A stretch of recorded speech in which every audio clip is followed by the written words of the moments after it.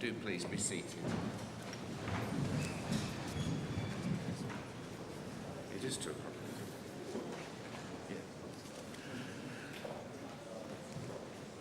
o'clock. Dear sisters and brothers, a very, very warm welcome to York University and this July group of sessions here in the beautiful Northern Province. The promised land of the Church of England. If you're experiencing a July group of sessions for the very first time, I do hope you'll soon find your way round the campus, though you probably won't. It takes at least a few Julys to find your way round. But I'm sure you will feel settled, and as always, there are colleagues on hand to assist and help. And could I also, while I do this, extend a warm welcome to those who are joining us remotely. We also look forward to your contributions. Those of you who were here last year will remember the Vice-Chancellor of the University, Charlie Jeffrey, welcomed and addressed the Synod. On your behalf, I want to thank him and the wider team here at the University who look after us so well. As we gather, we begin in prayer and worship, and I invite the Synod Chaplain, the Reverend Dylan Turner, to lead us. Thank you, Archbishop Stephen. When we come to the psalm, I'd invite you to say the even verses, I will say the odd verses. Would you like to stand? O God, make speed to save us. O Lord, make haste to help us. Make me a clean heart, O God. And renew a right spirit within me. Let's sing, brother, sister, let me serve you.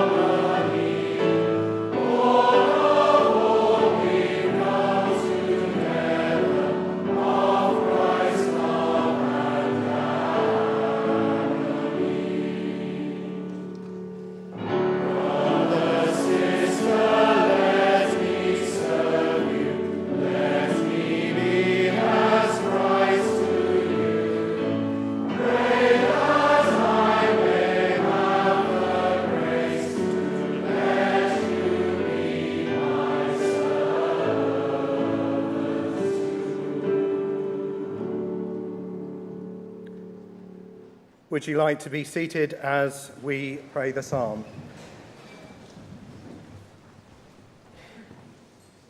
The Lord is my shepherd, therefore can I lack nothing.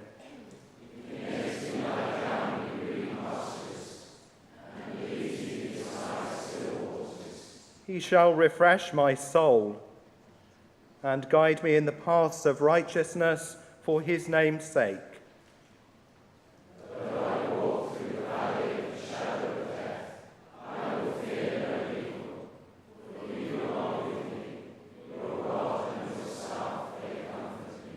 You opened a table before me in the presence of those who trouble me. You have anointed my head with oil, and my cup shall be full. Surely goodness and loving mercy shall follow me all the days of my life, and I will dwell in the house of the Lord forever.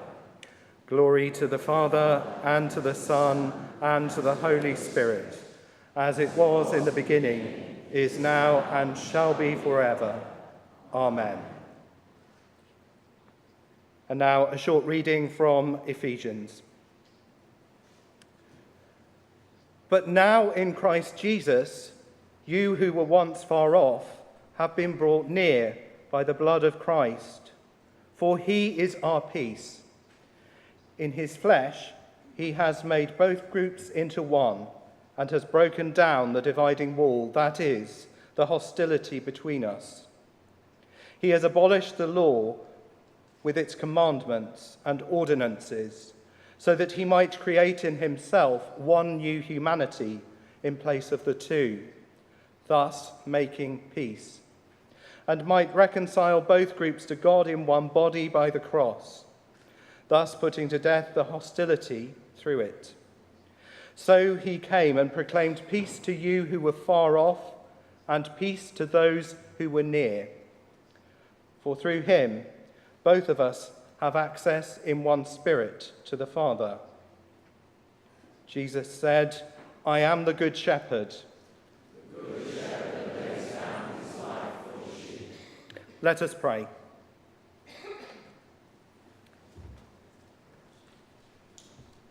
Heavenly Father, as we gather here to worship and discuss and debate in this General Synod, we pray for His Majesty King Charles, for members of Parliament and for the armed forces. We pray for peace and justice in the world, particularly for those who work for reconciliation.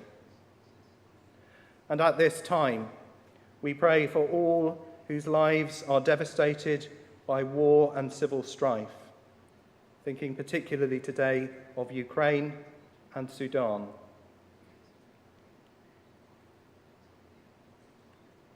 We pray for prisoners, refugees, and homeless people.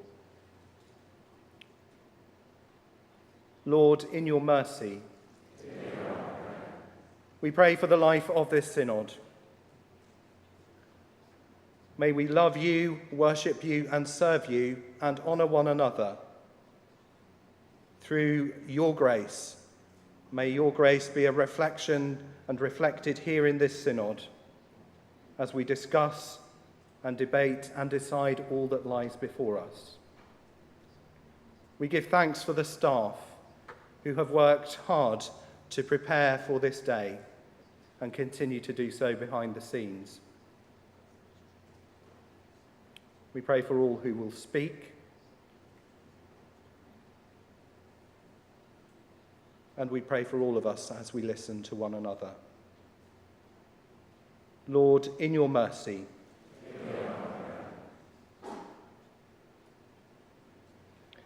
Lord Jesus Christ, we thank you for all the benefits you have won for us, for all the pains and insults you have borne for us.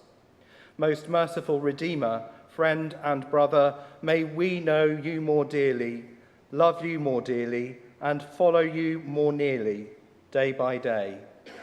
Amen. As our Saviour taught us, so we pray. Our Father in heaven, hallowed be your name.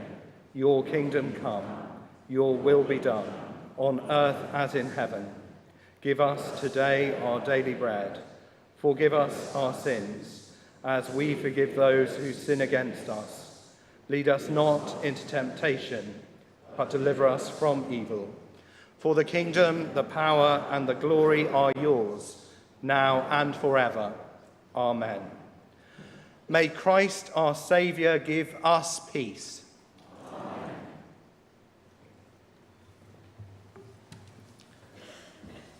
Dylan, thank you very much indeed.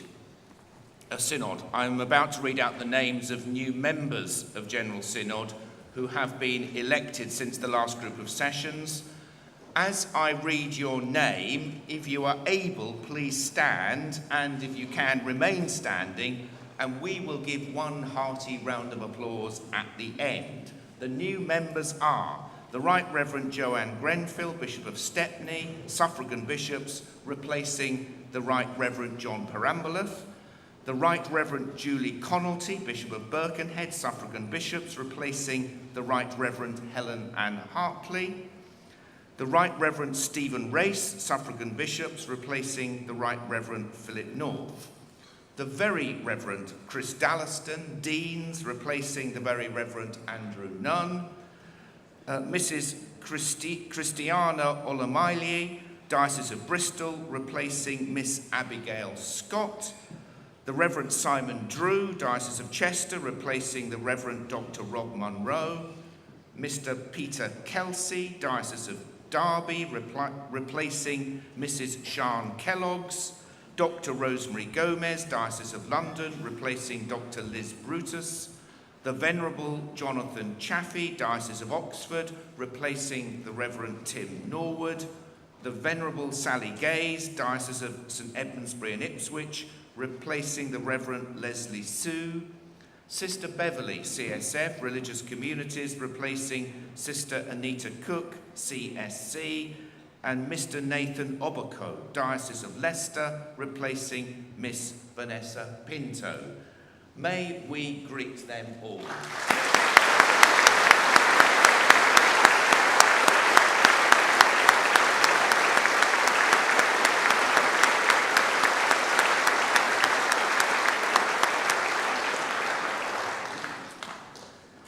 I'm now going to read out the names of the bishops who are attending this group of sessions under Standing Order 123 in place of their diocesan bishop. They don't need to stand, and we won't be giving them applause. I don't know why, but they are very welcome. Actually, no, we may greet them. No, I beg your pardon. I think we greet them in a little while, though. But anyway, they are the Bishop of Aston, the Right Reverend Anne Hollinghurst for the Diocese of Birmingham, the Bishop of Grimsby, the Right Reverend David Court for the Diocese of Lincoln, the Bishop of Brixworth, the Right Reverend John Holbrook for the Diocese of Peterborough, the Bishop of Southampton, the Right Reverend Debbie Sellin for the Diocese of Winchester. And now, perhaps I will ask you to stand, because we are going to applaud you in a minute. You'll be encouraged to hear. And it also gives me great pleasure to welcome ecumenical guests and representatives from the Anglican Communion, who are the Most Reverend Cyril Kobina Ben Smith, Primate of the Church of the Province of West Africa and Bishop of Asante Mampong. I know you're here, Bishop Cyril. No, don't wait. The applause will go to his head. The Right Reverend Daniel Gutierrez, Bishop of Pennsylvania and President of Compass Rose Society. The Right Reverend Anthony Pogo, Secretary General of the Anglican Communion. The Very Reverend Dr. Sarah Rowland-Jones from the Church in Wales. The Right Reverend Eric Eckerdal, Bishop of Visby. And the Right Reverend Ralph Meister, Bishop of Hanover. It's great that you are with us. Please let's show our...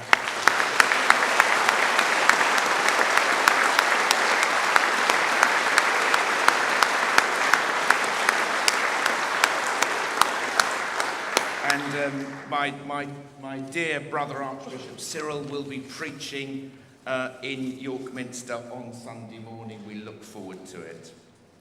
Finally, following the circulation of paper GS MISC 1339 to members a few weeks ago, I would like to congratulate Jenny Jacobs. I don't know whether she's around.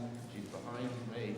I'd like to congratulate Jenny Jacobs, who has been appointed clerk to the Synod, and assure her of our prayers and best wishes, because she knows and we know that looking after us is not an easy job. Jenny, thank you very much for taking this on.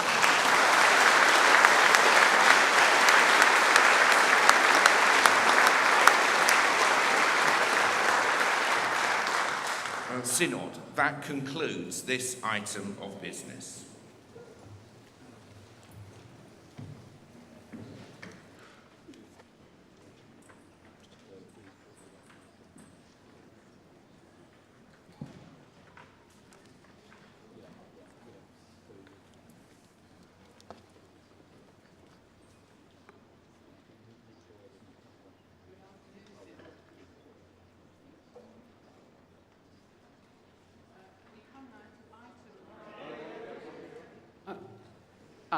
We come now to item 2 on the agenda, which is the presidential address, and I invite the Archbishop of York to give his presidential address. Thank you, dear friends. Let me begin with some words from Pope Francis. In today's world, the sense of belonging to a single human family is fading, and the dream of working together for justice and peace seems an outdated utopia. What reigns instead is a cool, comfortable, and globalized indifference, born of deep disillusionment, concealed behind a deceptive illusion, thinking that we are all-powerful while failing to realize that we are all in the same boat. How wonderful would it be, even as we discover faraway planets, to rediscover the needs of the brothers and sisters who orbit around us. With these words in mind, I want to turn in this address to the prayer that Jesus taught his friends, the Lord's Prayer as we call it. Just the opening word is a powerful and challenging declaration of solidarity, a defiant rebuke to all who would reduce us to isolation from each other and from God. For if this God to whom we pray is Father, and yes, I know the word Father is problematic for those whose experience of earthly fathers has been destructive and abusive, and for all of us who have laboured rather too much from an oppressively patriarchal grip on life, then those of us who say this prayer together, whether we like it or not, whether we acknowledge it or not, even if we determinedly face away from each other, only turning round in order to put a knife in the back of the person standing behind us, are sisters and brothers, family members, the household of God. That little word, our, is a revolution. Not my God, not your God, our God. The God who Jesus shows us is the loving Father God, the God of giving and self-giving reciprocity, the God who is Holy Trinity. In and through Jesus Christ, this God has taken on our flesh, lived and died, and been raised to glory, so that the barriers of separation that did exist between us and that still persist if we persist in our wayward selfishness, what the church calls sin, are broken down. It is all there in the very first word. God is our God. And therefore, we who say this prayer belong to each other. This, I concede, most obvious of insights into the prayer we say so regularly, came home powerfully to me earlier this year when I visited the Anglican Centre in Rome and had an audience with the Pope. It was at the end of that meeting, as Pope Francis invited me to say the Lord's Prayer with him, that it dawned on me. And yes, I know I'm a slow learner, but in doing this, in saying this prayer together, we were declaring a unity that is already there through our baptism into Christ. Water is indeed thicker than blood. The unity of the church, wrote William Temple, is a perpetual fact. Our task is not to create it, but to exhibit it. Therefore, what we call the pursuit of Christian unity is actually the making visible of what already exists. It's just that we have become so habituated to our separation, thinking it the normal state of affairs, that we imagine the obstacles to be bigger than they are. We live parallel ecclesial lives. We fail to be scandalized as I believe God is scandalized. For again, if we say this prayer, we are in that one little opening word declaring the unity that we ought then to bend every sinew and expend all efforts of creativity to make visible. Why? For the more effective management of our resources?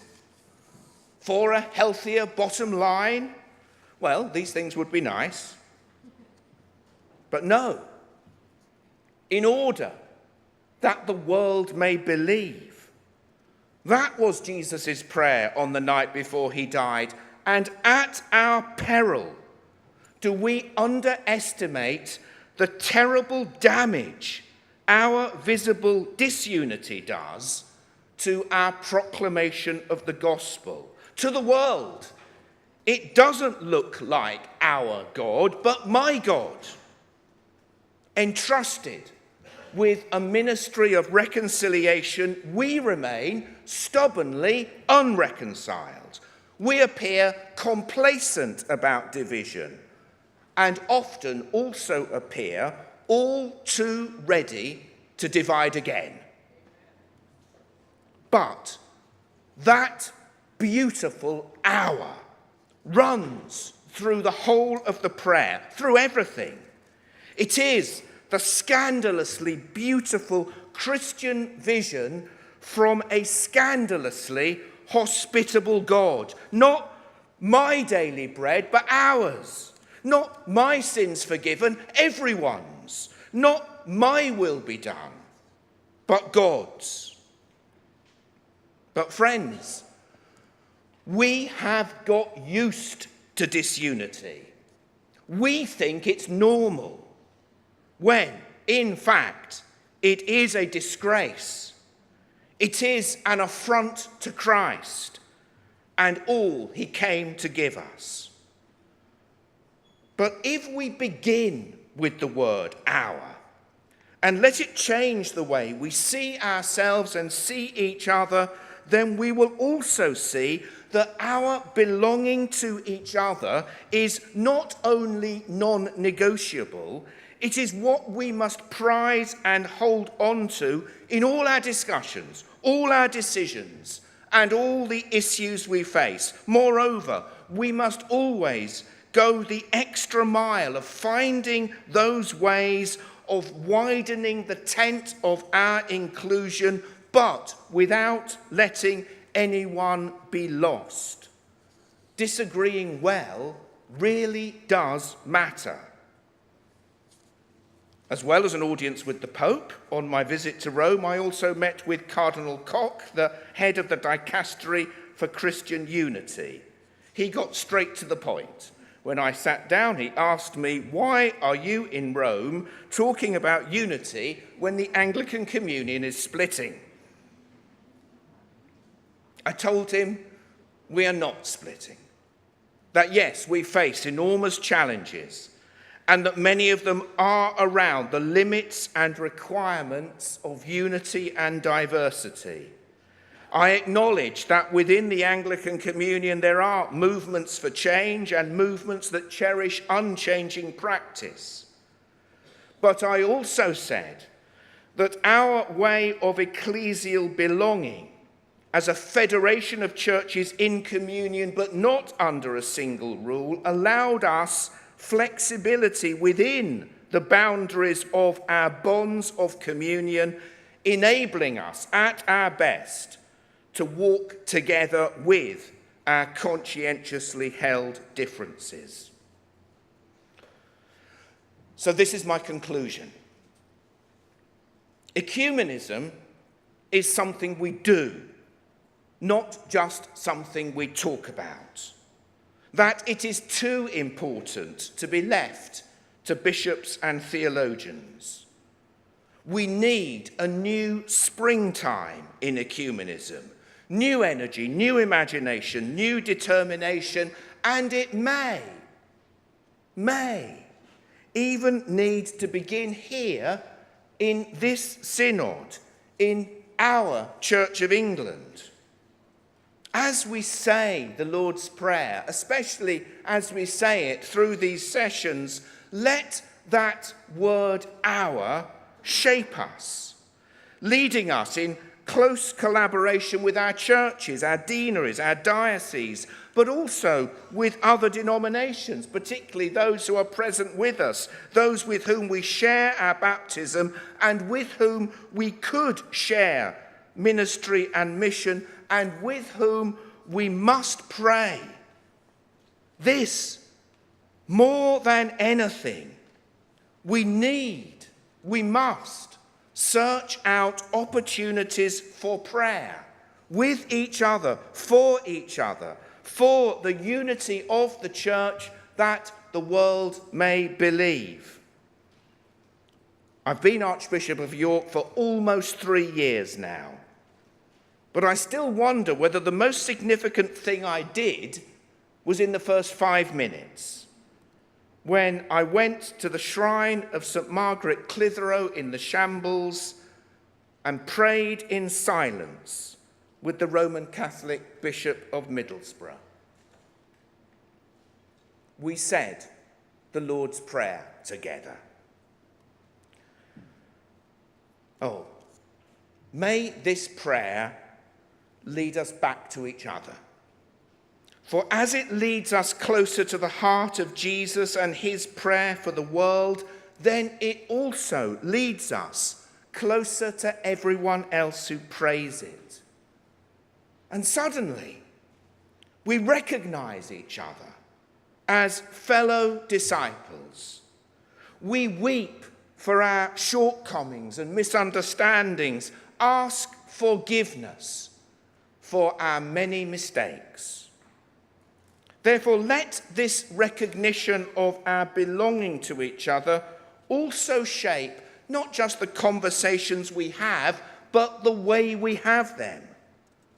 We are not talking to strangers, and certainly not opponents, but sisters and brothers to whom we are and should be deeply committed.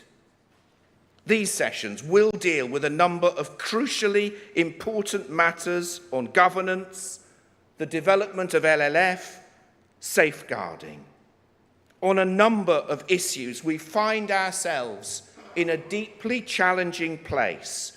We will need to critique one another, and we will need to listen to one another.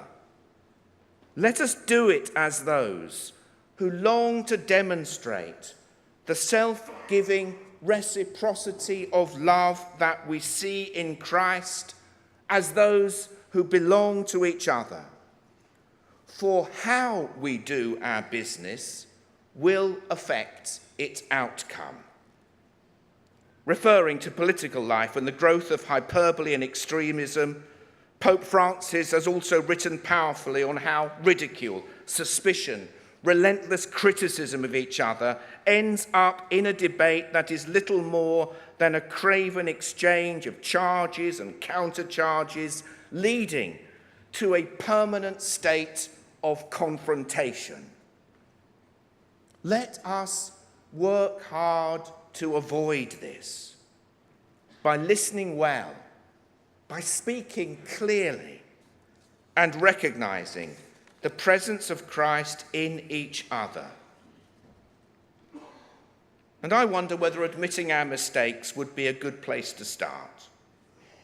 So, for instance, there was a moment in the questions at the last General Synod when I fear my exuberance for a point I was making came over as being dismissive of the question.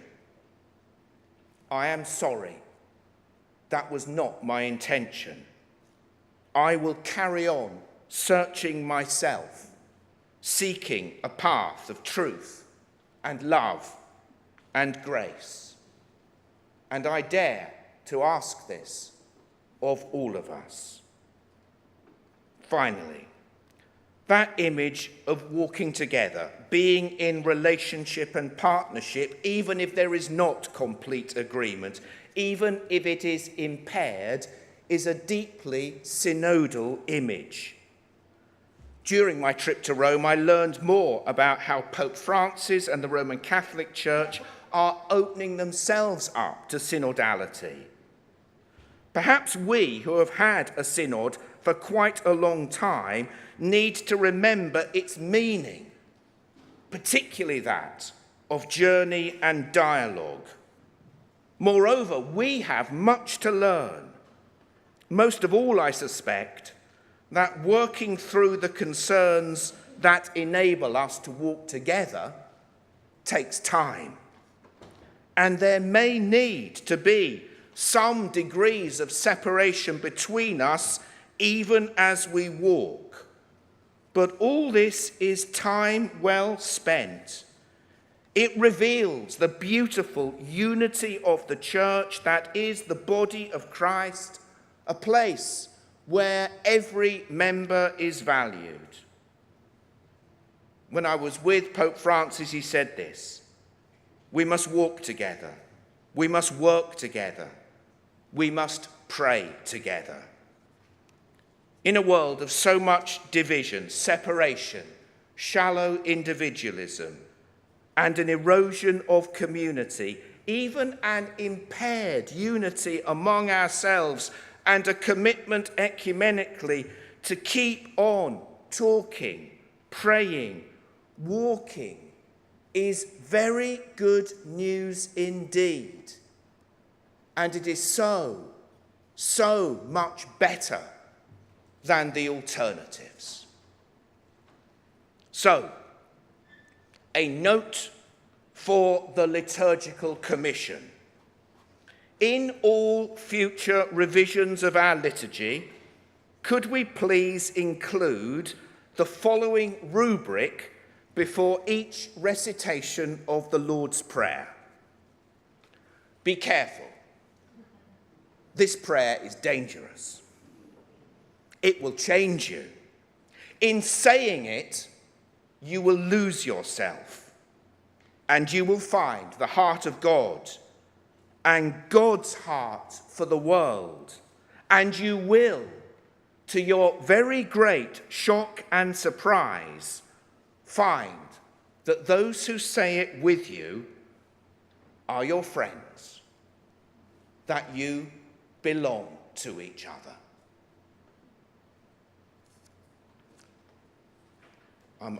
As you know, I'm a preacher, not a speaker, so I don't know how to end talks without saying Amen.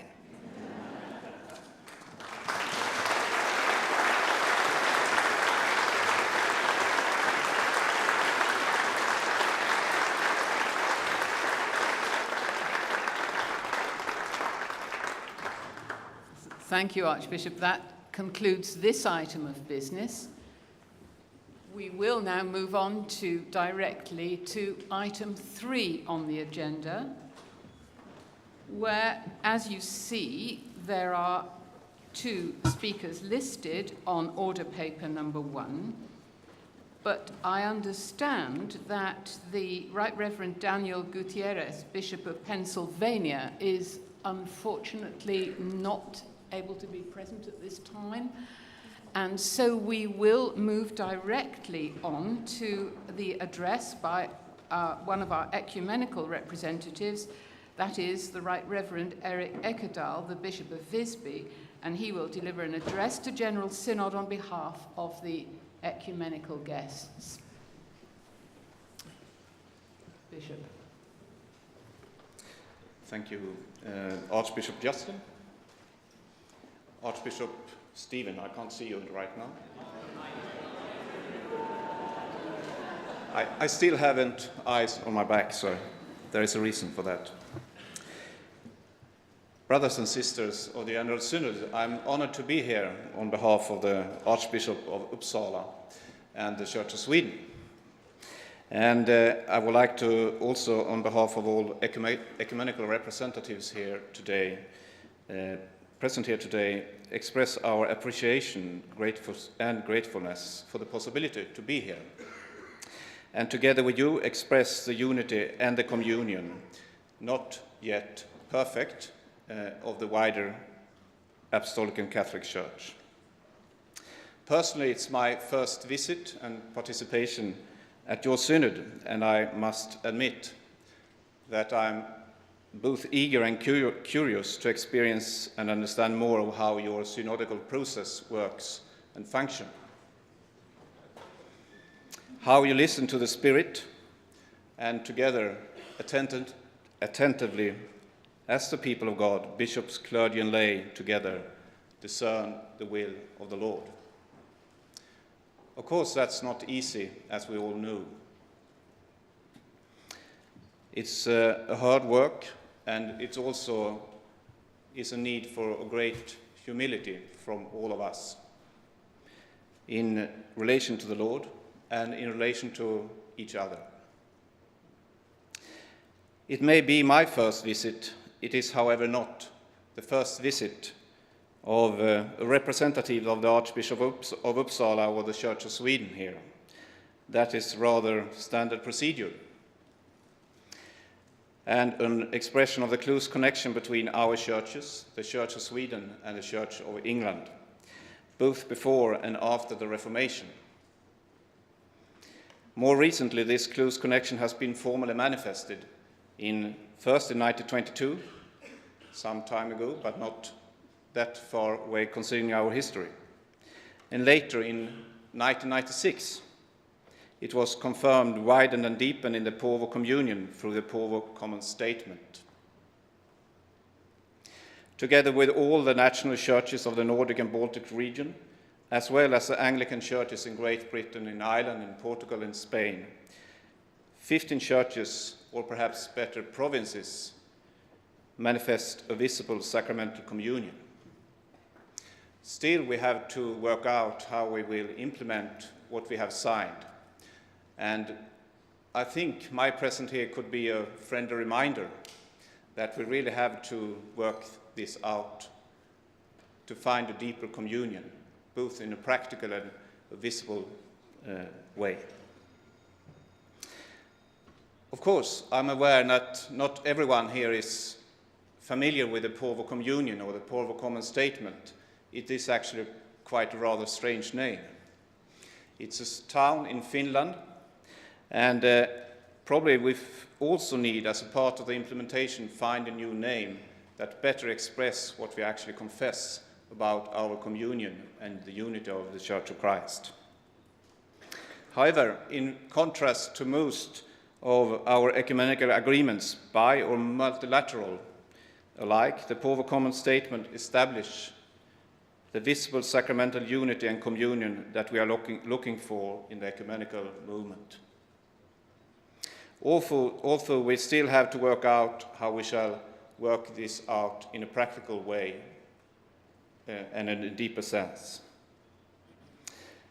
The Porvo Common Statement is based on a common understanding of faith, of sacrament, ecclesiology, and a common reconciled episcopal ministry and office. With a deeper understanding of apostolicity, Catholicity, and apostolic succession, the 15 concerned churches re-established the visible and sacramental communion that was partly lost during the Reformation era. Through this reached communion, all our members, clergy and lay alike, can move from one diocese to another all over the communion and be served of a reconciled episcopal college. Thus, it's a great joy to be here together with you today, and as an expression of this communion, and I'm looking forward to hear and watch how your synodical process works. Dear Archbishop Justin, Archbishop Stephen, dear brothers and sisters, my warm and heartfelt greetings from the Church of Sweden and Archbishop of Uppsala. It is my hope and prayer that your deliberations here at the Synod may bring your particular church to a deeper understanding and to a deeper communion with each other and with us. Knowing that in the Church there is a new order where we are meant to be gifts to each other, not different parties, but rather helping each other, no matter what our positions are, to this deeper understanding that fundamentally is the gift of the Spirit. So may the Lord, the giver of all good gifts, bless you and guide you in all your decisions, that the unity of the Church may be manifested and deepened. In the name of the Father, the Son, and the Holy Spirit. Amen.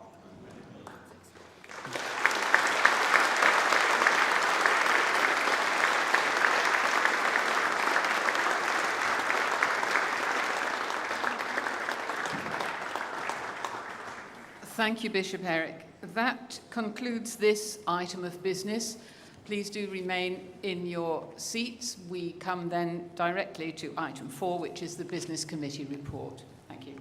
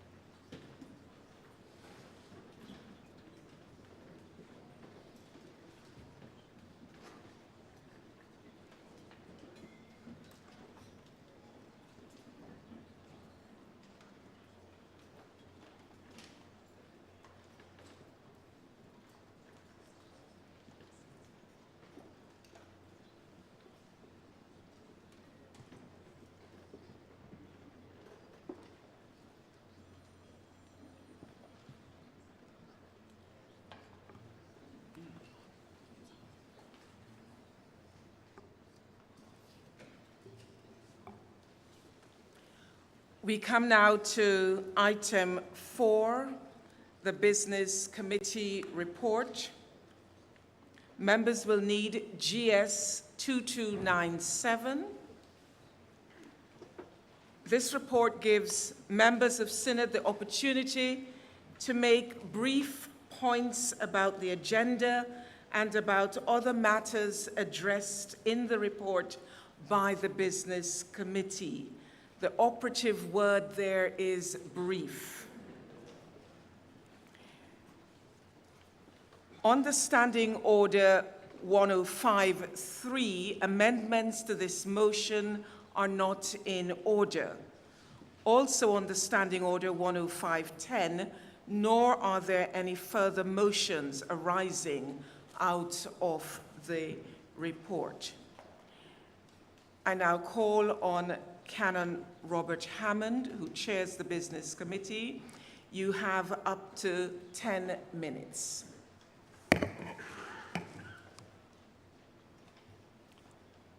Robert Hammond, Chelmsford 273. Firstly, I would like to thank all my Business Committee colleagues, and especially Jenny Jacobs, sitting over there, the no longer acting clerk to the Synod, who have done a great job on our collective behalf to set an agenda which covers so much business in the finite time that's available to us all at this group of sessions. We had a considerable amount of business brought forward from the February because we weren't able to complete everything on our agenda. There's a lot of business requiring legislation, and we're trying to schedule more than one diocesan synod motion at each synod to reduce the wait time for them to be debated. We initially agreed the draft agenda at the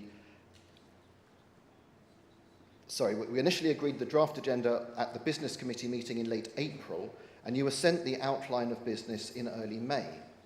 The final agenda wasn't settled until the day before it was published on the 22nd of June, as we had to make changes when we were told the developments around the Independent Safeguarding Board. Since then, there's been over 230 questions submitted, the largest number ever, I think, and I have to say we probably won't get through them all. Items of deemed business have been called for to be debated, and lots of you have put down amendments, and there's a following motion. Synod, it's your absolute right to ask questions, move amendments, present petitions and so on, and I do understand how important these issues are, but our time is not elastic. The Business Committee tries to estimate how long is needed for all items and order our business accordingly. We knew time would be tight, which is why we've taken the decision to use 2 evening sessions this time, but adding more business onto an already pressed agenda can only mean one of 2 things. The time is reduced for some items and debates, or more items will have to be dropped and taken at other groups of sessions. We will try and get through all the business on our agenda, and no doubt there will be changes, but it's largely in your hands. And I should say that the Business Committee has no influence over the chairing of each item on our agenda. The panel of chairs are not accountable to the Business Committee, and I don't, and I wouldn't dream of, telling any of them what to do. The Business Committee's role is to set the agenda and the order of business, taking into account the priority of legislation and other items, a balance of business, the need for some standing items like finance, and to monitor this during Synod, proposing variations as necessary. The committee doesn't write the motions and doesn't operate on behalf of Archbishop's Council, the bishops, the clergy, or the laity. It operates on behalf of us all and sets the agenda we believe is needed for each group of sessions. Although often described as the Church's parliament, I'm not convinced that's helpful. Synod is not a government and opposition.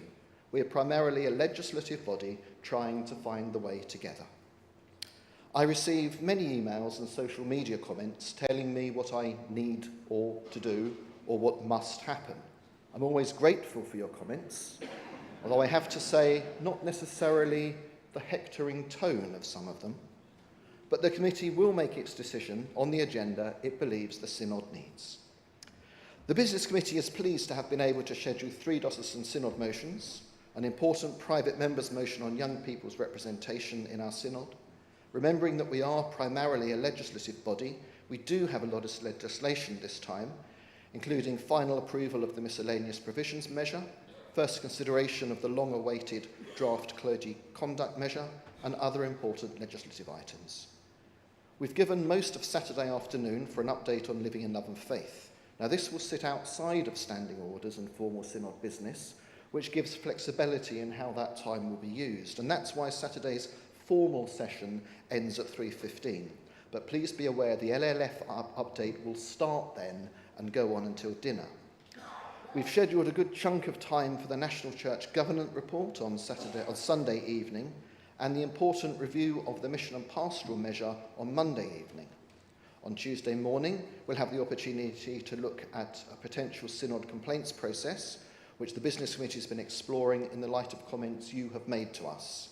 And by the way of shameless plugging, the Business Committee are hosting 2 fringe events, a drop-in on the complaints process on Saturday lunchtime, and a more general discussion, a session on Sunday evening.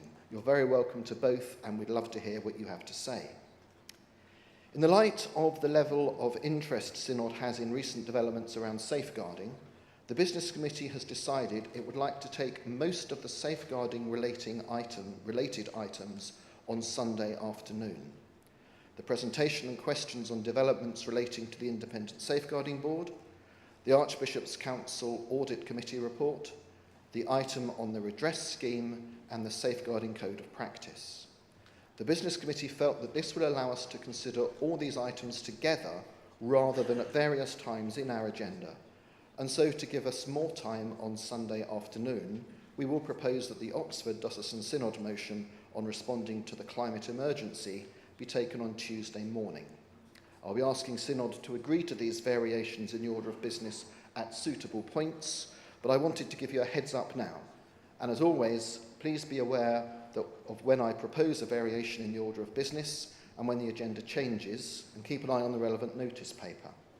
It's extremely likely there will be other changes in our order of business. You have been warned.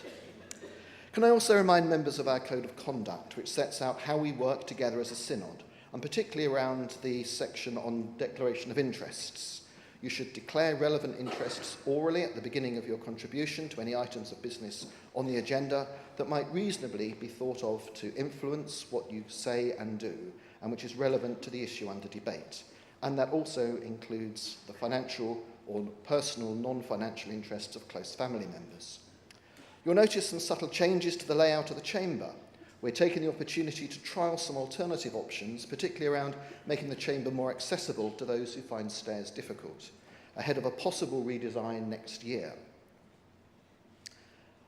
This is an experiment, and we've used the furniture and safety equipment provided by the university this time. As always, I'd welcome your feedback on that, but ask you to bear with us as we experiment with this new layout. You may also note that sometimes there may be a shadow chair on occasions. That's so that new members of the panel of chairs can get an understanding of what's involved before they chair their first session.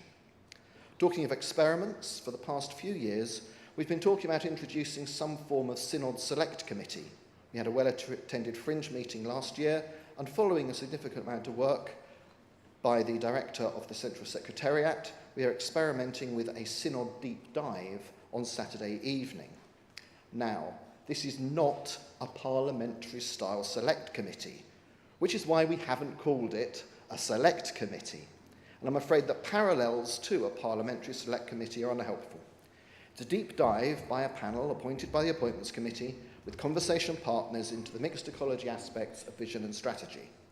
It may be a fantastic success. It may be a complete and utter failure. It will probably be somewhere in the middle, and that's absolutely fine.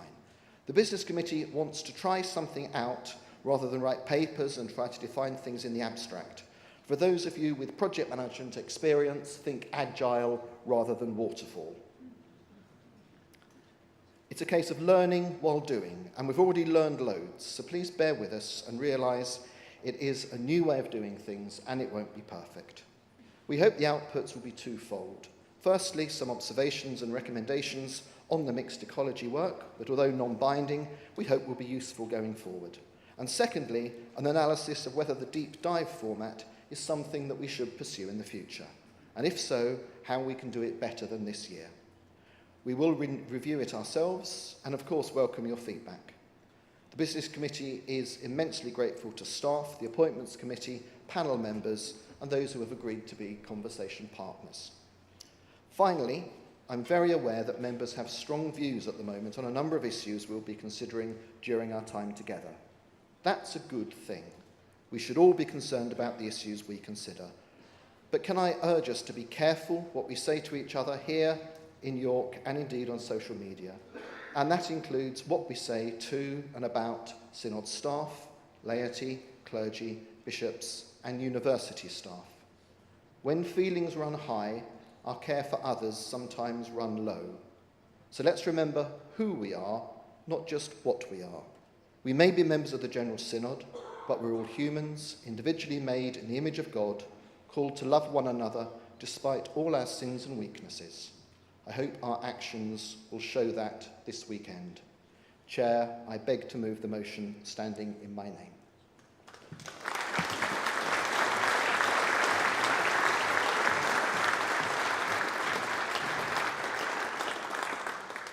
Thank you very much. Just before I look to call members to speak, may I just say that it is in order for a member to refer to a matter which is not in the agenda, but which, in their opinion, should be. Whether the matter referred to is in the agenda or not, speakers should not get into the substance of the subject, but should confine themselves to its place in the agenda or otherwise. I am now ready to have this debate open. So those who would like to speak, please stand so I can get some idea of the numbers in terms of reducing timings. Okay, thank you. I would like to call on Emma Joy Gregory, followed by Jane Ozanne.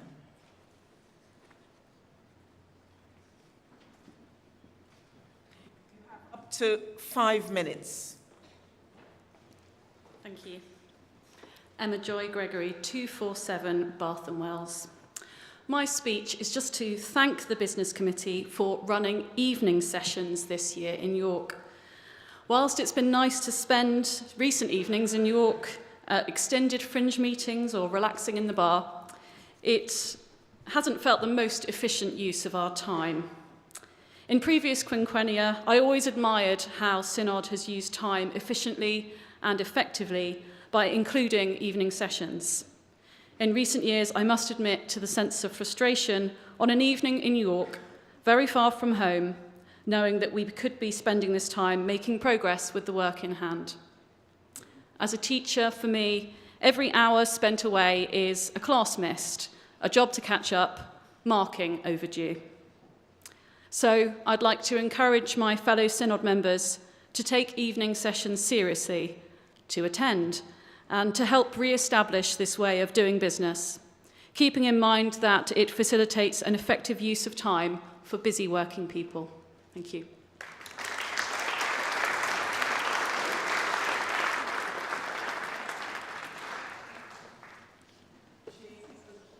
Jane Ozanne, followed by Helen King. Ozanne, Oxford 380. Synod. We're in a mess. Dare I call it even, I think, an unholy mess. I must say that never in all my years on Synod, and I'm thinking right back to my first early days on the Archbishop's Council in 1999, have I ever seen levels of trust so low and levels of anger and frustration so high. And I'm not just talking about our concerns regarding safeguarding, although that is a very significant part of the problem. No, I'm also talking about concerns around LLF, the way the governance review has been conducted, the concerns around our mission and pastoral measure. There are many, and the record number of questions we have in this sessions is a clear reflection, I think, of the lack of trust and of our concerns. We, Synod, know we're being managed. We are something to get round, an inconvenient body that gets in the way of those who want to get on with things. It's a problem we share with our colleagues in Westminster, I suggest. The problem that has been brewing for years, and yet somehow we have felt helpless to do anything about. And now it has got to boiling point. And I, for one, believe that unless we stop, acknowledge and deal with it, it will keep showing its head in every single debate we have this week. Maybe that's why we have a record number of presentations, which I believe is a complete waste of our corporate time together. We could just read the papers and use the time to reflect and debate the content. Chair, I believe the time has come for us to have an emergency debate on the broken state of our church, or perhaps put more bluntly, in our confidence in our national structures, namely in relation to Synod, the Archbishop's Council. For trust is broken, and please let's be honest about this. I know that there are many in this chamber who might find it hard to agree with me on many things, but I do hope we might be united in this. I would therefore ask the Chair of the Business Committee whether he might find some time for us to be able to air our grievances and concerns about the way things are being handled during this group of sessions. I'm loath to call it a no-confidence debate, but I fear that that is what this will turn into unless we have the courage to be honest about this crisis. The ironic thing is that in order for such a debate or slot in the agenda to be approved, we will need to get the go-ahead from the two people who are often the focus of our concerns, our archbishops. It does rather highlight our governance peculiarities when we find ourselves having to ask the very people who lead the institutions that we have concerns about for permission to have time to debate those concerns. But we must find the courage to do so, for I believe that if we can be honest about just how broken we are, then I believe that God will meet us in that holy, broken space and will enable us to start a new chapter where we can move forward. So please, Chair, may we have an emergency debate about the broken state that we are sadly in. Thank you.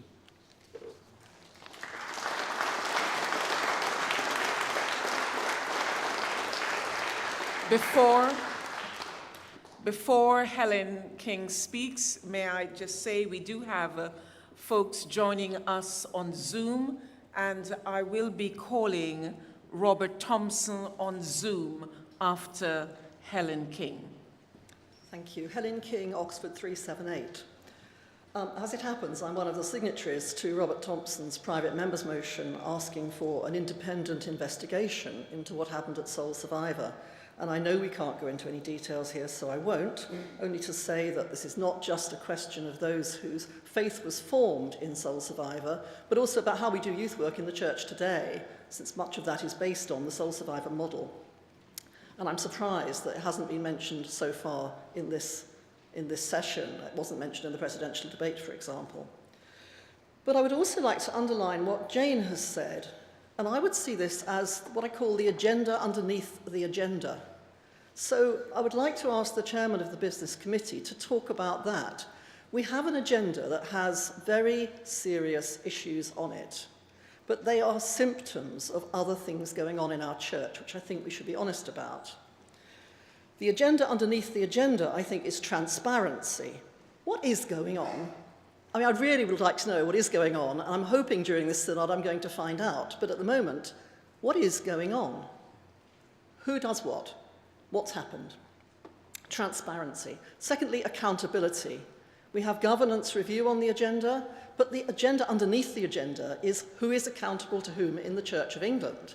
So, accountability. And finally, trust, which has been mentioned very well by the Archbishop of York. That again is underneath so much we're discussing here. So I would call for, I don't know about an emergency debate, but a recognition that underneath our agenda lie questions of transparency, accountability, and trust. And unless we address those directly, we will not be able to do God's work in this church. Thank you.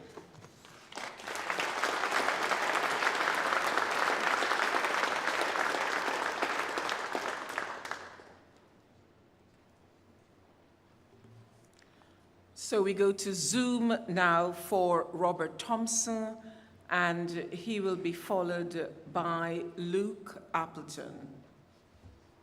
Thank you, Rose. 5 minutes. Thank you, Rose, and thank you to Robert for introducing the Business Committee report. And I'm sure all of us as members of Synod can acknowledge what difficult work it is with so many things that we need to discuss at present, finding time. So thank you for all the work of all of the Business Committee in that. I think I echo what both Jane and what both Helen have said. I think we are in a complete governance mess in our church at present. There is a complete lack of trust, and there are emergency debates about the ways in which members of Synod is needed, in the ways in which members of Synod feel very marginalised and their voices not represented. And the symptom of having more presentations rather than debates is simply one of those. So I want to raise a number of things in relation to, first of all, the private members' motion, which I have in my name in relation to the independent investigation into Soul Survivor. Here we have a private members' motion, which has nearly a quarter of Synod members signing up for it within 1 month. And I would ask the Business Committee whether they've given any consideration to supporting how many of us have asked for the presidents of Synod for this to be added under urgent and especially important business under Standing Order 4.3. Because it seems to me that if we delay this any further, we are just putting things further down the track. So that's the first issue. The second issue is actually more technical. It's in relation to actually how members are informed of private members' motions. Under Standing Orders, we are told that we should be informed as soon as a new motion is submitted. However, in my membership of this session of General Synod, I've never actually received an email about any particular private member's motion being put up. So I would ask that the Business Committee look into the procedures in relation to this point. The other issue that I want to raise is I'm actually quite morally disturbed by the fact that we have before us a report in William Nye's name about the recent events around the ISB and the sacking of Jazz and Steve. In relation to the Archbishop's Council themselves, they've used the language of a relationship breakdown, and yet we are only going to hear from one side of that relationship. And I would therefore ask the Business Committee whether they've given consideration to calling both Jazz and Steve to address Synod, as is within the rights of the Business Committee to do so, because if it is actually a relationship breakdown, which is the language of the Archbishop's Council themselves, we need to hear from both sides of that breakdown. There is also a real difficulty, I think, in relation to the particular allegations that Jazz and Steve have made in the submissions that they've made to members of General Synod in relation to data breaches around Archbishop's Council, but most particularly in relation to William. And when those data breaches were similar in relation to Maggie Atkinson, she was suspended. And I think there is something deeply inappropriate about having a civil servant speak towards us when these allegations are of a similar nature, which led to the suspension of Maggie Atkinson. Then finally, and on a slightly lighter note, I suppose, as someone who probably gave the first Republican speech in a General Synod last year under the Loyal Debate Address, I'm wondering why there is no Loyal Debate Address this year. So I'd like a clarification about when these do and do not happen. But also, it's a recognition that actually in last year's Loyal Debate Address, or in the one in February as well, that there was a complete lack of time given to it, and also a lack of proportionality in relation to the various views that members of Synod hold. In February, we only had 3 speeches, which were all pretty much monarchist, and that does not reflect the breadth of of views which are held within Synod, and it is actually the debate which is the most theologically unnuanced that we have, and actually the Business Committee really need to look at that. Thank you.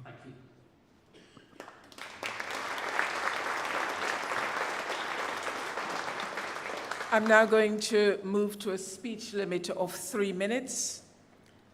Luke Appleton, followed by Prudence Daly. Luke Appleton, 309 Exeter Diocese. Hello, my friends, and firstly, just to prefix what I'm about to say with a great level of thanks to all the hard work of the Business Committee, whose preparation is greatly appreciated by the members. I do just want to raise one constructive criticism, though, of our agenda.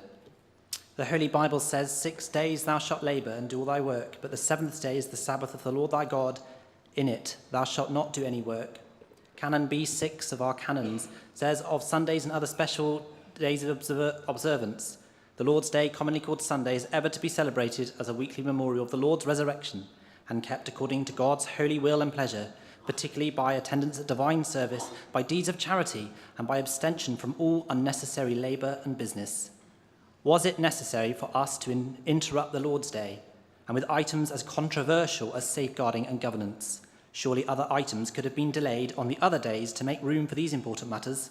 I would urge the Business Committee to respect the sanctity of the Lord's Day and the canons of the Church in future scheduling decisions. Thank you very much.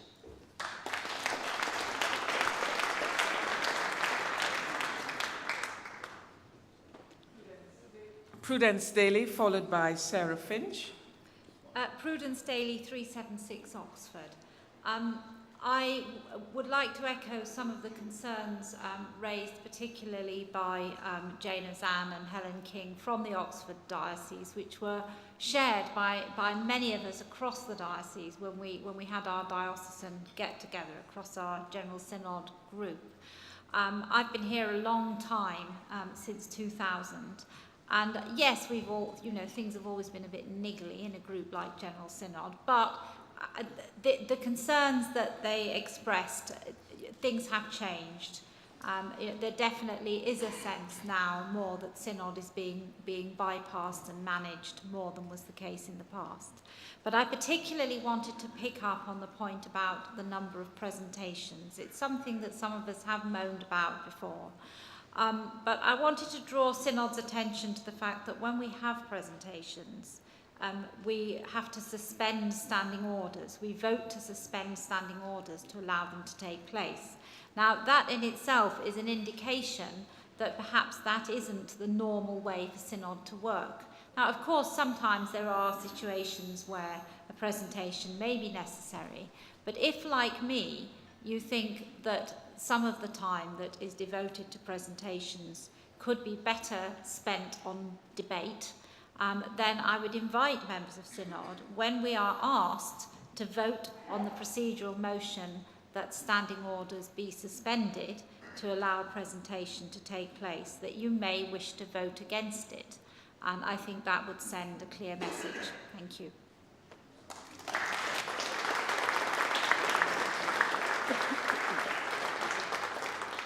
Sarah Finch. Sarah Finch, London 355. I echo Luke's and others' appreciation for all the hard work that the Business Committee have been doing and their agility in adapting to all the changing circumstances. I'd like to focus on just one item that's coming up in our agenda and make a small suggestion for how it might be taken forward. The report on revitalising our parishes for mission, GS 2314, is very impressive and it's upbeat in tone too. It points to the fact, which is very easy to recognise, that the 6 bold outcomes of the vision and strategy enterprise depend upon the missional vitality of our parishes. For example, if we hope to double the number of young disciples in our churches, we will obviously need revitalised parishes. The report briefly describes what is being done to help this revitalisation: funding of various kinds, support for stipendiary clergy, and attention to their well-being, and the tool of mission action planning, or MAP. I have a suggestion to make. All this is so helpful, valuable, and encouraging. We could do with an annual update. If these databases were to be kept open, would it not be possible to review the situation next July?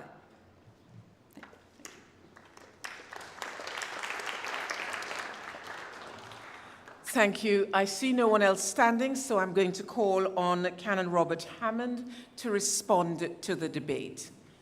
You have up to 5 minutes. That's, I think, more than sufficient. Thank you. I'll briefly run through some of those points. To Emma Joy Gregory, thank you very much for your support of evening sessions. As I said, our time isn't elastic. And we have reviewed the way evening sessions can work. Now catering can be done in a slightly... I think we're more used to the way the catering is done. But thank you for that. I agree, it is an effective use of our time. Jane and Helen, you each commented on the need for, or your desire to have some form of emergency debate. Jane, you correctly said the rules for that. The Business Committee can't introduce that on its own.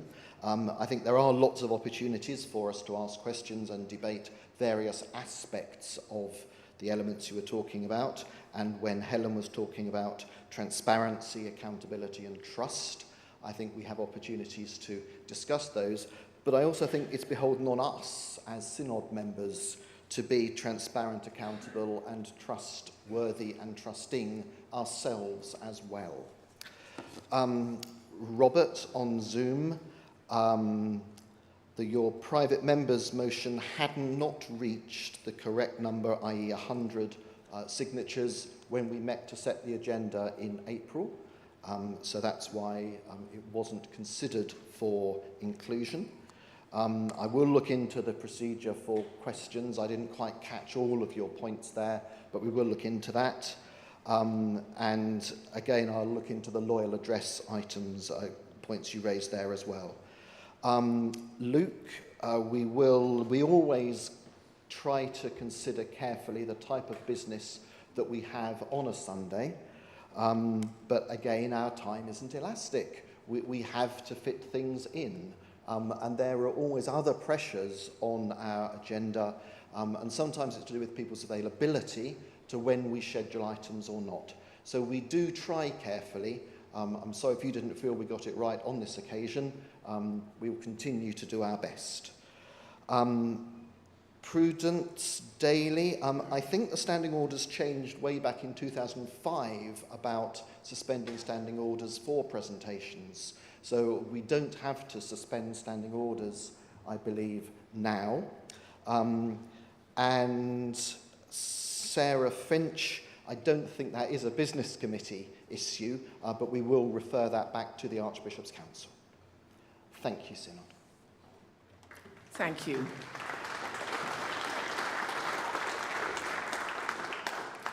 This is a take-note debate, so I will be looking for a simple show of hands here in the chambers, and I will be looking on Zoom for a green tick.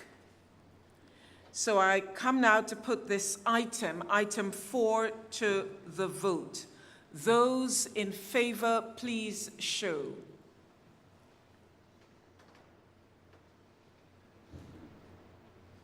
Thank you. Those against?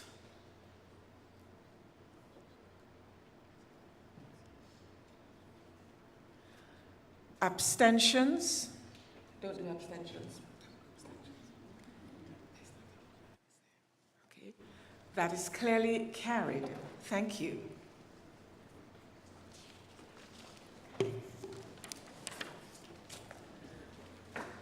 I come now to the next item, which is the presentation of a petition. Mr. Sam Margrave has given notice of his desire to present a petition in accordance with Standing Order 43. Mr. Margrave, you have up to 2 minutes only. Members will not be able to speak or vote on this. And once the presentation has happened, the petition stands referred to the Business Committee. Mr. Margrave, you have 2 minutes. Sam Margrave, Coventry 295. The NHS, universities, police, councils and other bodies who are established by Parliament are subject to the Freedom of Information Act. This is not the case for the Church of England, which, despite being established and the nation's church, is exempted from being a public body and the Act. The petitioners therefore wish to enable Synod members to have more information, to hold those in power to account, and the Church to be accountable through scrutiny by the public and press. And we therefore ask the Business Committee to write to Mr. Andrew Sellis MP to ask His Majesty's Government to legislate for the Church of England to be subject to the Freedom of Information Act, as well as to write to all committees within the National Church or Synodical Government to ask them to provide General Synod members with access in a central place to meeting dates, agendas, minutes and reports of all committees, as well as to publish policies for public participation and to set aside time to allow questions or statements from the public or members of Synod at all committees and meetings of the National Church. Petitioners believe it's time to get the truth about things that are too often hidden from us and end secrecy. That is the only way to resolve, trust and fix our governance through honesty, openness, accountability and transparency. We therefore commend this petition. Thank you.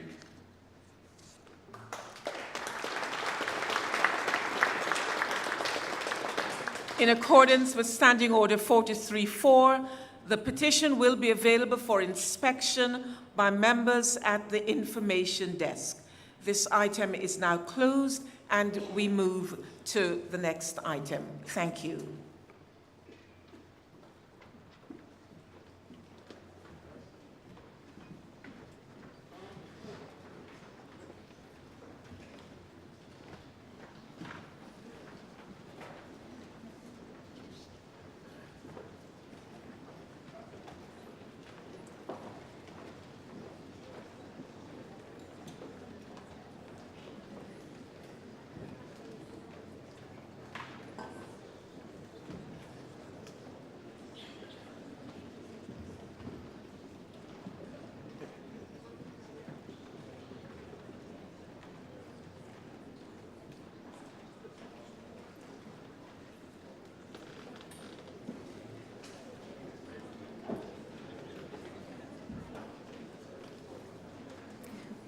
We now come to item 5 on your agenda, Members, you are going to need papers GS 2298A and GS 2298B for this item.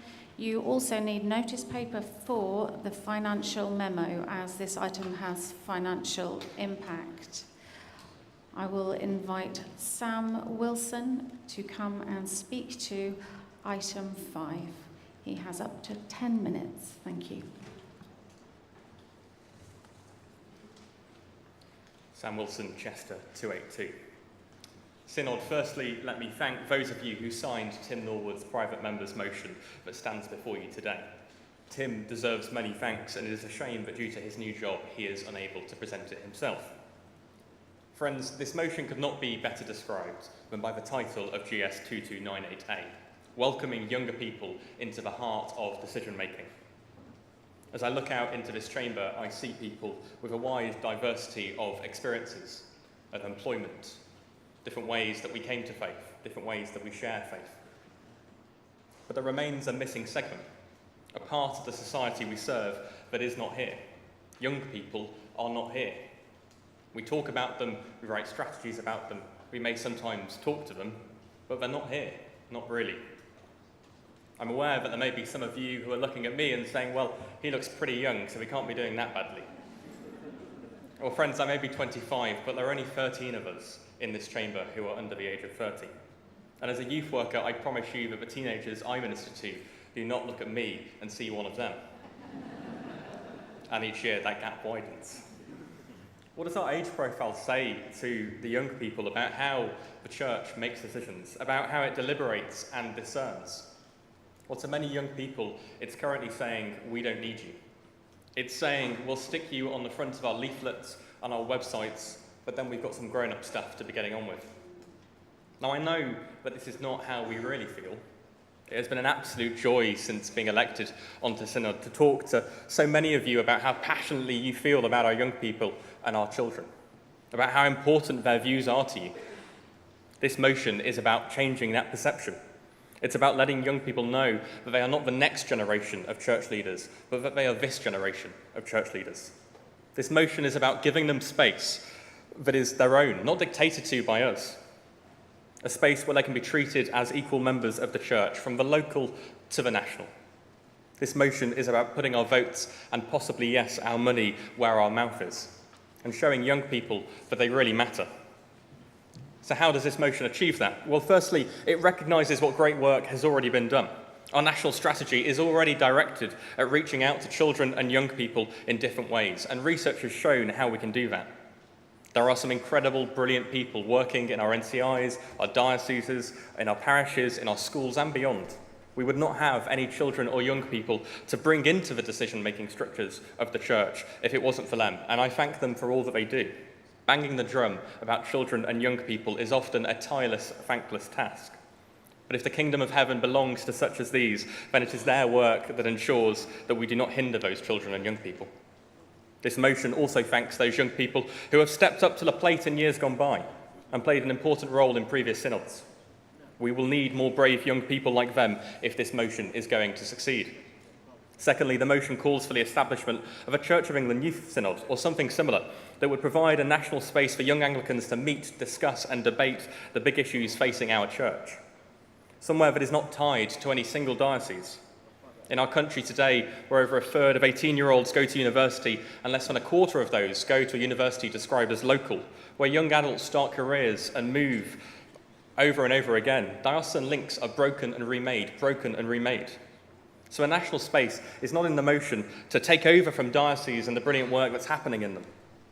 But it recognises that if we want to truly welcome all young people into the heart of decision-making, we need somewhere that does not have the geographic requirements that our synod currently has. As the recent report from the Elections Review Group makes clear, where younger candidates did stand, they often stood a good chance of election. But they don't stand, because they see a field of candidates who are diocesan lay chairs, who are bishops' council members, who have been church wardens longer than they have been alive. They don't stand because they don't know anyone in their diocese yet to encourage them and to help them navigate the process. And they don't stand because they don't see themselves here. And a national youth gathering or a synod of something similar would allow young people to have something to call their own, a national space where it feels okay to suggest ideas that might not be fully fleshed out, where there isn't someone who's ever 3 times your age interrupting your speech to reference a standing order that you've never heard of. That's not to say that young people can't hack it on General Synod.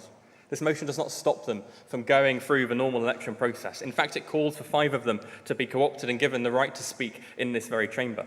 But a separate space works alongside that, accompanying that, so that all young people with their varying strengths, talents, gifts can be involved. And thirdly, this motion calls for the involvement of dioceses in this process. Much of our decision-making happens outside of this room, so young people need to be there too. Of course, we cannot, outside of primary legislation, mandate that dioceses do anything, and many of them, as GS 2298B helpfully suggests, are doing much with youth representation. My own diocese has something called Youth Speak, and I was really pleased to see a young member speak incredibly eloquently just last year at one of our diocesan synods, all about the importance of reaching net zero carbon. But it remains at the moment a varying diocesan picture. One General Synod member who does not work in youth ministry like me helpfully did a bit of a Google to see how many of these youth councils they could come across. They were able to spot 5 dioceses that had them. Now, I happen to know that there are more than that. But if a synod member, with all of their experience of navigating maze-like church websites, can't find them, how can young people? So this motion is about encouragement to our diocese. Take a look at what is working elsewhere, and if local context allows, nominate some young adults onto your diocesan synod and see where the experiment takes you. This clause, it also gives a suggestion to how the youth synod may begin to be populated. It is not prescriptive in saying that all youth synod members must be from dioceses, especially given all that I've just said about the geographic difficulties. But we think it is a fair starting point. Finally, the motion calls on the Archbishop's Council to provide the resources necessary for all this to happen. I'm no expert in national budgets. My expenses claims usually feature items such as pizza, fluffy pom-poms, and a weird amount of table tennis balls. But it is our view that for this to work, it needs someone to champion it. As I said earlier, I am well aware that there are brilliant people in our NCIs already working in this space who have a deep passion for our children and our young people. But it is our view that these things succeed when the person championing the projects are not also doing 1,000 other important things. We've all seen those job descriptions that are looking to hire Jesus. We do not want to be in a situation where 10 years down the road, we are here again talking about engaging young people in the heart of decision-making because the last idea failed to have any young people involved. Let's do this right. As I have been speaking, I'm aware that I've been using various terms that mean different things to different people. Children, young people, younger people, young adults. That is partly a reflection of how broadly I think we need to go in encouraging all of these groups to get involved. But the motion is slightly more specific. It calls for the Youth Synod to be a meeting of young Anglicans between the ages of 18 to 25, and then refers to young adults throughout. This is a reflection of the safeguarding challenges we face in having those younger than 18 involved. But I personally, and I know many of you, would like to see a younger age range, and I hope to hear your views on that particular issue during this debate. Synod, I am aware that there are other ways of welcoming younger people into the heart of decision-making. I hope to hear some of them in your speeches. The accompanying paper, GS 2298B, lays many of these out too. They are all good ways. I would like to see them happen as well. But this motion is purposely ambitious. It is purposely designed to describe a situation of what could be.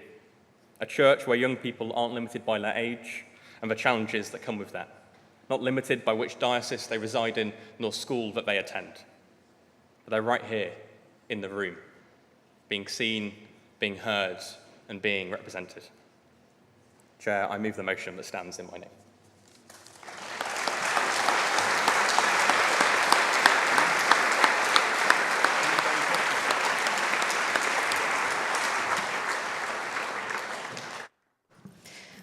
Thank you, Synod.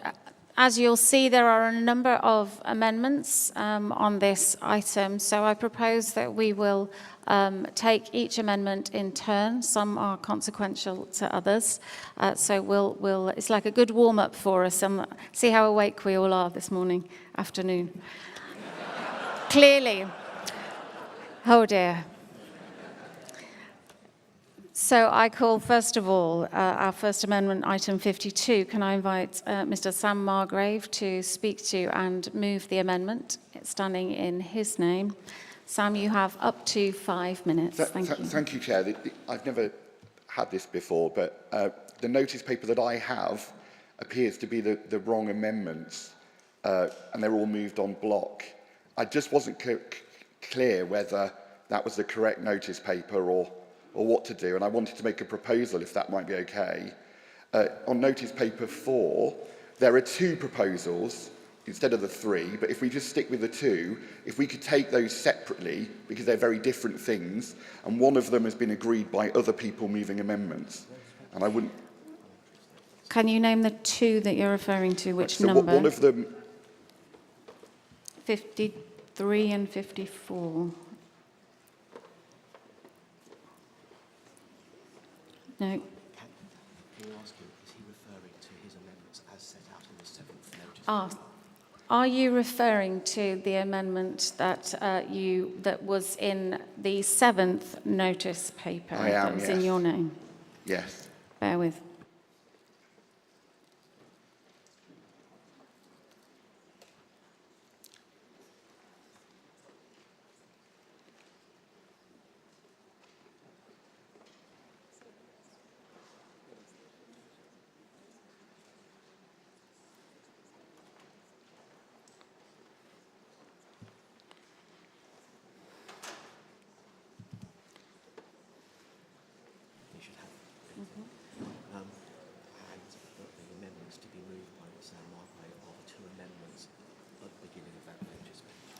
Okay, so members, you are advised that you will need to have the 7th order paper in notice paper in front of you, and the 2 parts of that will be 52A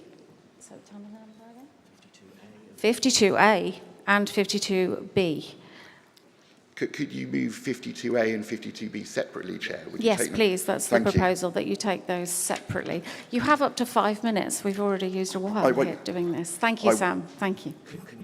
Oh, hold fire. More legal advice.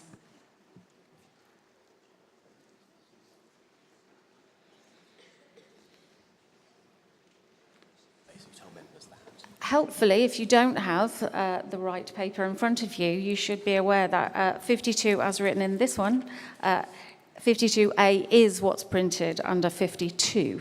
So 52B is what's missing. Thank you, Sam. Go ahead. Thank you, Chair. I'm in support of this motion, and I believe in the importance of all voices being heard in decision-making. I used to be on the National Union of Students, a student president, and have been involved in setting up some of the first youth councils in the country, as well as being involved with youth parliaments nationally, and the British Youth Council and others. So I welcome a new youth council being set up. And today I'm putting forward amendments, not to be difficult or stifle debate. Amendments are an important way in how we improve decisions at Synod. And if Synod look at their standing orders and go to page 62, Standing Order 122, I'm sure you've all got it to hand, you will see that there is already provision to appoint 3 youth representatives to this Synod. So I want us to just get on with it. We have already maxed out the number of co-options we can do under standing orders, and other options would take lengthy rule changes. We need to hear the voice of young people now, and I'm just concerned that if we keep the motion as co-opted, actually we've maxed out the co-options. The better solution is to look at future elections and how we can improve the number of young people and other underrepresented groups are elected. There are a variety of mechanisms for this, and they need to be considered holistically by the Elections Review Group or another body. I would also like to see a report back, and that's been supported by others who are proposing amendments that we combined, to Synod on the work that I very much support in the rest of this motion, and to look at how we can get more representation, not just on Archbishop's Council, but all national committees in the Church of England. I hope these amendments are helpful, and I just wanted to give Synod a chance to tidy this up so that we can move forward. And I think it's really important to use the current standing orders, because this particular motion would propose a profound change. We would end up co-opting more people to General Synod. And in a time when we're going to make very controversial decisions, that could bring into question our democratic legitimacy. And I think the time to elect people to have a vote and to give them new powers is at the next election. But the other motion in relation to the report back is something I hope we can all support and isn't controversial. Thank you, Chair. Thank you. I now invite Sam Wilson to indicate whether he is supportive of item 52A. Yes, we're happy to support it. You're happy. Okay, so that means we will now open a debate on item 52A. Can I invite, first of all, to speak? Please do indicate if you wish to speak, either through raising your hand or using the green ticks on Zoom. This item is now open for debate.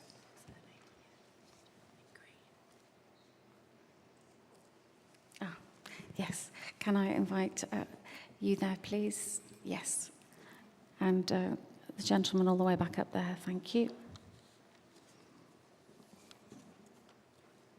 You have up to 3 minutes, please. Thank you. Lucy Doherty, Portsmouth 385. Thank you for calling me to speak. By coincidence, this issue of youth representation was a very hot topic at a meeting of the Central Committee of the World Council of Churches in Geneva last week, where I was representing the Church of England. At the World Assembly of the WCC held last September, there had been a passionate contribution from youth delegates, which included a statement, and I quote, "The voice and presence of the youth is crucial in the formation of the present and future church. One solution to that is to take the youth into account and make them feel valued and heard in decision-making by giving them space in decision-making bodies. When young people are acknowledged, appreciated, and empowered by their leaders, they most likely will continue contributing to the life and work of the church." And it continued by asking for additional seats on the Central Committee. Those seats are meant to represent the diversity of the World Council of Churches and should be used to actually achieve the targets for fair and adequate representation. I won't say all I was going to say because I've only got 3 minutes, so I'll just say that some of what they had to say struck me very forcibly having read these papers today. So eventually, the World Council of Churches sorted this out in the space of about 2 weeks and agreed that 17 more young people should be appointed as youth advisors. I spent time explaining this to you because I was struck by the difference with our own processes here. Synod, our young people, through this motion, are asking for us to look favourably on any process that can grant them better access to our decision-making bodies, and in this case, General Synod as well. They are humble in what they ask for, recognising that they may not have got their motion pitch perfect by some people's standards. But what this motion does do is to allow us, right at the start of our meeting here in York, before we get embroiled in other contentious debates, which will not make for a good look in the outside world, to say something strong, inclusive, and above all positive about how we want to engage with young people in our church. Please, can we not have any mealy-mouthed comments about the slots for co-options being all filled up already, or even the quite terrible implication that young people would take the place of our UKME members? What is needed is imagination and the ability to think creatively about how we do this. It should not be beyond our capacity to come up with something that meets this urgent need.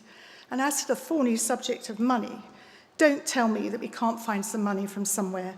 There's plenty of it if we have the will to go looking.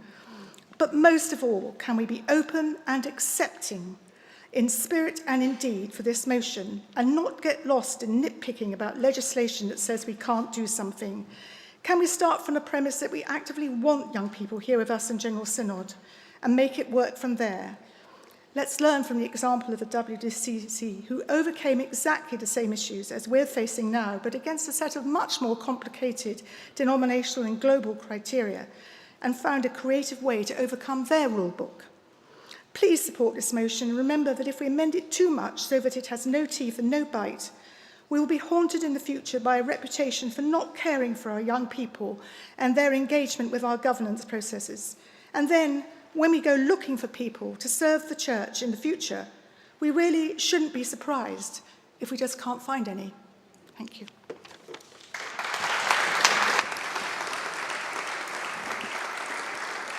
Can I Just remind members that the debate currently open is on 52A on the amendment. Can I just double check with our next speaker that you are speaking on the amendment rather than the main motion?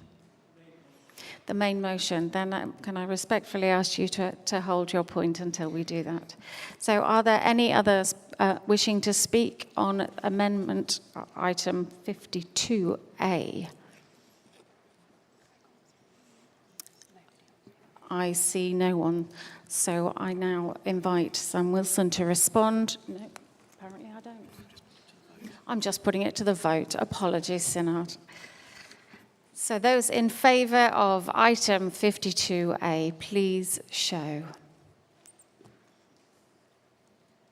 Those against? The motion is carried. Amendment 52A is carried. So I'm now going to read to you, in case you don't have the right piece of paper, Amendment 52B.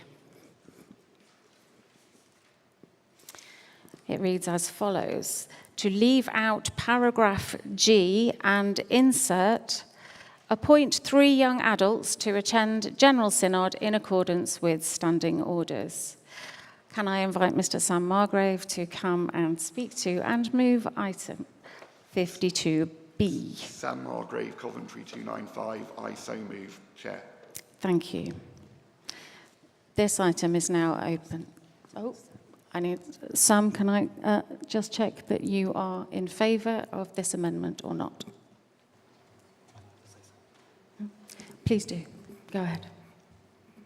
I think it is worth noting that although I am really pleased that we found a way to use the standing orders and not require a lot of legislation and get around them, I think it's worth noting that it doesn't come with a vote. I think we've got to acknowledge that as a synod, but I do support the amendment. Thank you. And so the debate on this amendment is now open for debate. I'll call Mr. Clive Scowen first, followed by... You live there, thank you. Clive Scowen, London 358. Chair, I had submitted an amendment which for some reason hasn't appeared on the notice paper, order paper, but its effect would have been to suggest that we might seek to co-opt up to 5 people between the ages of 16 to 22 with speaking rights.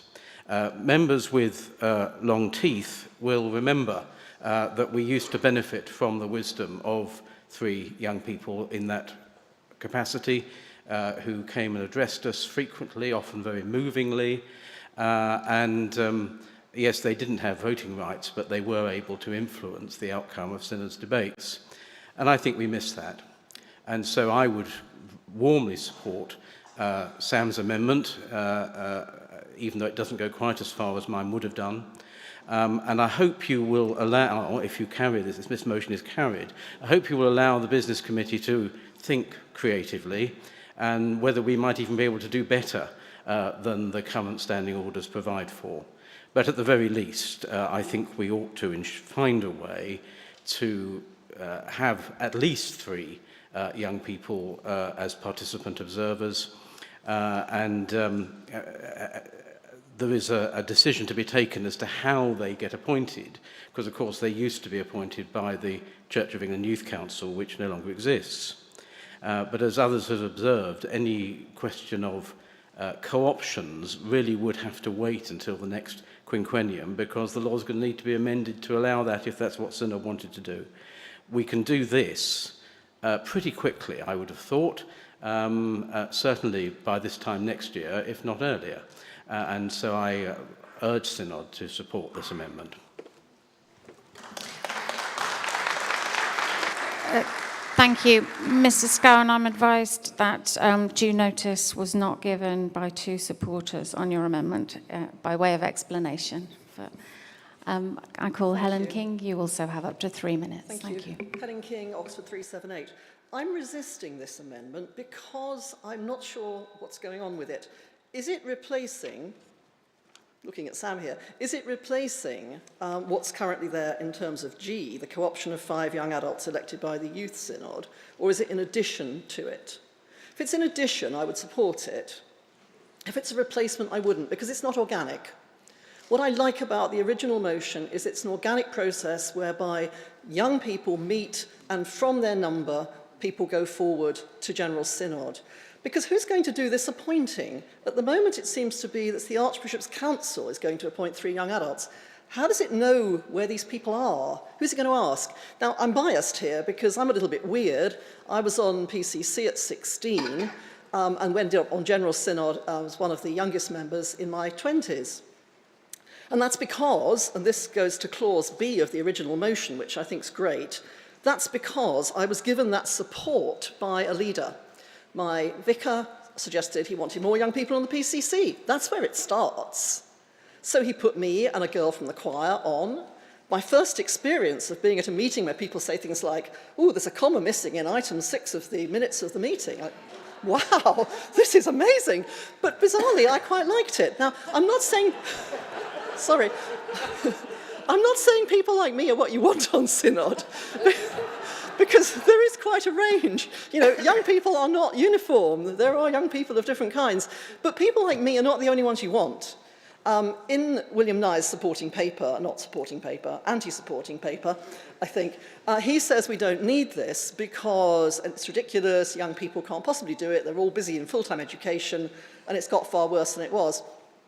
A, not all young people are in education, and B, if they are, that's not a problem. But C, we can encourage young people onto this synod with proper reimbursement of lost wages, with proper support to be here. That's what we need. So I'm resisting the amendment because I don't think the Archbishop's Council appointing people is the way to go. I want something more organic. If I could have that as well, then that's fine. Thank you.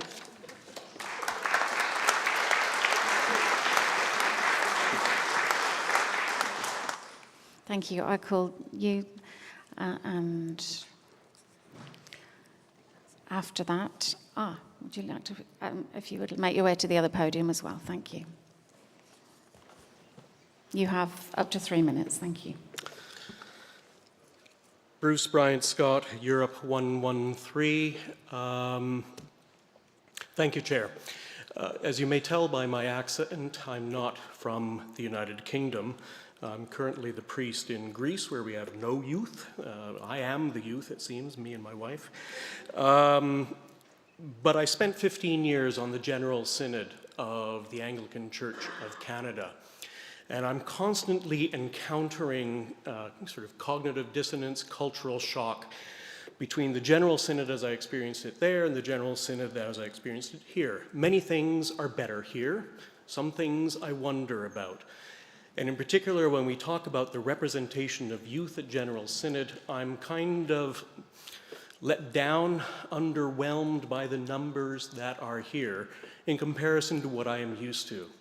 In Canada, every diocese had a voting youth delegate, elected by the diocesan synod, usually nominated by that diocese's youth councils or equivalent. 3, 5, General Synod, if we're really serious, we need to be looking at something dramatically more. I do speak in favor of the motion and the amendment, but my God, if we really want to have youth at the center of our deliberations, we need to do better. Thank you.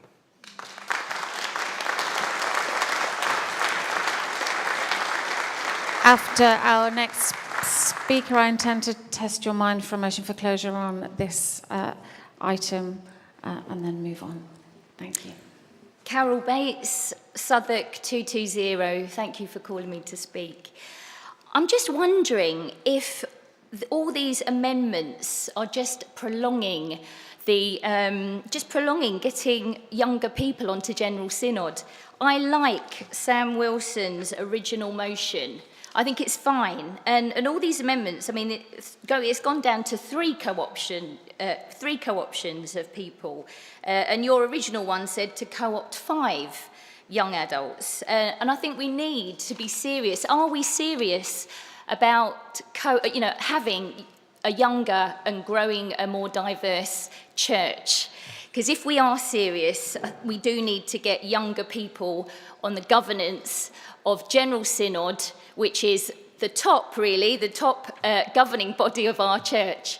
And I've noticed on the PCC, when I've tried to co-opt, even within my own church, which has a very ageing congregation, my husband and I, we're the youngest people in our church, and trying to co-opt younger and more diverse people, the excuses are, oh, well, they haven't really got much experience, or they don't really know how the church works.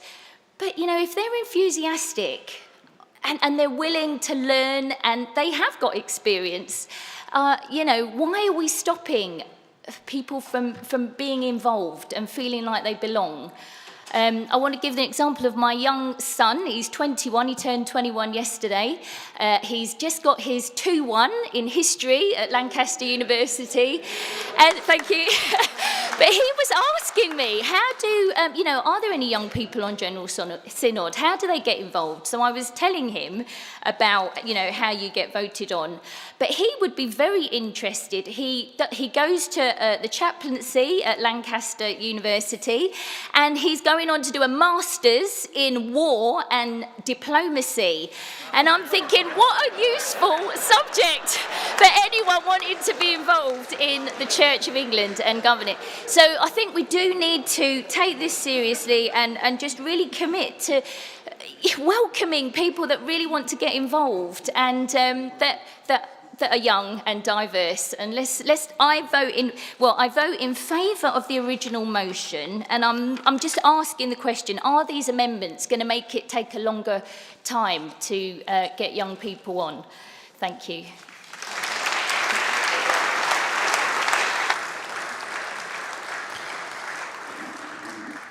Synod, I'm going to test your mind on a motion for closure on item 52B. Those in favour of a motion for closure on this? Those against?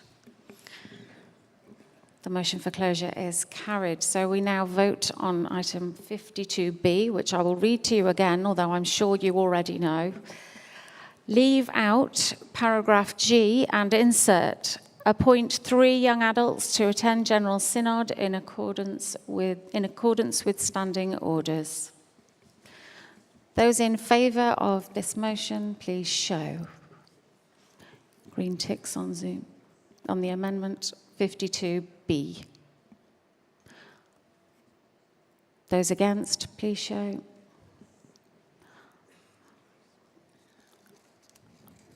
Not clear. Bear with me a moment.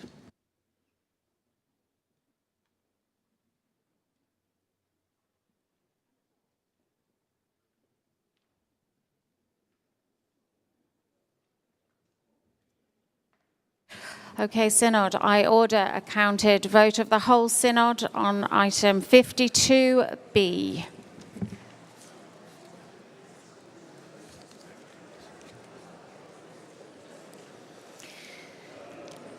This is not going smoothly. Where am I? This is a counted vote of the whole Synod on item 52B. Those present in Central Hall using voting handsets and who wish to vote in favour should press 1. Those against should press 2. Those who wish to record an abstention should press 3. Those participating remotely should use the online voting platform and vote or register an abstention using the buttons on your screen.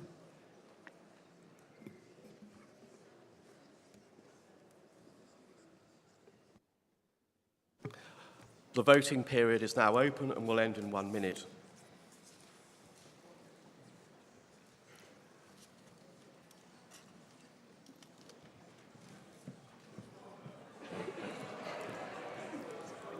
Point of order.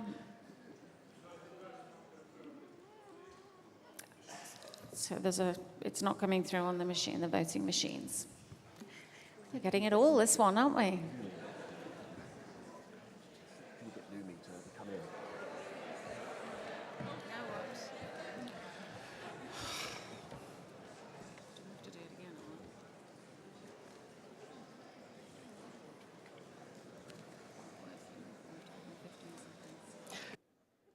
The voting period will end in 15 seconds.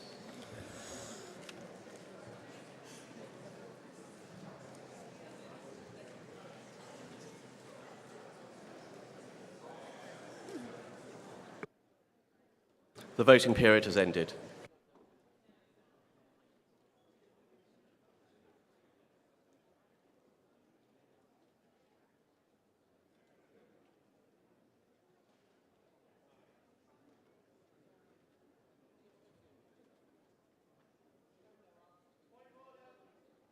Point of order.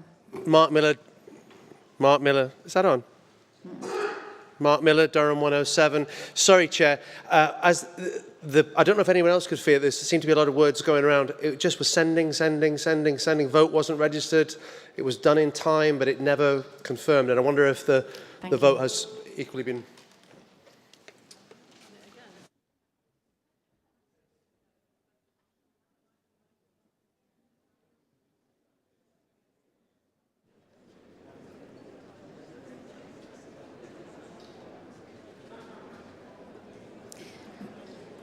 So we are going to rerun that in a moment.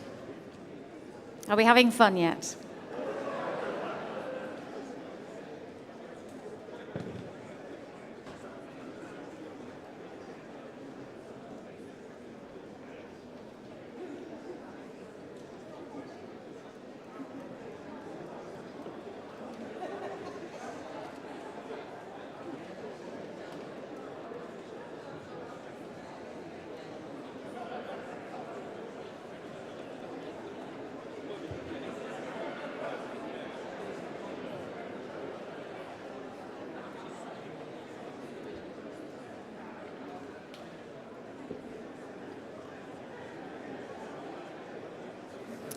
Okay. This is a counted vote of the whole synod on item 52B. Those present in Central Hall using the voting handsets and who wish to vote in favour should press 1. Those against should press 2. Those who wish to record an abstention should press 3. Those participating remotely should use the online voting platform and vote or register an abstention using the buttons on the screen. The voting period is now open and will end in 1 minute.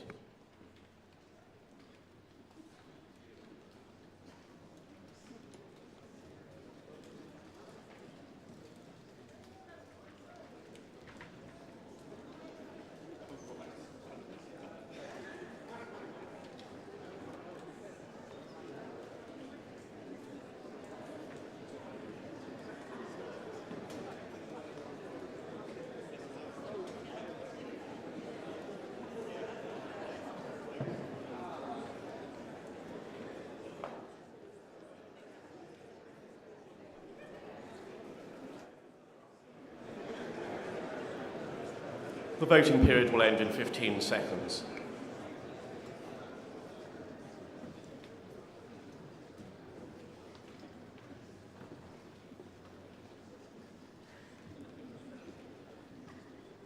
The voting period has ended. Point of order.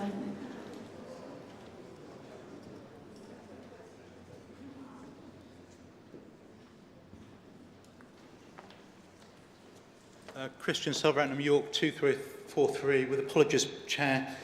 My vote went through last time, but this time it just said sending. I am sorry. Could you please come and record your vote here with our registrar? I can, but did any others have the same experience? There is one other member indicating that they also wish to record their vote. How many? Oh, okay, we've got a few. All of you, please do come down and record your vote with our registrar, I'm advised. Getting a few steps in.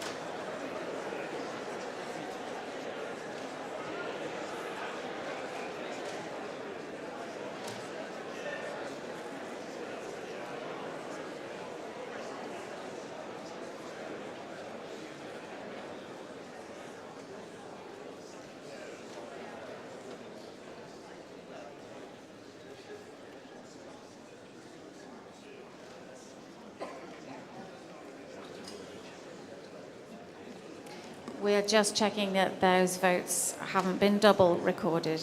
There we. At least we're not walking out of doors.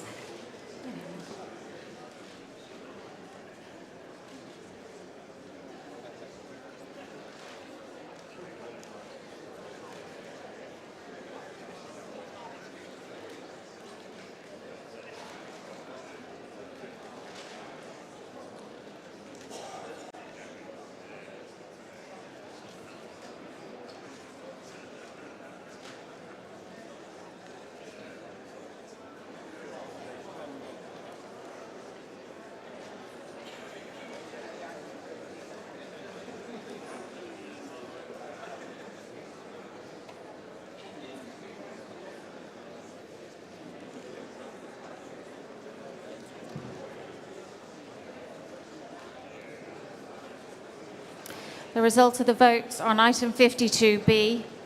Those in favour, 164. Those against, 130. Recorded abstentions, 20. Item 52B is carried. So we now move on to item 53. Can I invite Mrs. Claire Williams to come and speak to you and move her amendment? Thank you. You have up to 5 minutes. Thank you. Ah, you're on Zoom.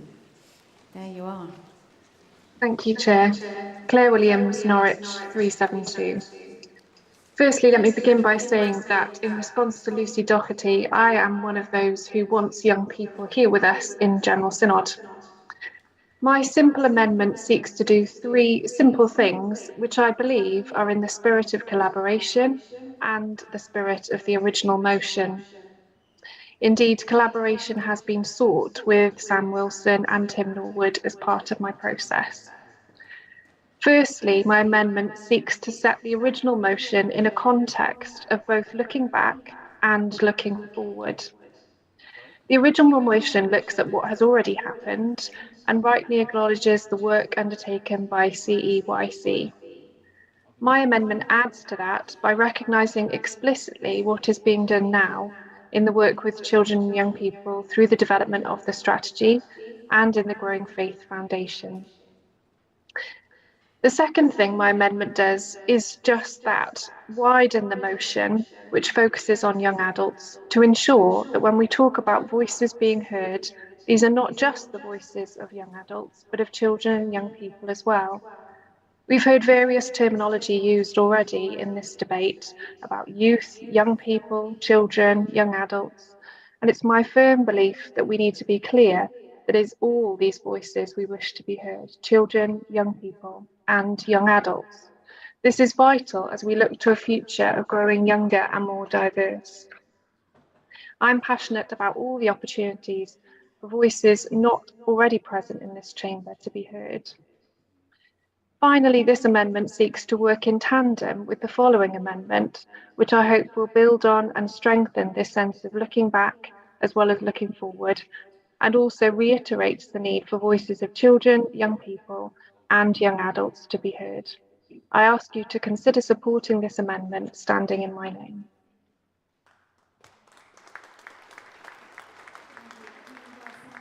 Now to indicate whether he supports this amendment. Amendment. Thank you. Item 53 is now open for debate. So the debate on just this amendment, please indicate if you wish to speak.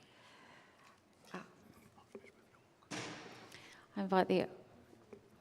Oh, look at... I invite the Archbishop of York to speak and Barry afterwards. Thank you. You have up to 3 minutes, please. Stephen Cottrell, 002, Archbishop of York. I speak I think in favour of this amendment, certainly not against it, and certainly in favour of the whole thrust of this debate and what we're trying to do here. I think I really, I suppose I do want to express a little bit of concern that this motion is getting really, really long. And I fear we may lose the clarity of its original purpose, but I can't speak against the amendment, but I'm not awfully sure whether it's really going to help us.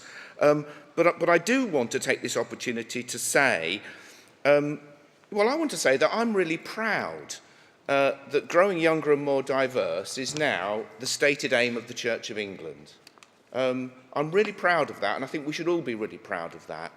And I don't believe we would be saying that as clearly as we are if it wasn't for the fact, as this amendment reminds us, that children and young people were involved in a large iterative process of discussion which led to the 3 priorities that we have for our church.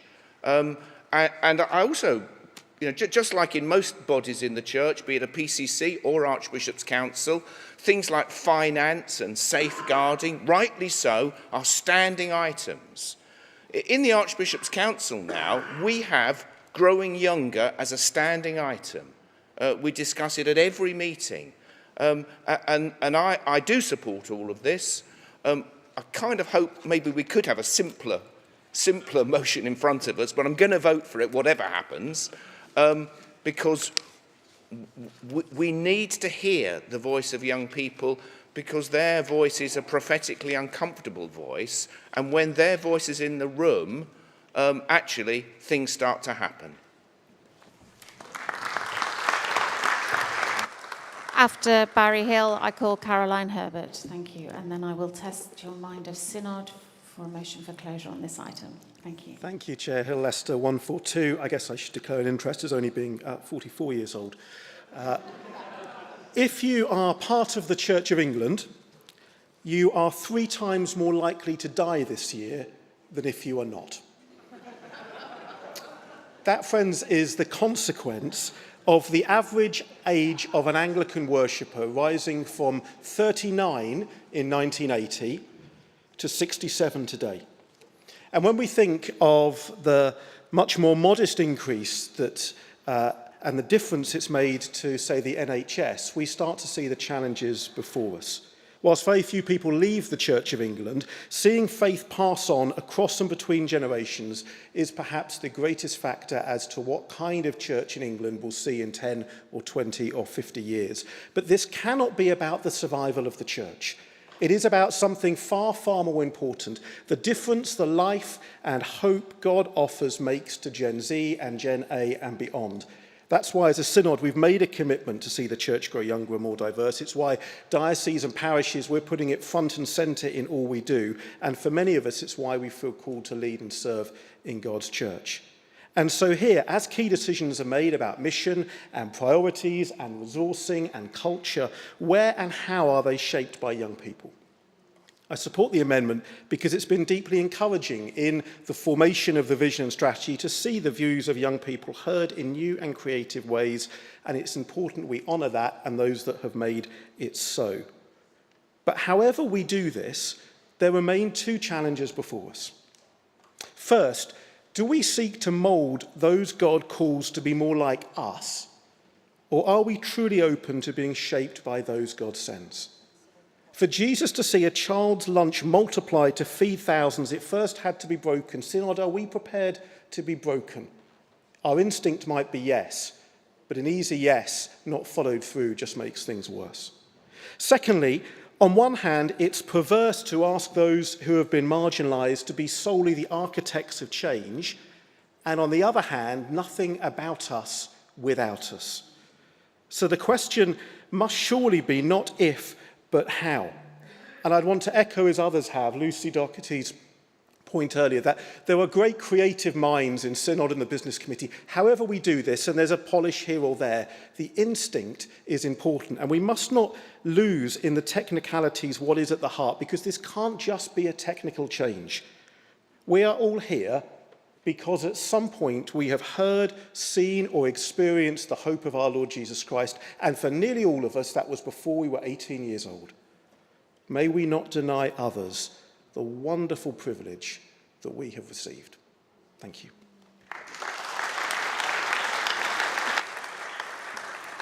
Caroline Herbert, and then I will put a motion for closure on item 53 before you. I'm just checking you did mean me, Chair, because I'm afraid my name's not Caroline. No, that's fine, okay. I did mean you. Rebecca Chapman, Southwark 414. Thank you for calling me, Chair. Sorry.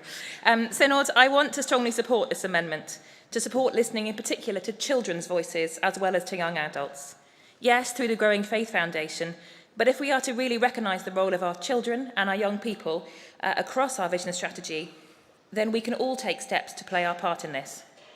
Claire mentioned collaboration, and I want to encourage members to also join in this work and to engage themselves directly with children and young people safely themselves too.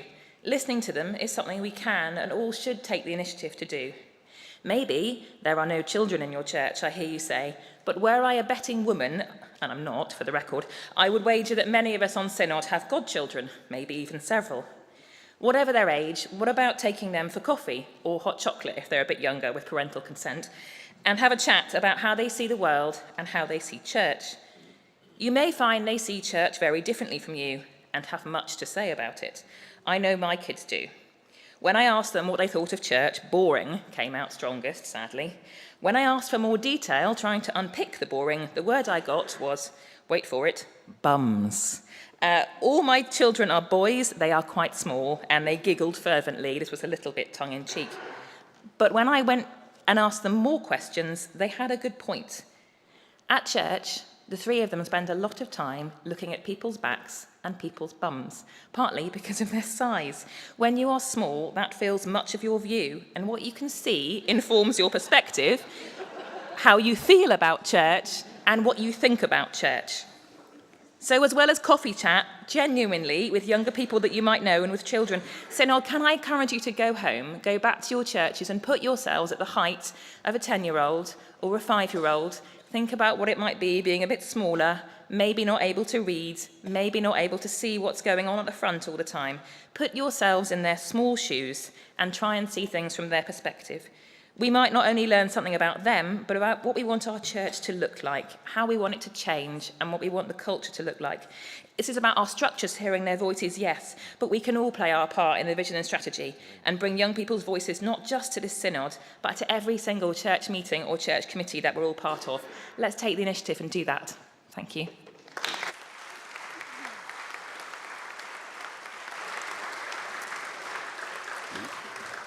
So I put before you a motion for closure on item 53. Those in favour, please show. Those against? That one is clearly carried. We now move to vote on item 53. Those in favour, please show. Those against, please show. That is clearly carried also. We now move to item 54.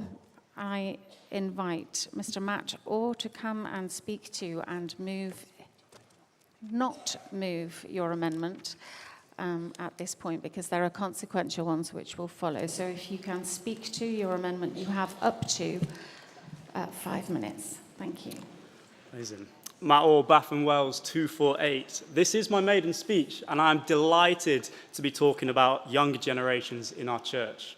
But I am a bit disappointed that this particular cultural moment, at this time, the conversation isn't framed around mission, evangelism, or discipleship. For the Lord is doing incredible things in and through the next generations. And we've got so much to learn from them. In fact, I believe there's something spiritually significant happening right now. For this past year alone, working with young people across the country at gatherings of all different shapes and sizes, we've seen God move in powerful ways. We've seen healings in the miraculous, signs and wonders of the kingdom breaking into ordinary lives, the Spirit poured out on all who are hungry for him. We've seen spiritual gifts in abundance and young people cultivating spiritual disciplines, good rhythms, routines, committing their time to intimacy with God through prayer, worship, getting to know the Word of God found in their Bibles, stepping up and stepping out in faith to share the gospel that this world so desperately needs. And so many young people are turning away from the ways of the world and choosing to follow Jesus. So it is a shame we're not talking about things like Amplify Academy, where multiple national organisations, including the Church of England, are working together to help equip the next generation of evangelists. I served on team this year and can wholeheartedly say it's one of the best opportunities for young people I've ever been involved with. It's a shame we're not talking about the wider trends we're seeing in this generation, where young people are desperate for the real thing. Jesus, his presence, and not just programs. Where at Wildfires we saw 500 teenagers sack off the silent disco and after-hours program to press into his presence through prayer and worship. Like Joshua in Exodus 33:11, not wanting to leave the tent of meeting. Continuing spontaneously for over 2 hours until eventually a site-wide noise curfew brought things to a close, only for a whole load of them to rock up the next morning at 7 a.m. for an hour to press into prayer and intimacy with the Lord. It's a shame we're not talking about the disastrous state of youth ministry in this country. Its destructive lack of investment, poor strategic approach, poor pay and prospects of progression. All of this to say, I'm very grateful we are having this discussion, this specific debate, grounded in governance. But Synod, this is not the only conversation that needs to be had surrounding children, youth, and young adults in our church. Please do not see this as a box ticked or a problem solved. But for context, this amendment has been a collaborative effort. I've worked directly with Sam and with Tim Norwood and those who he first drafted the motion with, alongside a small working group that was formed after I fired a shot at Bishop Paul back in February 22 during questions where I asked, why haven't we done something better since the CEYC? And today I believe we have the opportunity to do exactly that with the addition of this amendment. I believe this is a friendly amendment, and I believe it is good for both General Synod and young people in our churches. For if we want to see lasting change, we've got to shift culture. And that has to begin locally because it requires both context and proximity. What works well in my church in the Diocese of Bath and Wells isn't guaranteed to work well in your own, and vice versa. You know, it's amazing that a handful of us have drastically skewed the average age of General Synod. But we don't feel like youth. I'm the best part of 10 years older than most of the young people that I work with. I care deeply about them, but I can't claim to represent their voice. But I can guarantee that we would benefit from hearing them in our decision-making processes. Therefore, we need these proposals to be explored and brought forward by the Business Committee. We need the commitment of Archbishop's Council, and we all need to play our part as individuals. Thank you. I move the amendment in my name.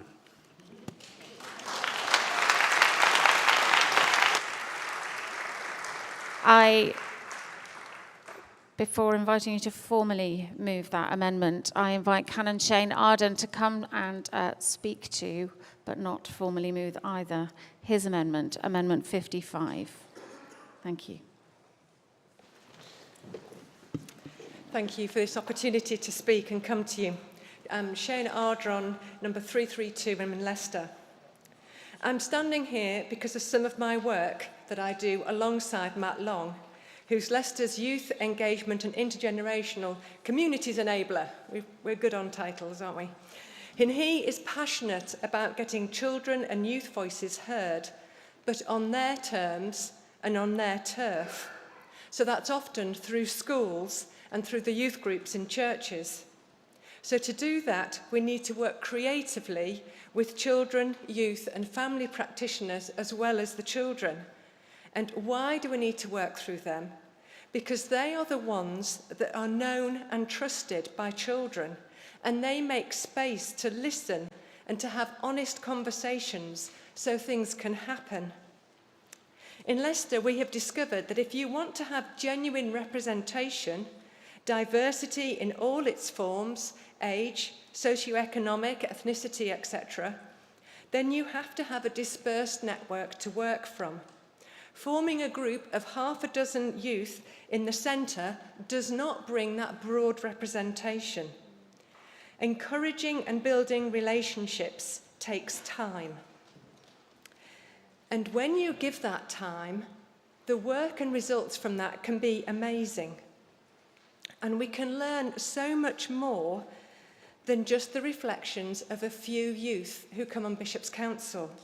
We have found this ourselves. Bishops' Council have looked at the responses that we've had from youth groups. So we've gone from having the voices of half a dozen white middle-class children, half of which are children of clergy, to having voices of 95 plus children in the diocese, a third of which come from global majority heritage. 50% were children, 50% were male, 50% female. It gave us a much wider diversity when we listened to them. So we need a role nationally that can draw on all those representations, not just having a few people here. That is really good and brilliant to have, but we have to build up those relationships. Children love and work on relationships. There was one, our deputy director for education went into a school to look at some of these things just this last week. And the children said, if church was more like this and gestured to the discussions, they would be interested. They don't want to just sit there, as we've heard. They want to talk to us about faith, talk to us about things that really matter. And to do that, we need time. And that's why I think we need a national role, full-time, to work with the roots that we've got, with the growing faith and the other brilliant brilliant organisations and things that are happening. We need to work from that and then bubble up and encourage and enable people to engage. Because then we will find out the results of what we decide here, the effects of it on the ground with families, where they're living, in what they're doing. Thank you. Sorry, thank you. I call Matt Orr to now formally move the motion in his name.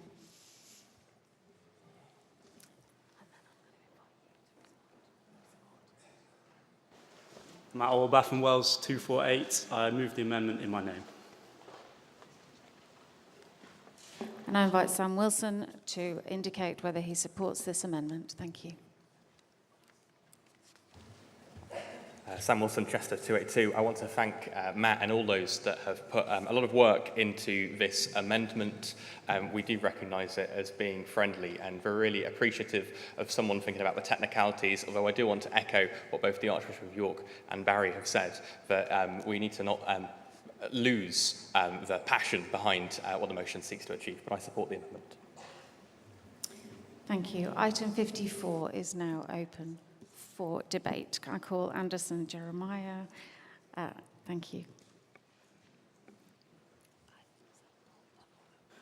Thank you, Chair. Anderson Jeremiah, 451 Universities and TEI. In the last 5 years, the recent survey in UK society shows that young people belonging to the age group of 18 to 25 have repeatedly expressed that they don't belong to any religion. They are the majority group that identifies itself as non-religious or nons. But this is the group that I spend on my day job. This is the majority group. I teach in Lancaster University. Wonderful testimony from Carol. So Lancaster University is the best university. To critically think. What I find among young people of this age group is a sense of adventure, a desire to take risk for change, a genuine desire to inquire and examine, and also a deep commitment to reimagine a world and not confine to it, and not taking no as an answer. Just put this in perspective, what the church can do if you have those people in our midst, right at the heart of decision-making. These are the people who have a sense of impatience for justice, equality, and inclusion. I have worked with several people, be it in concerns for the environment, justice, or economic inequality, or bringing in gender, race, and sexuality and equity in those aspects. So the challenge for us is not to be patronizing, but genuinely trust them and give them the space to be leaders. If we look at history, which I often look, Most of the missionaries who went and left these shows are people in that age group who transformed the world. And of course, the very person that we are all talking about, Jesus, he started working very young in his age in the temple when he was a young boy. What I'm supporting this amendment is that it goes beyond what was suggested, and it gives an ambition and an intention to commit that we are not simply based on slogans, but we are actually meaning to include these people in our midst so that our church can be truly and really young and diverse. Thank you.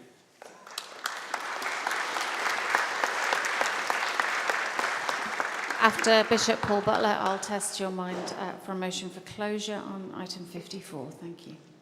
Paul Butler, Durham 004.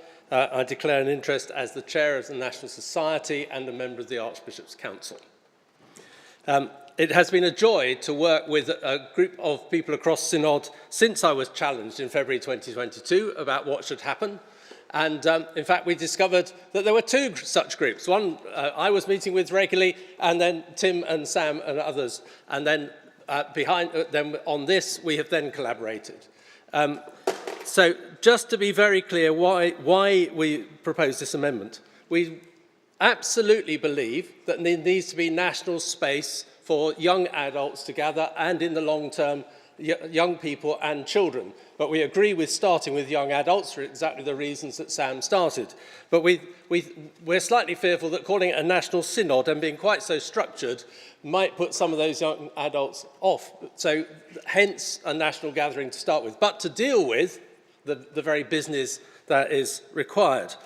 But we didn't want to leave the diocese out, hence the first bit. And we didn't want to leave this further work in this synod. Indeed, as a group, we did put some suggestions to the business committee as to ways that we could hear the voice of young people during the February sessions.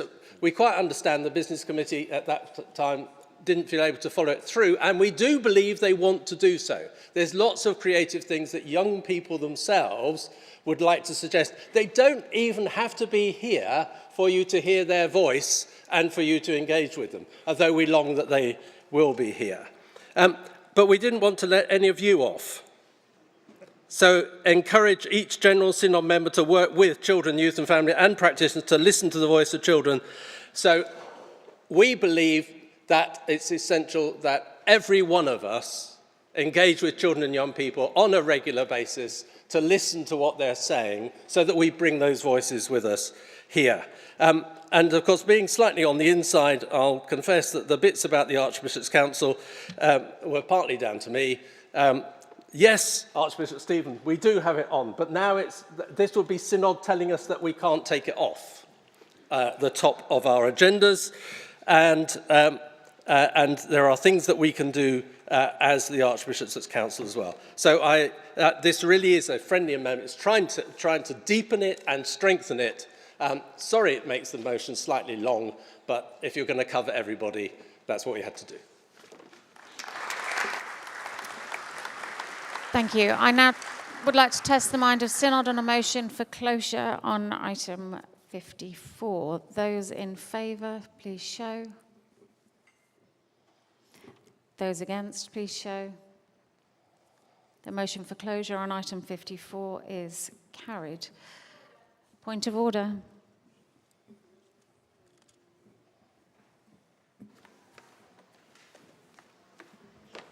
Vivian Goddard, Blackburn 251. Could you please clarify what happens to 52B if, as I understood it, that's attached to G, which we're about to strike out? So could you please clarify the situation? Thank you.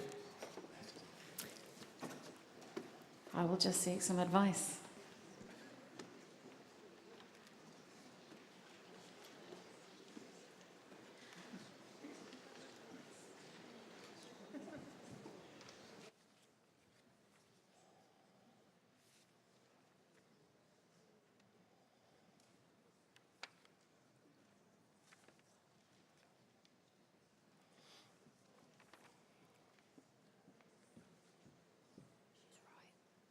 Yeah, I know.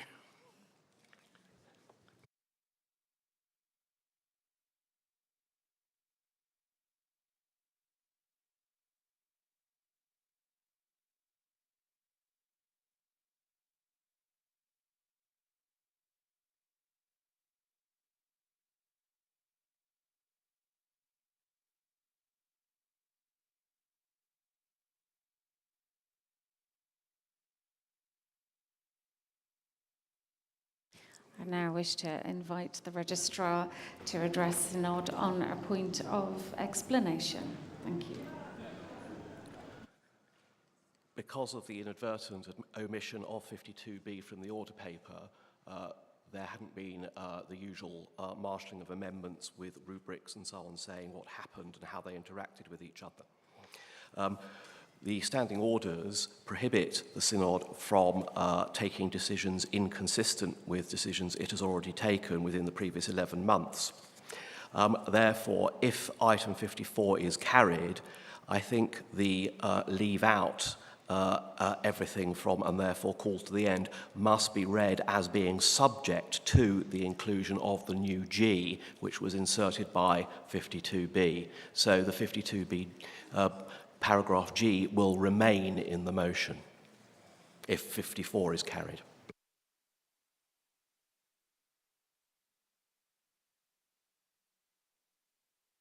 So I now put item 54. Oh, point of order. Tim Bateman, Birmingham 63. Does that mean that that will then get, G, will that get removed after 11 months then? No. Great. Thank you. I now put item 54 to the vote. Those in favour, please show. Those against, please show.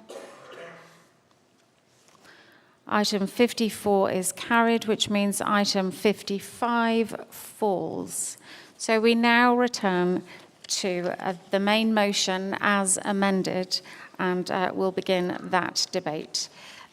If you wish to speak, please do indicate now. Thank you. Can I invite Kenson Lee, please? Followed by Bishop Rose. Thank you. You have up to 3 minutes. Thank you. Thank you, Chair, for calling me. Kenson Lee, 493 Co-opted. A declaration of interest. Apparently I'm young, so let's begin with that. Thank you. Anyways, has anyone seen that internet meme where someone's posting for a job description saying, must be 18 years old with 20 years experience? You may laugh at that, but certainly it's not far from what the youths in the church feel like when they try to participate in church affairs. Many of us stood for election 2 years ago to the General Synod, and we didn't get elected because perhaps we're seen as inexperienced. And we weren't invited to participate in other parochial or diocesan decision-making process either. The reality is, sorry, archbishops, that many young people see the church as a self-preserving institution. They see the church is an unsafe space for them because time and again the church has proved to be an utter failure when it comes to safeguarding procedures. They see that it's a church that is unwelcoming and hostile to them should they belong to the LGBTQIA+ community, and an institution where homophobia and misogyny goes unchecked. They see all the trappings of a great and powerful organization, but nothing of the lonely figure of Jesus of Nazareth, who spreads his arms out on the cross for love and forgiveness, the encountering of whom is the turning point in everyone's life. Today's motion will be the first step to ensure better youth representation in this chamber, but I cannot stress more about the importance of allowing young people to lead this process. Young people are tired of being offered crumbs from the big table that is church leadership and governance, when in fact, we are the ones who've been bringing gifts and talents and energy to the church. Let's not forget how young people stepped up and help the church to transform itself during COVID times, bringing services online, ensuring worship and pastoral cares continued in extraordinary circumstances. We want agency and means to shape the church's future because we are the church's future. And I've lost myself here, sorry.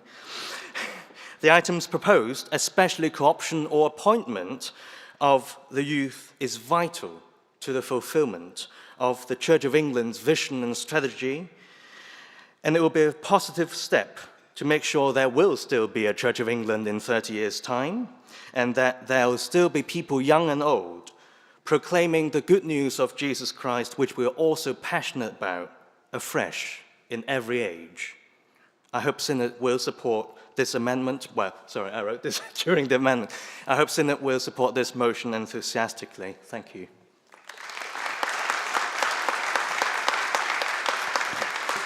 After Bishop Rose, I call Bishop Joanne Grenfell to speak. Thank you. Rose Hudson-Wilkin, 43, Bishop of Dover. I come from a province, the province of the West Indies, where having young people gathering at a diocesan level and also at a provincial level is quite normal. As a matter of fact, I took a group of my young people from Hackney to attend and participate in a provincial youth conference, Anglican conference in the Caribbean, and that was quite an eye-opener for them to see that. Of the 200 plus that I have confirmed since becoming a bishop, I am sure that nearly 200 of those would have been young people. A significant amount of my time is spent in schools, colleges, and with sixth formers. Young people are interested in faith matters. They really are. When I'm asked in the diocese by older members, Bishop, what are you going to do to enable us to have more young people? I look them in the eye and I say, where are your children and your grandchildren? Because it seems to me that young people and children are not an alien group that we cast our net somewhere else to find. They are there within the community. Thank you, Sam, for bringing this to the Synod. My soul is singing, although it nearly stopped with such long amendments. Did we really need so many? Can we not just get on with it? Can we not just say to ourselves, some of us who've been inhabiting this space, this arena, for years and years and years, can we not just show some generosity and say, actually, maybe we will step back and allow some room for others, in particular for young people, to take their place in the decision-making process. They have something to say. Please, let's not just put it to doing reports after reports. Let's just get on with it. Thank you.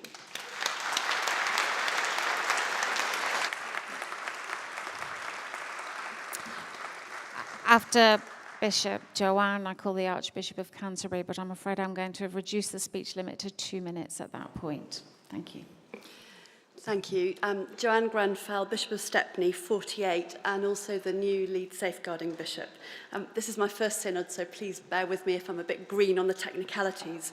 But I want to assure you of my commitment to the strategic work around safeguarding across the whole church, which is why I wanted to speak today about young people. Since I took up the role in April, I've been trying to understand the concerns and challenges of safeguarding in the church, including through the voices of survivors and victims, and also through conversations with young people and church leaders in Stepney area. One young person told me how he'd been interviewed for a role abroad on a mission placement, and when he'd been asked if he had any questions, he said he asked about safeguarding because it matters, he said, and I need to know how to keep others safe and look carefully at how I'm working and be alert to power being misused. A leader of a church where there are large numbers of young people told me how they have changed their practice around prayer ministry thinking about how and where this is done in a service, who leads it, how young people can have choice and agency about how they receive it. Children and young people are an integral part of our church, and if they're an integral part, they also need to be at the heart of its leadership and its governance. We have a national strategy to grow younger and more diverse, but that doesn't mean being ministered to. It means having agency and authority now. And that's why I applaud this motion from Sam Wilson about the importance of young people in the life of the church. Yes, they need to have a safe space to ask questions and grow. Yes, they need to be affirmed and discerning where the balance of power and relationships lies and whether it's a healthy one, particularly with their mentors and leaders. Those decisions run through the governance of the whole church. The relationship between governance and healthy cultures is fundamental, and I acknowledge that there are situations where we are not getting that right at the moment, and Sunday's debates on the Independent Safeguarding Board will be an opportunity to reflect on one aspect where we need to do better. Our young people are passionate about these issues. We need to hear their voices in governance now. We also need to to encourage them to see the value of contributing to governance beyond the church, in schools, charities and public bodies. Creating a forum for young people to contribute can only strengthen this work, and both to bring to the foreground issues such as safeguarding, which directly affect their well-being, and to give them space to shape the wider culture of the church. So in this role that's new for me as lead Bishop for Safeguarding, I hope to work together with you, Synod, to address questions of leadership, culture and governance that underpin good safeguarding.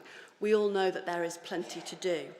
So in relation to this proposal, I simply urge us to seize the opportunity to enable our young people to say both what about safeguarding and what about governance. Both will underpin our ministry and mission, promoting a safer culture and the welfare of every child, young person and adult. Thank you, Synod. After the Archbishop, I call Luke Miller, the Prolocutor of the House of Clergy, followed by Susan Howdell of the Methodist Church. Thank you. All speeches 2 minutes. Justin Welby, Canterbury 001. If the debate so far has been very much about what young people can do in the church, the impact of properly welcoming young people into the church is not going to simply be to help us make our decisions, as it's been expressed. It will shape what decisions we make and why. It will transform the mission of the church in the world, which is rather more significant. Kofi Annan said, young people should be at the forefront of global change and innovation. Empowered, they can be key agents for development and peace. If, however, they are left on society's margins, all of us will be impoverished.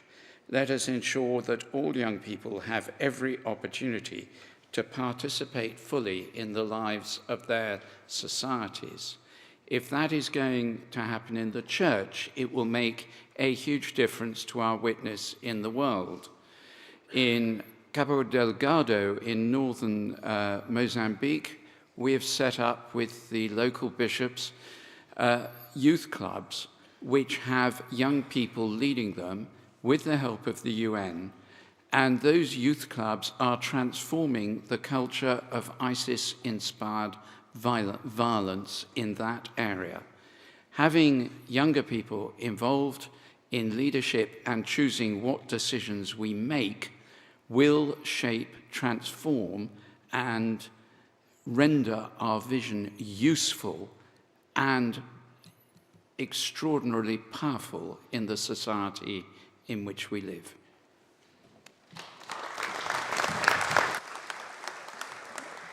Call Luke Miller on Zoom, followed by Susan Howdell. And then I'm afraid I'm going to have to test the mind of Synod after that. Thank you, Chair. Luke Miller, 163, London. I was once the future. I was a vicar at 29. This evening, the reason I'm not with you is that I'm preaching for the first mass of my son, who is in his mid-20s. I want to speak, though, about the proper engagement of young people in decision-making from an experience I have as the London area chaplain to the Sea Cadets. We have a thing in Sea Cadets called the Cadet Voice, which lies at the centre of everything that the organisation does, at both unit and at area and at national level. The Sea Cadets themselves make contributions which, as the Archbishop of Canterbury has just noted, change the direction of the organisation. It's all very well having participation, but there also needs to be proper listening and proper response, and in a way that honours both adults and young people by giving them the spaces to be what they are, adults and young people, that continues to make use of properly directed experience, but also engages the zeal, the vision and the commitment, the different insights into the world which young people bring, enabling us to do better than otherwise we would. It enables us to reach out and to be a flourishing and growing organisation. That's the church, but so also is Sea Cadets. And it seems to me that if we can properly structure things, and these motions are much to be welcomed, but more work will be needed to get it right, then we will be able to do something which is really of considerable and fundamental importance to our life together in the church. Above all, we need, though, properly to learn to listen, to engage, to correct where necessary, but also to be changed by those young people who come to be part of the structures, the mechanisms and organisations which we are proposing. I very much welcome this motion and hope that we can take it forward in a way that will change us and extend the kingdom of God in this land.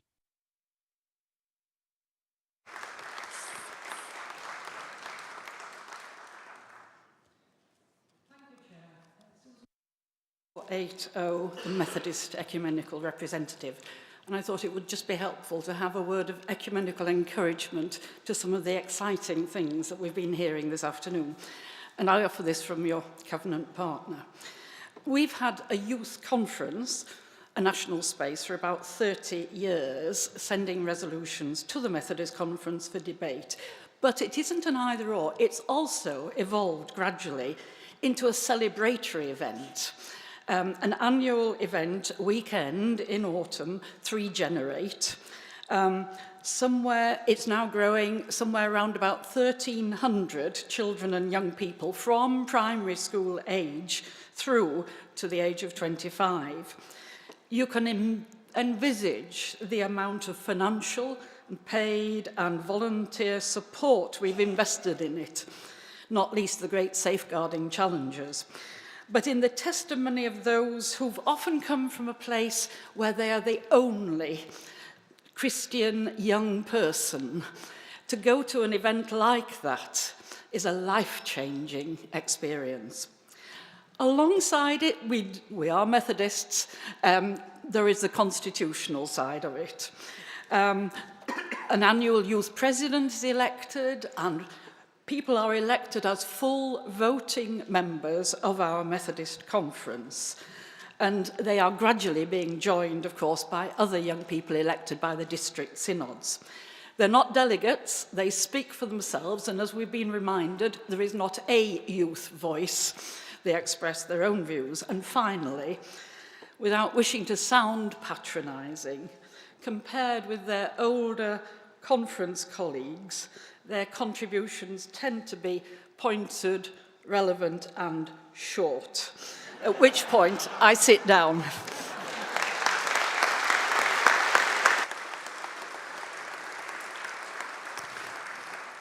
So I now put a motion for closure before you on item 5. Those in favour, please show. Those against, please show. The motion for closure on item 5 is carried. I now invite Sam Wilson to respond to the debate. Thank you. You have 5 minutes. Thank you. Synod, thank you so much for all of your contributions. It has been so lovely to hear the variety of ways that we are all so passionate about reaching our children and our young people. I'm so grateful for those who have held us to account in various different ways. I'm grateful to those who have spoken about the lessons that we can learn from other churches and our ecumenical partners in what they have been doing. And I'm also really grateful for those that have spoken about the prophetic voice and the transformative power of our young people.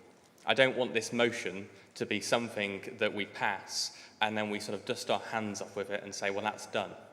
This is step 1 of a billion, in my view.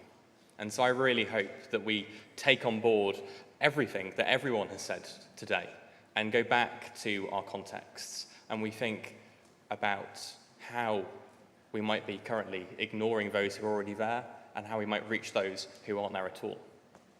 Synod, I really hope that we can pass this motion and, to quote Bishop Rose, let's just get on with it. Thank you.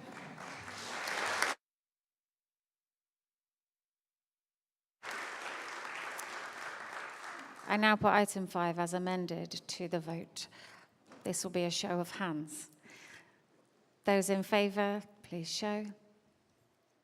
Those against, please show. Item 5 is clearly carried. That concludes this item. And mine's a double.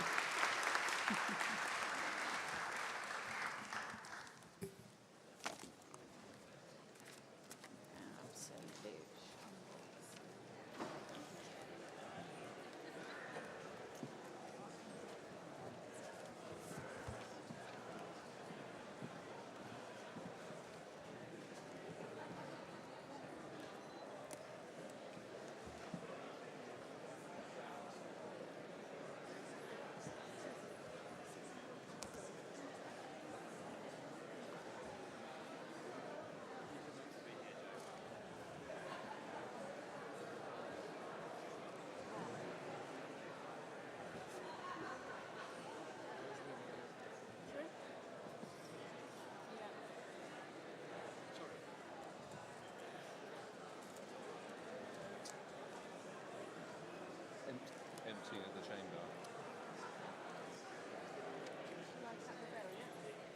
Are you ready? Yeah. I'm going to tap the bell. This is me. Hang on, this is me.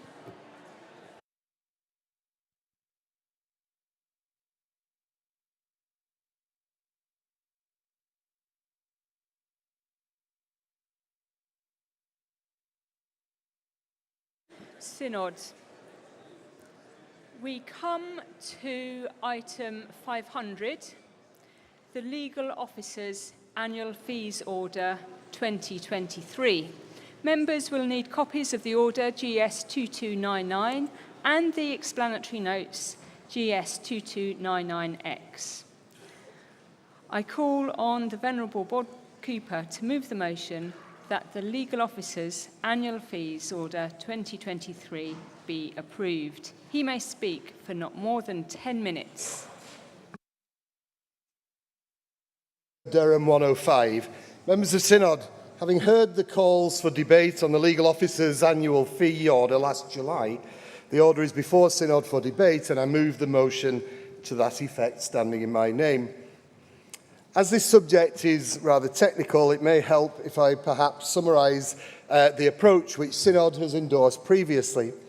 I'm grateful for this opportunity to debate it, which allows me to explain the Commission's thinking whilst everybody is still fresh on the first day. The main purpose of orders of this kind is to prescribe the annual fee or retainer payable annually to each diocesan registrar for the professional services specified in Schedule 2 to the order. The Commission's objective, agreed by Synod in 2014, is to redress the substantial, long-standing and potentially damaging underpayments of registrars. We started from a low base. In 2012, registrars were on average being paid for only about 50% of the true cost of the work actually done by them. Following Synod's approval, the retainers of individual diocesan registrars are calculated by reference to a formula. This formula takes into account the cost of the work actually carried out in previous years and also the size of the registrar's diocese, assessed by reference to the number of open churches and clergy of incumbent status. Annual movements in the national cost of the retainer are driven both by changes in reported hours worked and average charge-out rates as required by that new basic formula. Having heard Synod last year, we've published for the first time an aggregated summary of the data supplied to us. Prior to 2019, the formula expressly included a 30% so-called charitable discount. In 2019, the Commission concluded that a charitable discount as high as 30% was continuing to cause undue financial penalties for registrars and was not justified in today's circumstances. Persuaded by the reasoning in GS 2147X, Synod approved a reduction in the discount from 30% to 10%, with the understanding that the reduction to 10% would be spread over a 5-year period between 2021 and 2025. The reduction now stands at 14%. A 30% charitable discount implies a target that the retainer should, on average, cover 70% of the work done nationally. As the discount falls, the retainer should cover a greater average of work done. In 2022, in fact, the data show that the retainers still only covered approximately 70% of work done, which was up from 66% the previous year. This figure alone shows that the reductions in the charitable discount already approved are not moving the dial to the extent required.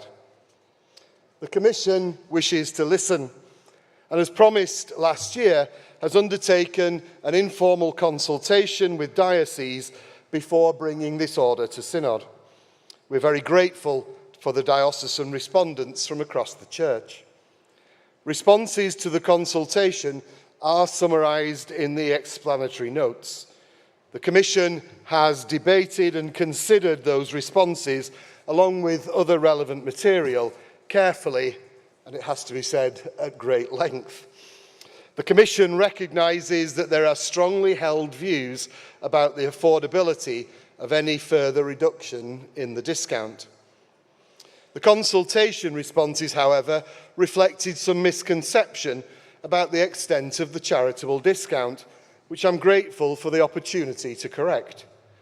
It is not the case that the application of the formula means that in each diocese the charitable discount, which is currently offered against a firm's usual rate, is only 14%. The agreed formula applies the mean recorded rate for solicitors outside London, £236 an hour in 2022, before a further discount is applied under the formula. In other words, the formula applies a further discount to rates which will, in many cases, already be substantially reduced. But Synod must also remember that the retainer covers the cost of a registry and not just a single lawyer. Synod must look at the bottom line. The total retainer in 2022, divided by the total recorded number of hours worked, gives an average hourly rate of only £134. To meet the objections raised in the consultation, the Commission is satisfied that this is a very substantial reduction on the rates for legal services which are usually charged in the third sector. As previously, the Commission also notes that the burden of any increase would not fall entirely on diocesan boards of finance. An average of 42% nationally would be payable by the Church Commissioners. This reflects the broad range of duties performed by diocesan registrars, including legal advice to the bishop as well to the diocese. It follows that the statutory annual fee imposed by the fees order is of considerable financial advantage to DBFs and to the church commissioners. Equally, the imposition of a fee limited by statute is acceptable only if the fee is a fair one, especially where that fee is below market rates. Accordingly, the Commission's starting point is consistency of approach and fairness. It recognises the call for greater transparency in the funding formula, but considers that any wholesale change would require thorough consultation with stakeholders. For the present, it unanimously remains of the view that the broad principles underlying the formula, which Synod approved in 2014, are well accepted and provide the most suitable basis for the calculation of the annual retainer. It also considers that the factors which justified the phased reduction of the charitable discount agreed in 2019 remain valid. Omitting any phased uplift at this time would simply postpone the problem and result in higher uplifts later. Accordingly, the Commission considers it right to maintain some momentum in the reduction of the charitable discount from 14% in 2023 to 12% in 2024. This meets the aspiration set out last year and in previous years. The average national increase of 4.9% is significantly below the headline rate of inflation. The Commission, of course, recognises the financial difficulties across the Church, but also the range and difficulty of legal work which is required. What was true in 2014 is true now. The Church rightly values the providers of its legal services and should recognise that they ought to be remunerated fairly and reasonably for the work they do. Annual retainers are a good way of achieving that end, whilst putting in place a clear limit on fees. Without a retainer, dioceses would probably be required to agree fees for each piece of work at the prevailing hourly rate, and registrars would need to undertake full-time recording. Synod needs to be aware that this could lead to an increase in recorded hours and therefore fees. This is a real possibility which the Church may face in 2024 if General Synod does not approve a fees order. Members of Synod, the Commission takes its role seriously and recommends this order unanimously. The order attempts to balance, firstly, the needs of diocesan registrars, who deserve fair reward for their work, and secondly, those of dioceses, which we realise are facing tighter budgets year on year.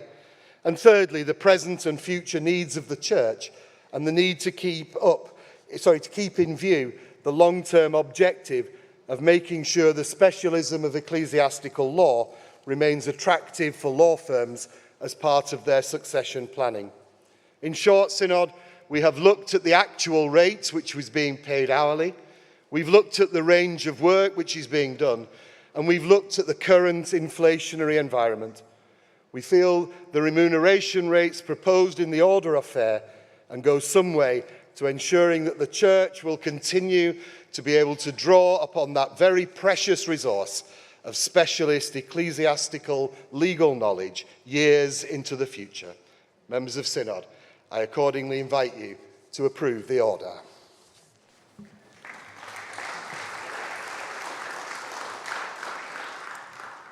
The motion to approve the order is now open for debate. The speech limit is 3 minutes.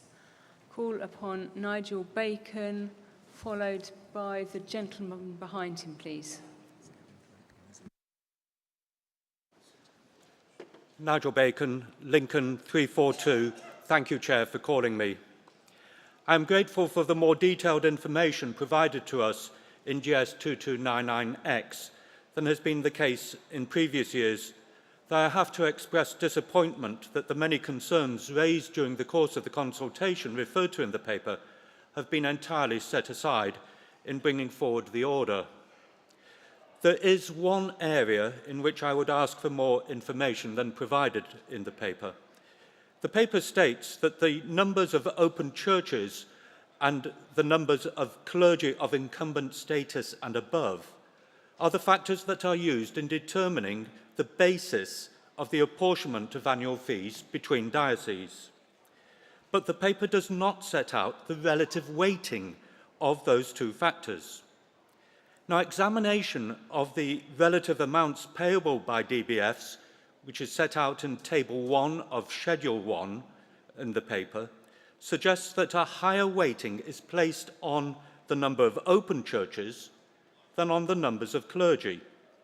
In the interests of transparency, can both the actual data used and the detailed workings of the apportionment calculations be shared with Synod members? Not today, but at some point following this group of sessions. Thank you. Thank you, Mr. Drake. Then the lady standing by the steps, please. Thank you. Gavin Drake, Sutherland, Nottingham, 421. I got some laughs, I think it was this time last year, when I said I've got nothing against bishops. Well, not all of them. And I'm going to make the same joke with lawyers, but you won't get the same laugh twice. I'm not going to vote against this fees order, but I do have some concerns that I would just like to express. And they're similar to the concerns that Nigel had just said. The background paper gives a lot of details of the consultation that took place. A lot of concerns were raised, and they have not really been addressed other than, it's not been properly dealt with through. And I'm aware that in February when we gathered, the Central Stipends Authority put forward an increase for clergy of 5% for the next financial year, but clergy only had 1% in the current financial year.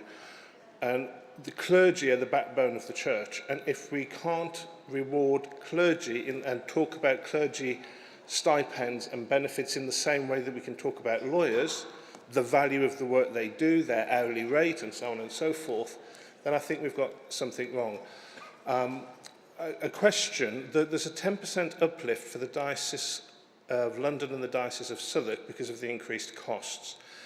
Are they to do with the cost of the diocese or the cost of being based in London? Because the Diocese of London registrar, he works for a firm of solicitors who has an office in London, but he's based in Norwich. And so there isn't any increased costs for him for being in London because he's in Norwich. There's no requirement for dioceses to use a local firm of solicitors, many don't. And if we're going to uplift on the basis of work that is involved and the complexity of the work, I would suggest that the Diocese of Canterbury probably has far more complex issues than London because of the international work. So I'm not voting against, but there are concerns that I have, and I would just ask that in future we maybe bring together the CSA and the Fees Commission so that the remuneration of both these core groups that are essential to the church are going step rather than lawyers moving ahead far faster than that of clergy. Thank you.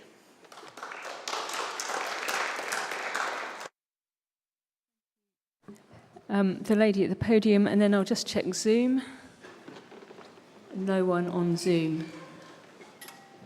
After that, this gentleman, and then I'll test the mind of the Synod for closing this. Joyce Jones, Leeds 136.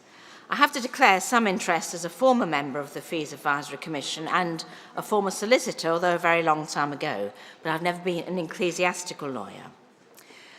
The Church of England, as a consequence of its history going back to the medieval church and its position as the established church, has a body of law unlike many other churches and subject as well those laws as well as the law of the land. And in Synod, we add to that body of law every time we pass a new measure or canon and when we amend them.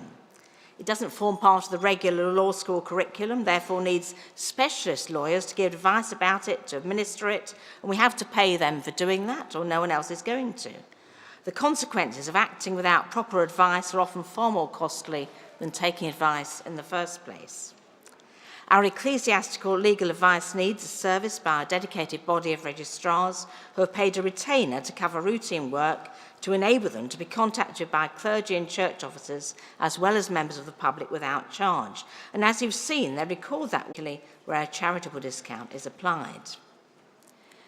We have to remember that most registrars are working in law firms with others who don't necessarily share their faith.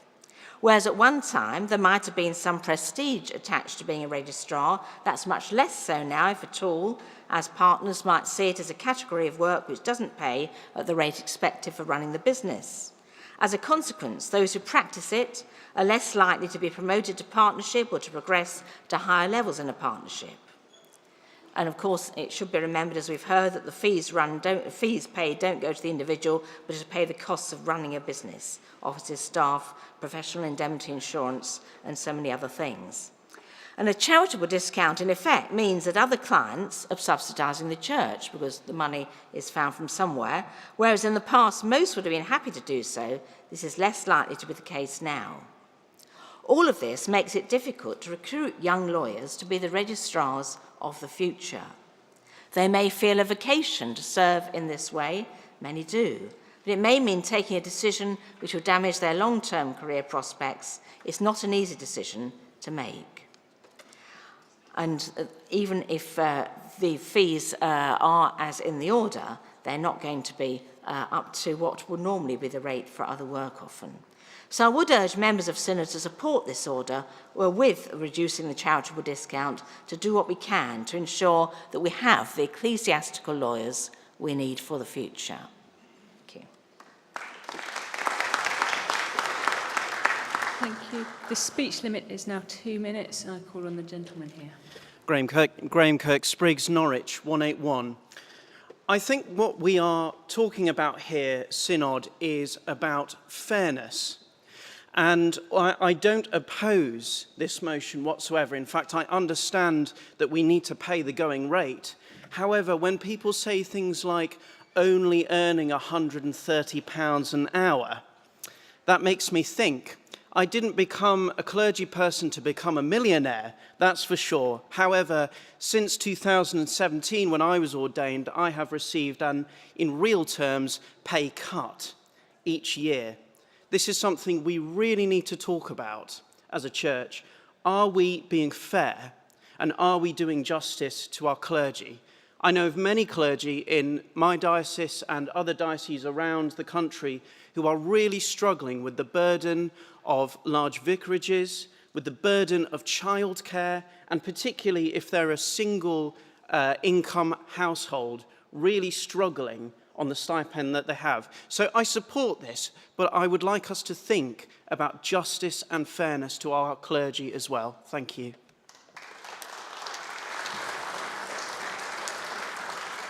Thank you. I see no one else standing, so I call on Bob Cooper to reply, please. You have up to 3 minutes, please. How long? 3 minutes. 3 minutes, gosh. Thank you, Synod, for those comments. To Nigel, I'm glad you're grateful for the extra information. Information on churches and incumbents and waiting, and I honestly cannot answer that question. However, we will make sure that the formula can be shared with all, and I will take that back to the next meeting of the Fees Advisory Commission to clarify that. So thank you for that point. Gavin, the remuneration for clergy, I've got to declare an interest in that, clearly. I think it's a good point, but it's not actually for us today. But I'm sure that those involved in the remuneration of clergy and the CSA will have taken note of those comments. Costs in London, I can't answer something on a very specific question, but if you'd like to write to us, then we can work that out. To my illustrious former member, to Joyce, the body of law of the Church of England is unusual, you said. I think that perhaps could be also said to be strange. And impenetrable would be another adjective. I think you're right. We need to encourage new lawyers, young lawyers, to look into ecclesiastical law. And if you do know any good young lawyers, then I'm sure that the legal team will be very happy to speak to them here at Synod. And to Graham, £130 an hour, yes, sounds like a huge amount to those of us wearing dog collars, but I would also suggest that that's not just going to one solicitor, but that's to run the entire registry, and so that amount is spread over quite a number of people and office. We do want to be fair and give justice to clergy, and I would also again note that the Clergy Stipends Authority will have noted those comments. May I also finish by saying something tangential, which is to commend to all clergy the work of the Clergy Support Trust, who are excellent in their support of clergy, and please do access their excellent website if you know of anybody in distress. Thank you very much.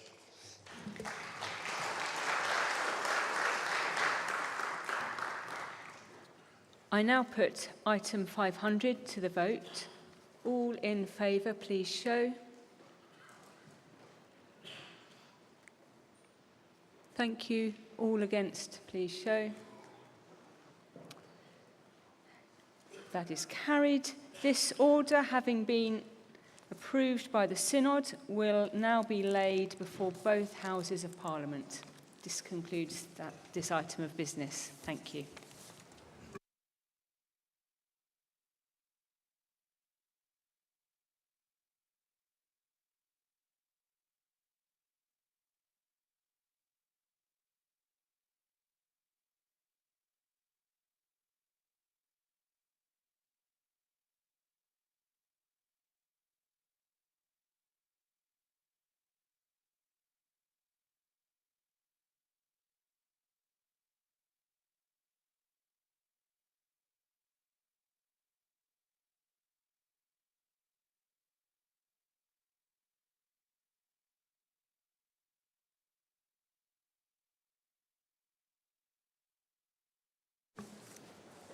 Synod, before we proceed on the agenda, I call upon the Chair of the Business Committee to propose a variation of business. Thank you.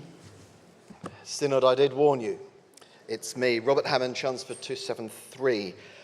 Chair, under Standing Order number 9, I'd like to propose a variation in the order of business, that we move straight now to item 6, which is the appointment of a member of the Archbishop's Council, and that we take item 501, the Electronic Register Book of Services and Conditions, at a time to be agreed. This will ensure that we are able to hopefully appoint Carl to the Archbishop's Council, and it's also Carl's birthday today, I believe, so it means that we can give him a synodical birthday present as well. Thank you, Chair. Thank you. I invite Synod to show, with a show of hands, whether they approve the variation of business that's just been proposed. All those in favour, please show. All those against, please show. That motion is clearly carried. So, as we heard, we move directly to item 6, the appointment of a member of the Archbishop's Council. You will need GS 2301 for this item, and I invite the Archbishop of Canterbury to speak to this item. You have Archbishop, where's he gone? Oh, there, up to 10 minutes, but bearing in mind that we have a hard time stop for questions at 1:45, I hope everybody contributing to this debate will be circumspect in terms of timing. Chair, thank you very much. He will replace Canon John Spence, whose term comes to an end on the 30th of September. There'll be a proper thank you to John on Monday. GS 2301 offers more information about the appointment and the roles Carl has held in the past. I don't intend to spend time reading out what you've already digested. However, it is worth noting that Carl has many experience of industrial resources and energy sectors, as well as considerable experience as a non-executive director and, very importantly, as a charity trustee. He is also given of his time and energy in a wide variety of roles, from work on the Archbishop's Council to church warden in his local parish. His experience and insights means that I suggest to the Synod that he is well qualified, and we are confident that he will serve the Council and the Strategic Mission and Ministry Investment Board and the Finance Committee in a thoughtful and considered way, listening to the Spirit and contributing to the mission of the Church. He understands the issues facing the Church and has the confidence and experience to take responsibility for the very difficult decisions and recommendations that seem to be coming more and more frequently. In doing this, Carl is offering his many talents in the service of Christ and of Christ's Church, and both nationally and locally, for the furthering of the kingdom of God and of bringing people to living faith in Jesus Christ. And thank you very much to the chair of the Business Committee for spoiling my final line by already informing you that it's Carl's birthday today. So just in case you didn't hear it the first time, it's Carl's birthday today. I beg to move the motion standing in my name.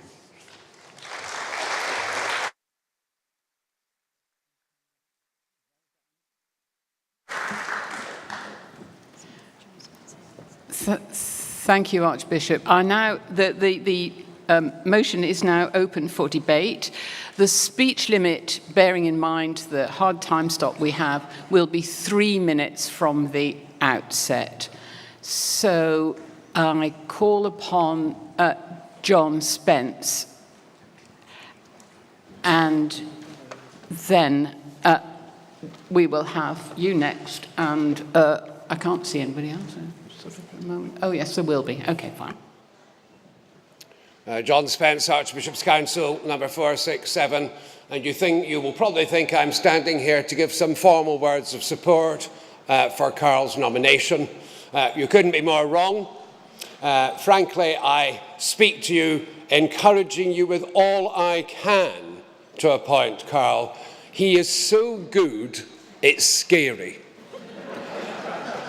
Robust in his challenge, persistent in his questioning, thorough in his analysis, the ability to take the wood from the trees, innovative in his approach, always giving me the left field thinking that enriches the Finance Committee. I've been able to entrust to him and delegate to him the chairmanship of the Investment Committee, which looks after our meagre investments, but very importantly to Synod, looks for the optimal chances to take forward social impact investment. Frankly, ladies and gentlemen, having a bundle of such talent as just one of your numerous members on the Finance Committee has been an onerous task, and I beg you to appoint him so that I can have a rest.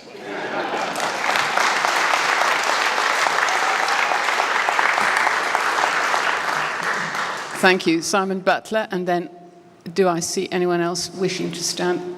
Yes, please. You next, after that. Thank you, Chair. Simon Butler, Southwark 219. I've got 3 things to say in increasing seriousness. Firstly, to warmly support this proposal from the other Synod member from the London Borough of Wandsworth. I'm delighted that Carl is joining. I first came across Carl's work, apart from the pub time we had together, Carl, when Carl was working for the Archbishop's Council on issues at Peterborough Cathedral, and the report he produced was exemplary for our work, so we're well served. Secondly, I want to say, and as I said, increasingly seriously, whenever these appointments are announced, there's always this thing, is he one of us? Does he belong to our tribe? Well, I'm not sure what that means, except that on some issues, Carl and I disagree very profoundly. But taking to heart the Archbishop of York's words a few minutes ago, it seems to me that in a church that we are committed to walking together, we need to set aside those differences of opinion to work for the good of all, for the common good in the church. So even though Carl and I will probably vote opposite each other, should we vote again on Synod stuff from February, I will warmly support his work. And the third thing I want to say is, Carl, what on earth are you joining the Archbishop's Council at the moment for? This is a difficult time. And it has been shocking to me to see the way in which social media has spoken about the Archbishop's Council as a body and as individuals as well. We talk about othering in social media world, and I experience that in some ways myself as well. But I have watched, and we saw it in the Business Committee debate, the Archbishop's Council othered comprehensively as though they were somehow evil and wicked and against the common good of the church, and that we are moral and upright and full of grace. This is simply unfair. We need to realise that we are all in this together. And if we're going to be serious about our sinfulness and our the gracious gift of God to us, we need to recognise that yes, the Archbishop's Council will make mistakes. Yes, Carl will make mistakes. But everyone is trying their best. And in my experience, on 6 years of Archbishop's Council, the area where we took the most care, the most seriousness, and the most time and effort was in safeguarding. And I hope that when we come to the serious matters later in this synod, we will recognise that the people who have been doing the work for us in Archbishop's Council have been doing a remarkable job. They don't get it right all the time, but I am absolutely convinced that they are committed to the best possible standards in the church.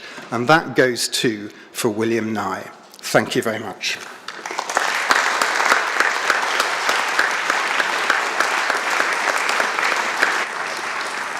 Thank you. The speaker there. And then after that, Jane Ozanne, the speech limit is still 3 minutes. Thank you, Chair. Cathy Rhodes, Sheffield 410. I don't know if there's a conflict of interest, but I'm Chair of the General Synod Environment Group and the Environment Officer for Sheffield Diocese, and I've campaigned for divestment from fossil fuels.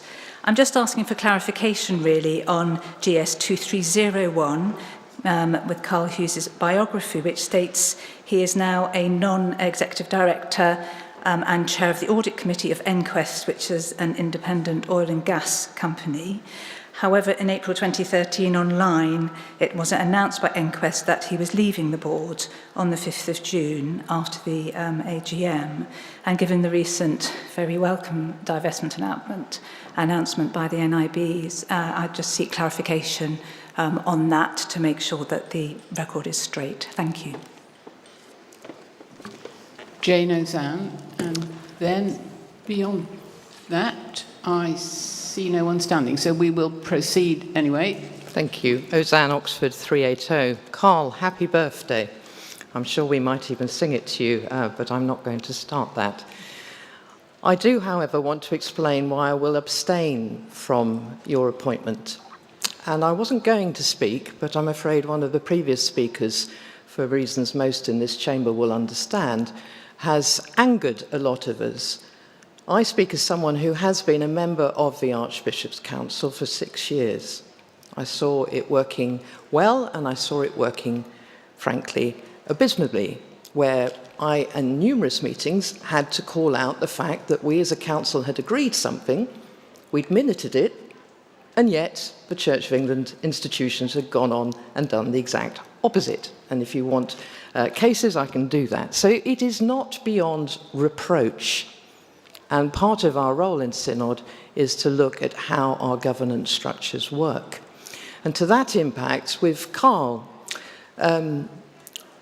you and I have very different views on a number of things, but the fact that you put your name to a letter to the Secretary of State saying that you would continue to conduct conversion therapy and that you would instruct young people in a way that I personally believe will damage their well-being and health means that I have grave concerns about your ability to be independent in these areas.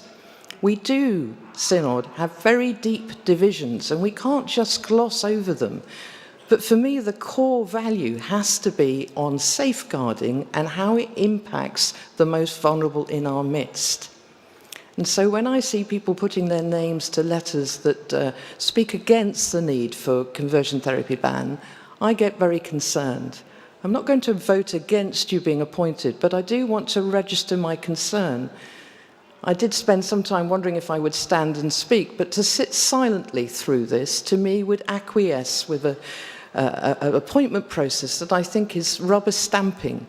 The point of Synod being asked to endorse these people is for us to air our concerns, and that is what I'm trying to do now. I'm sure not all will agree with me, but if you do, maybe you too would want to abstain. Thank you. Thank you. I see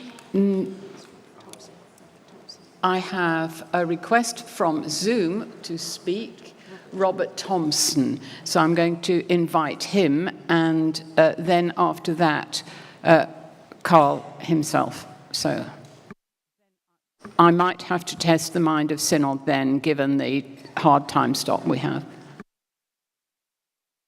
Thank you, Chair. I myself will be following Jane's example and abstaining on this precisely for the issues that Jane points out, in that Archbishop's Council is responsible for safeguarding within the Church as a whole, and putting your name to the letter which Carl did in relation to conversion therapy raises real issues for me in relation to the safeguarding of LGBTQIA+ people within our Church. But secondly, could I also say that I really find Simon's contribution here extremely unhelpful. I don't think it is fair to characterise some of the contributions to the Business Committee debate as othering of Archbishop's Council or of William Nye in particular. The reality is that unless we're able to name these things in a robust and a transparent manner, what is the point of being at Synod at all? And the issue that I raised in relation to William is when the General Secretary of both Archbishop's Council and of the Synod becomes the news item, which is very much the case at present, there is a real issue about our governance, and it must be looked at. Thank you. Thank you.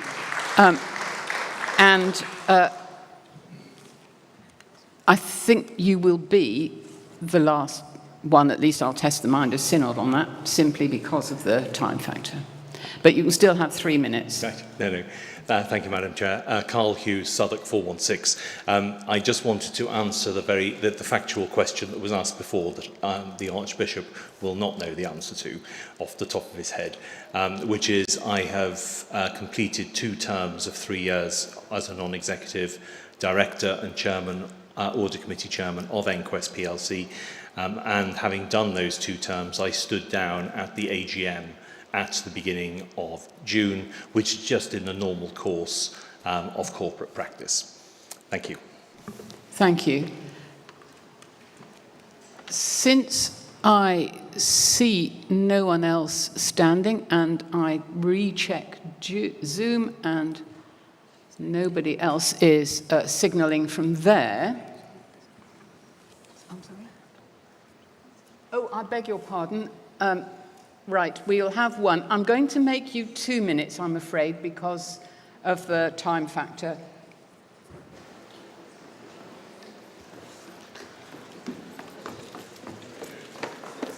Hello, Gabriel Dew, Liverpool 346. I am a relatively new person to Synod. This is my first quinquennium. Most of what we've heard are from people who have been on Synod for ages. And I don't know if you've noticed, they seem to hijack it for all sorts of different reasons. Important issues, but this is a motion, an appointment that's to do with just competency. And from what I've seen from the paperwork, Carl is just obviously competent for the job. And more than that, as a newbie to Synod, the other characteristic that I want to highlight is how generous Carl has been to me whenever I asked him a finance question. And that's the sort of person that you want in the role, so that as a Synod, we can ask the questions, not just from the front, but also around the dining table and that sort of stuff. So can I just commend Carl, to the extent that I know him, that you vote for him. Thank you very much.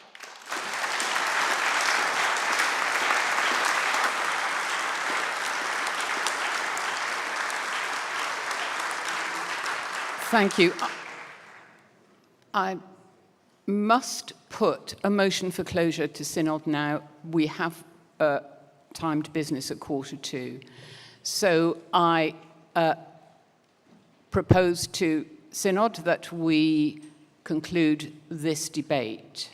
All those in favour? All those against?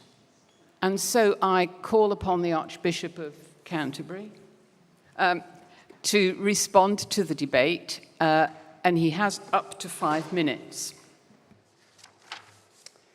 Justin Welby, Canterbury 001. First of all, I'm very grateful to those who've spoken in this debate. I am particularly grateful to Gabriel Chu, who in his enthusiastic support for Carl Hughes made up for John Spence's very half-hearted comments. Secondly, thank you to Simon Butler. I think social media abuse is something that we are suffering from, particularly at the moment. And I'm glad he echoed what most of us felt about the Archbishop of York's very remarkable presidential address.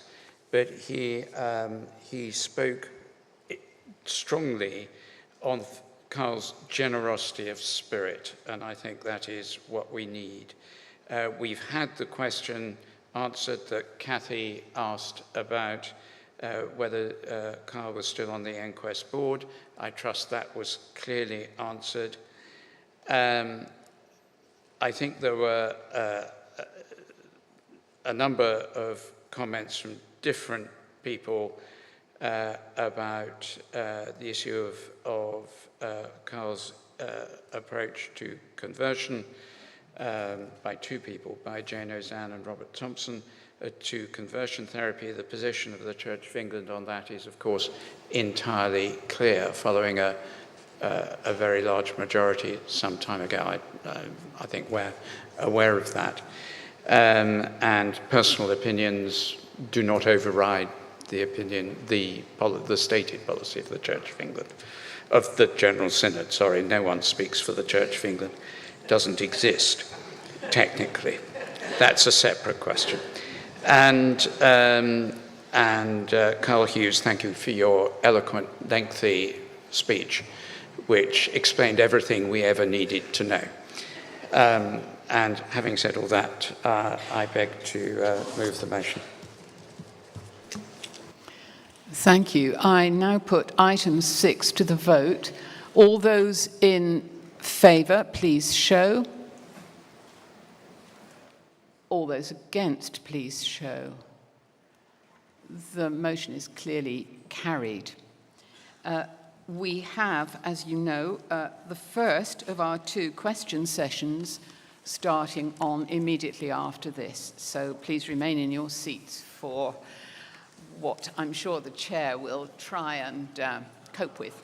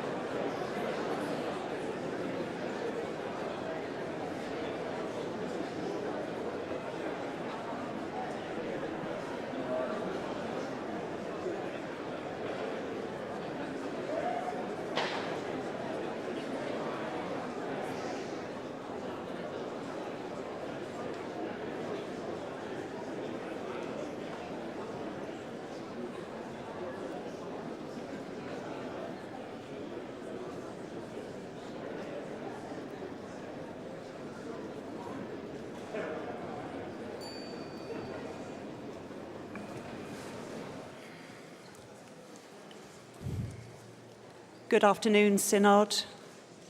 We come to item 7, questions. As members will be able to see, we've got a large amount of questions to get through. For this reason, I'm planning to only allow supplementaries 2 per question. I would like to draw your attention to the notes for members on the front of the notice paper, which say, your supplementary must not contain argument or imputation. In other words, a question must not be used as a debating point, and also must not accuse a person of wrongdoing. It must not ask for an expression of opinion, including on a question of law or for the solution to a hypothetical question.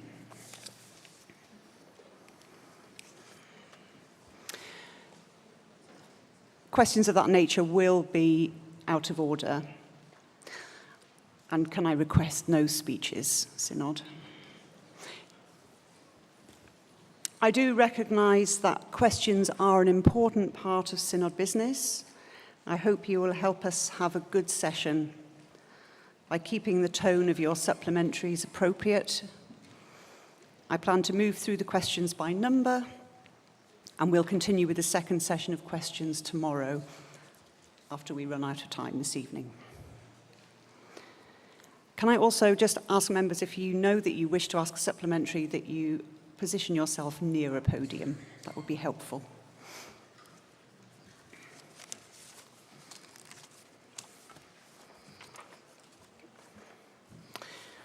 We start with questions 1 to 3 together for the Liturgical Commission. Question 1. Yes. Ian Paul, 229 Sutherland, Nottingham. Given some of the complexities and issues and uncertainties around the question of fatherhood, which were alluded to in the presidential address, are there really no plans to do anything more proactive to mark Father's Day and to actually engage our culture on the whole questions around fatherhood? Question. I think that the Father's Day resources and Father's Day more generally has been marked and by the digital team through our website, which is one response to that. And of course, it's open to local churches and would encourage them to use the resources we have and to speak about fatherhood. Thank you. Question 2. Yes, Alice. Bristol. Alice Kemp, Bristol 72. Thank you for your response. As speaking as a member of the Disability Task Group, we are very keen to get on with this piece of work. Are you able to give us a sense of when the Liturgical Commission might be able to engage with us? We did ask for a timetable in the question, but there wasn't any response to that. Yeah, we very much hope that we can engage with that during the coming year. It's not a matter of the Liturgical Commission's lack of interest or unwillingness to engage. It is purely a capacity issue, and this past year has seen a particular number of issues with the death of the late Queen, the coronation, and the Liturgical Commission's involvement in LLF. We are a very excellently but thinly resourced commission, but we are keen to work in partnership with the Disability Task Group. Question 3. Questions 4 to 7 for the National Society Council. Question 4. Yes. Exeter 119. Bishop, thank you for your full answer and your openness to further research. The Cardus educational study explored schooling in America, Canada and Australia, so it appears to have little bearing on the contribution of the Church of England schools. Is the Bishop aware of the research published in 2021 by Leslie Francis and David Lancashire of Warwick University that focused on church secondary schools in Southwark and showed that attendance at church school had no positive impact on attitudes to Christian faith? How might the Growing Faith Foundation explore more carefully the reasons that our significant investment in church schools appears to be having little impact on young people coming to faith? Yes, I am aware. I am aware of the research. That's the answer to that question. It was very limited. It was only on secondary schools. We do need to keep working away at this. And it was also on a period before all the massive investment we've put into the Growing Faith Foundation and the linking of home, school and church, which we think we recognise was lacking in the past. And we believe that actually will make a major difference in the future. Thank you. Question 5. Question. Yes, go ahead. Ian Paul 229, Southern Nottingham. In the light of the... Sorry, Ian Paul 229, Southern Nottingham. In light of the answer to the previous question and the fact there has been so much investment, would it be possible to undertake this mapping exercise as part of the research looking at the impact of changes we're making? I think, if I may, Chair, that's a question about the previous question, is it not? No. You mentioned in the answer to this about the possibility of mapping, and I'm just saying in the light of the previous question, should we not undertake this mapping exercise? We could undertake it. Whether or not it's the most effective use of time and energy of the staff was something we'd have to explore.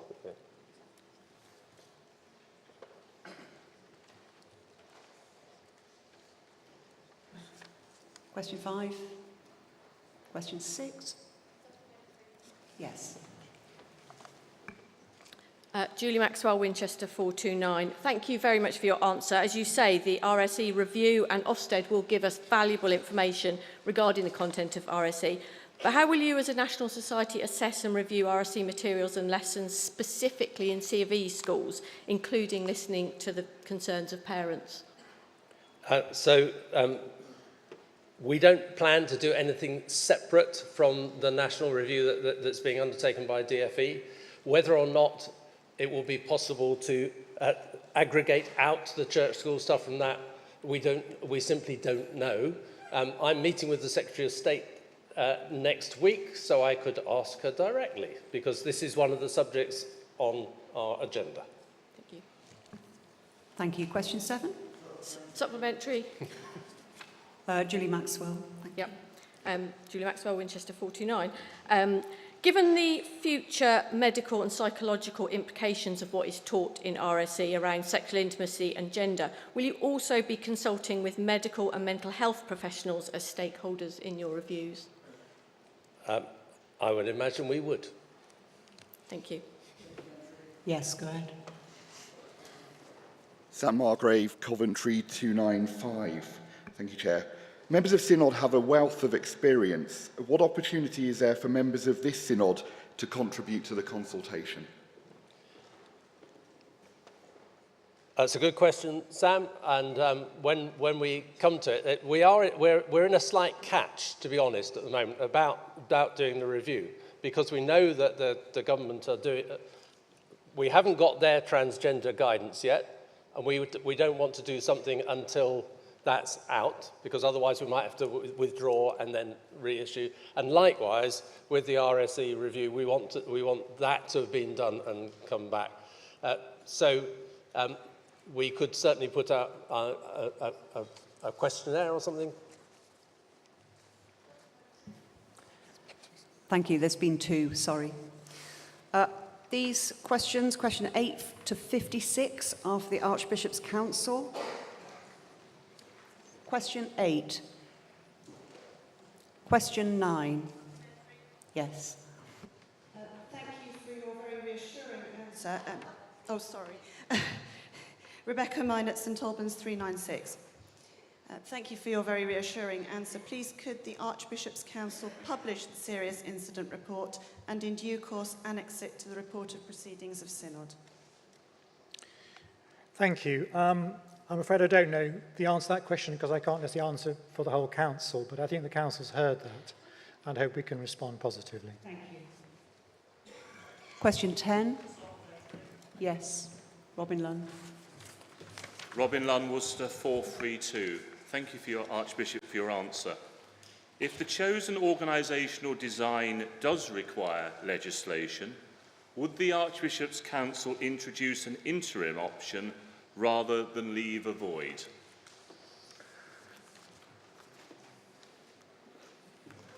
Well, I mean, clearly our main objective is to take things forward, and I imagine that we would, well, I'm sure we will want to look at all options to do that as effectively as possible, of which that is clearly one. And certainly in terms of individual case reviews, that's already being looked at. Thank you. Question 11? Yes. Alan Dowen, Chester 279. The word independent is defined as free from outside influence or control, not subject to another's authority, and being free to make one's own decisions. But is that word being used frequently in safeguarding situations in ways which could be potentially inappropriate or misleading? Is the impression of independence simply being used as a mask for internal control? For example, should the ISB actually have been called the SB? And is the National Safeguarding Panel truly independent if its terms of reference and its composition are determined by the Archbishop's Council? That's more than one question. Sorry. Thank you. Alan, thank you very much for your question and your supplementary. The ISB, when it was set up very specifically as Phase 1 and Phase 2, with Phase 1 very much the call on the board was to put before the Archbishop's Council the plans for ISB 2, i.e. fully independent and fully governed. So that was very clear at the very outset.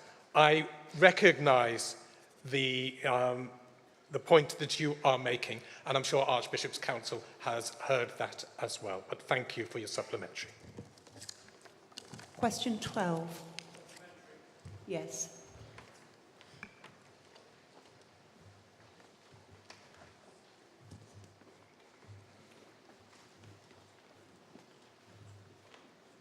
Peter Barrett, Oxford 373.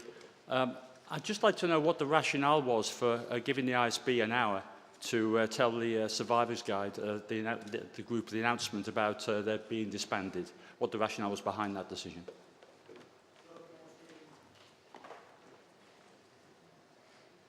Thank you very much, Peter. The time pressures, because of needing to make sure that the Synod was informed about what was happening, left us with very short period in which to both inform and then publish what had been happening. And it came down to a large extent to the need to get Synod papers out on time and for Synod to be aware of what was going on. Yes, Sam. Sam Margrave, Coventry 295. The response says that the decision was the Archbishop's Council and not the two Archbishops personally. As a statement of fact, how did the President's vote on this issue at Archbishop's Council?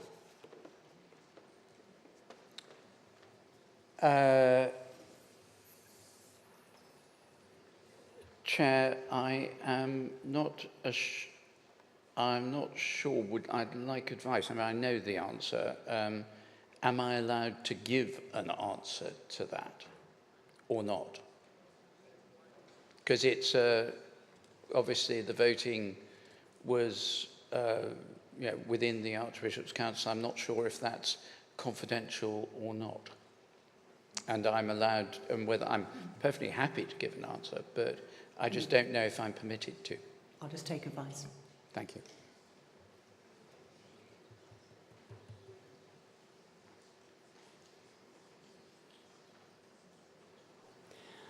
The advice I've been given is for you to respond in writing after taking advice.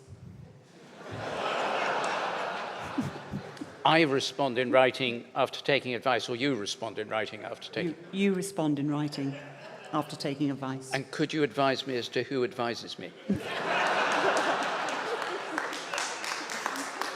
And do I publish the written response if that is the advice?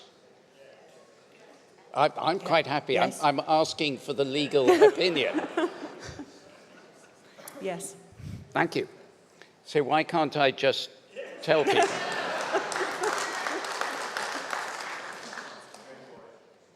If you wish to, you may.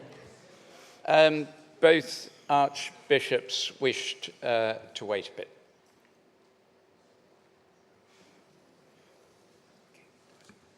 Question 13. Question 14. Yes. Cat Aldred, Derby 296. Thank you for your answer. Just for clarification, in this time of particular frustration and distress on the part of survivors after the loss of trusted advocates, is it correct that there's been no additional resource added to the NST, nor is there a current plan to add additional resource? I can't completely answer for the NST itself. All I can say is that we're in very close collaboration with Alex, who leads the team. We're very conscious of the pressures on the team, and we're very conscious of the need to make sure the budget is appropriate for the team. We do see him regularly at the Archbishop's Council, and I'm in regular contact with him as one of the Archbishop's Council members, particularly associated with safeguarding. So I would say we do keep in close contact, and thank you for your concern and for your question. Question 15. Yes. Anna Tremaine, Leeds 331.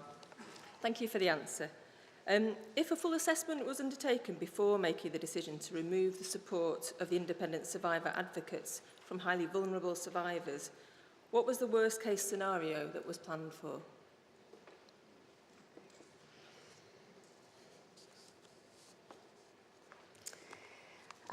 Diana, thank you.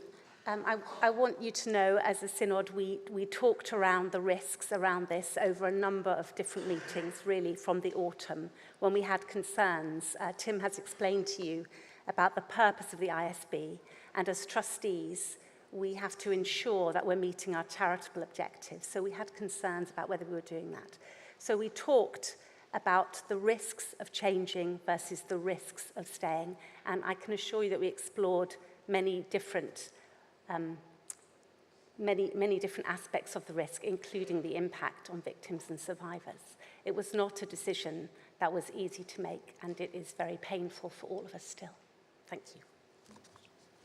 Question 16. Yeah.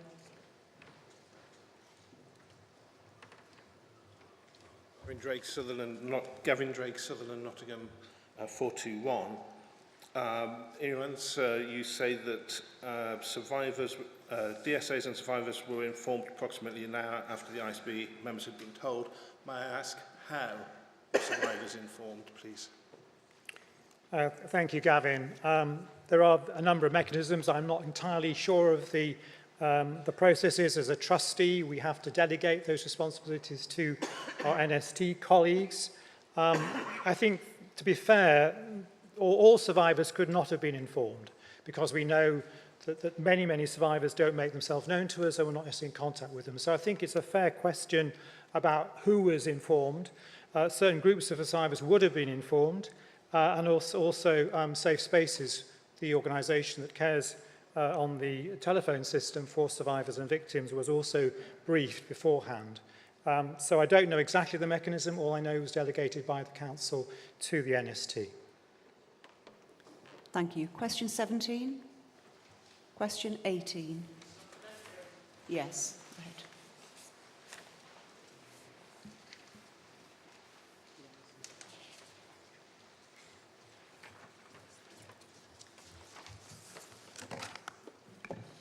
Clive with an S, Diocese in Europe 306.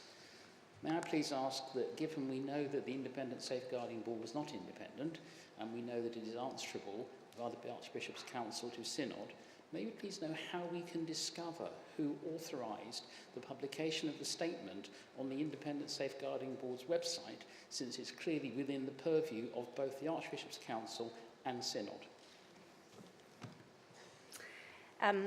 thank you for your question, which I'm very sorry I can't answer.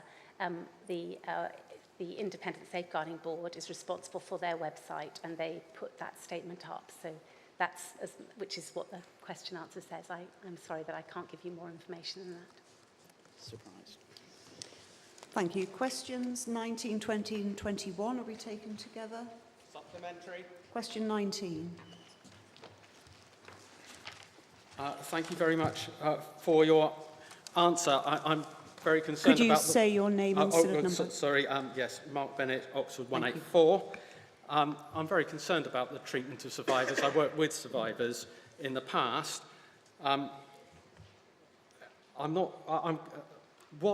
What advice did the Council seek or receive, and from whom, in relation to the likely impact of this decision on survivors to inform its processing going forward, from, e.g. from survivors themselves, legal and HR advice, comms advice, advice or representations from insurers? In the interest of transparency and accountability, could we have a list of the advice received to inform this decision and a digest provided to members of Synod in due course, please?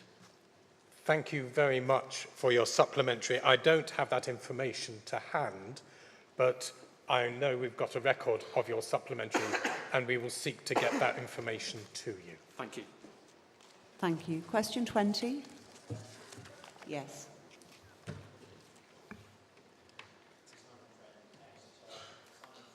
Exeter 310. Shall I say that again? Simon Friend, Exeter 310. Was survivors' hearing of the sudden halting of their reviews on the 1 o'clock news 55 minutes after the publication of the decision part of the orderly pastoral transition planned by the Archbishop's Council? If not, was the sudden announcement a decision of the whole Council? Thank you very much for your supplementary. The Archbishop's Council do recognise we had a duty of care to survivors, but also to the people in the pews who use our churches and those who also work within the church at the national, diocesan and parish levels. And we were very, very aware of the importance that that information was not received on social media or something like that. So we were very much aware of the need to share that directly with all of those parties. So that was the reason for that, the way the information was shared. Thank you. Thank you. Question 21. Yes, go ahead. Mark Bennett, Oxford 184. Obviously, the Elliott Review tells us that continuity of care for survivors is really important. How many survivors have you actually now transitioned with their agreement to satisfactory alternative pastoral support now that the ISB has ceased to exist? That is a piece. Thank you very much for that supplementary. That is a piece of work that we are urgently working on at this very moment, and I hope that we'll be able to report more during this synod to you on that. Thank you. Questions 22 and 23 are together. Question 22, Helen King. Helen King, Oxford 378. Bearing in mind that this response is about, I've been asking for a response about the Spindler report and the other reports, the reviews that are being done, I noticed that the response to this supplementary differs from the response to supplementary question 108, which is specifically on Mr. X and the Spindler report and its recommendations. The written answer from the Bishop of Stepney is that for that case, the NST is progressing some recommendations and they'll go to the National Safeguarding Steering Group in July and then to the Archbishop's Council, which is a very different order of events to what's being suggested here. So I'd just like to ask, why the mismatch? Helen, I don't know any details about the Spindler case, so I can't answer any questions on that. What I can tell you is that this is currently a piece of work that the Bishop of Stepney is involved with, and we're talking to her. I hope that we'll be able to share more when we've got more time on Sunday about what we're doing. We do recognise that it's really important, and we're in discussion with survivors so that whatever the interim steps that we take, that those are agreed with the people who are involved. I hope, sorry, I can't answer your question more fully than that, but I do hope, Synod, that when we come back on Sunday, we will be able to give you more detail. Thank you for your question. Question 23? Yeah. Simon Friend, Exeter 310. I think there's a typo, and it's actually question 22 and 23 being answered together. If that is the case, my original question has not been answered. I specifically asked what minuted reference, what would happen to all ISB reviews in advance of the decision to disband the board. So I don't believe that question's been answered. My supplementary is, I understand that the ISB members were not asked to agree and publish clear interim arrangements prior to the decision. If that is the case, can the answer be corrected and clarified for the record? We did discuss what would happen to cases that were in progress as we made that decision, and we agreed that that was a priority, that there should be continuity. We have also realised since then that we cannot make decisions about what happens to other people. We need to consult with survivors, and so that is the work that's happening at the moment. I think you were asking about what we asked the 3 ISB members to do. My understanding is as written here, and so I think we need to go away and clarify that. And thank you for raising that, Simon. There is, I don't want to disagree with what you're saying if that's what you have heard, and but this is my understanding as written here. So we will clarify. Thank you. Question 24? Yes.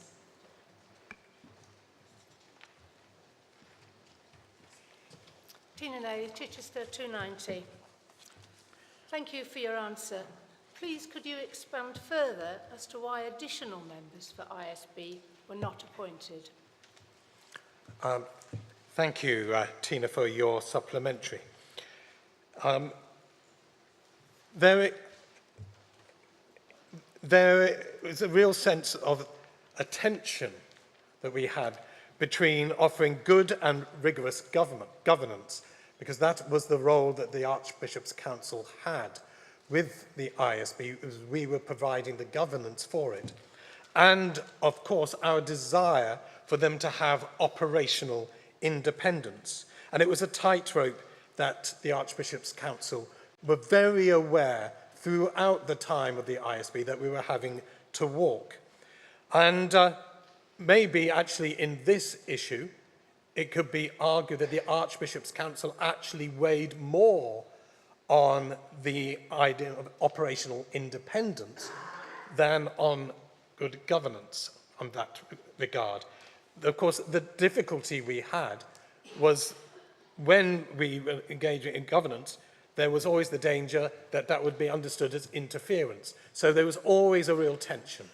But in this regard, I think we erred on the side of operational independence in our decision-making. Thank you. Yes, go ahead.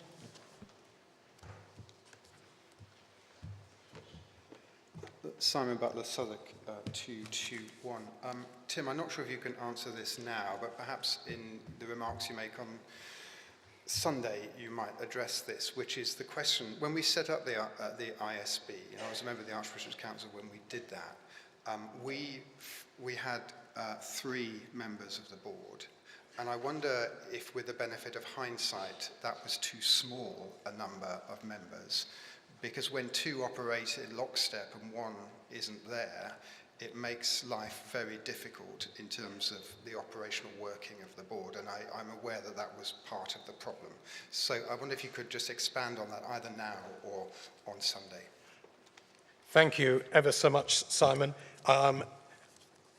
My intention, because I'm going to be on the panel on Sunday will be to expand more then, because hopefully I'll have more time to be able to expand it than just a very short time we have for questions. But thank you for raising that. Thank you. Question 25? Yes. Muriel Robinson, Lincoln 344. And because this is a finance question, just in case it's relevant, I am chair of the Lincoln Diocesan Trust and Board of Finance. Thank you very much for the very helpful figures, albeit not quite in the form I had asked for, but showing that we have spent nearly £750,000. I wonder if I could ask what internal controls were in place to ensure that such big costs were appropriately incurred and are thus capable of audit. Sorry, capable of audit? Yes, audit. Yes, thank you very much for the question. As you say, the figures are quite substantial. They relate to the work of the board, which, as we just heard now, had this difficulty within the council of how much we allowed the board to have its independence in its workings and so on, and how much we took a governance view. And as I think Tim has just explained, that was a system that we all often fell perhaps short of. We perhaps didn't have enough direct control over it in terms of monitoring the spend and the scope of the work. But that, I think, was because we were trying to bend over to allow an independency of the board in its functions, in its activities. I think with hindsight, we have to learn from this, and we have to understand that, and I think, again, that will come up when we review the work of the audit committee, that possibly our auditing was not strong enough. And that's a thing for the debate on Sunday or Monday when the council is. So I think it's a very helpful question and one we need to take quite a deep breath about and try and understand better. We have a question from Zoom. Robert Thompson. Thanks, Jamie, for your answer to Muriel's question. Can you confirm that no professional fees were paid to the chair of the ISB after she stepped back from her position as chair last autumn? I'm afraid I don't know the answer to that question, Robert. Question 26? Yes. Julie Connelty, 51, Northern Suffragans, trying to remember who I am, and also Deputy Lead Bishop for Safeguarding, a brief supplementary. It's a question for clarification. Was any advice purporting to come from me provided to Archbishop's Council regarding this decision, its implementation, or the impact on survivors and victims? And I ask because the printed answer is ambiguous, and to the best of my knowledge, I wasn't asked to provide any advice. Thank you, Julie. And of course, we have I don't know if you call it a confidence, we're both trustees together of Safe Spaces. Great to work with you there. Obviously, I'm trying to think back to the conversations we had in the Archbishop's Council meetings. I can't say strongly one way or the other whether you were quoted. I mean, I don't recollect that. I do know that Bishop Joanne was there and a number of other bishops were. I'm very sorry if this has suggested something that's not true in your case. And certainly we deeply respect the work you're doing. Thank you. Thank you. Questions 27 and 28 together? 27? Matt Orr, Bath and Wells 248. With respect, paragraph 17 of GS 2263 established that the ISB had oversight of the NST. As such, I ask whether all relevant email communications received by the NST from diocesan bishops relevant to the John Smith review were forwarded by the NST to the Macon review in a timely manner. I don't know, I'm afraid. I can try and find out. I mean, when you say oversight, I think the ISB had general oversight. I don't think it had specific case oversight in cases relating to the Smythe inquiry. I would be very surprised if it did. And I think the whole point was it was trying to have an oversight of the workings of the work of the NST, not the specific case analysis. Thank you. Question 28? Question 29? Question 30? Yes. Sorry, I was anticipating supplementaries on the others, but I wasn't here. Gavin Drake, Sutherland, Nottingham 421. Can I ask what method the safeguarding steering group is using to monitor whether the recommendations of lessons learned reviews are being implemented. I just don't understand the difficulty in providing that information in a public form. If they're monitoring, that information should be available. Thank you, Gavin. I think you're moving a bit forward with this. You tried the other year, and this is a bit more forward thinking. As I said the last time, this is an area that we didn't have the capacity for or the understanding of. I think I would say, and I'll pick up more on this on Sunday, that monitoring is very difficult in these areas to understand what the impact is. You can have reports, you can have inquiries, you can have many, many recommendations, but actually to see what difference they're making on the ground is really difficult. I think what you're helpfully suggesting is we could map better, but I still don't think mapping necessarily gives you the sort of confidence of compliance that we would all like. We might want to talk about that on Sunday in relation to what a future board might be able to do. Thank you. Question 31?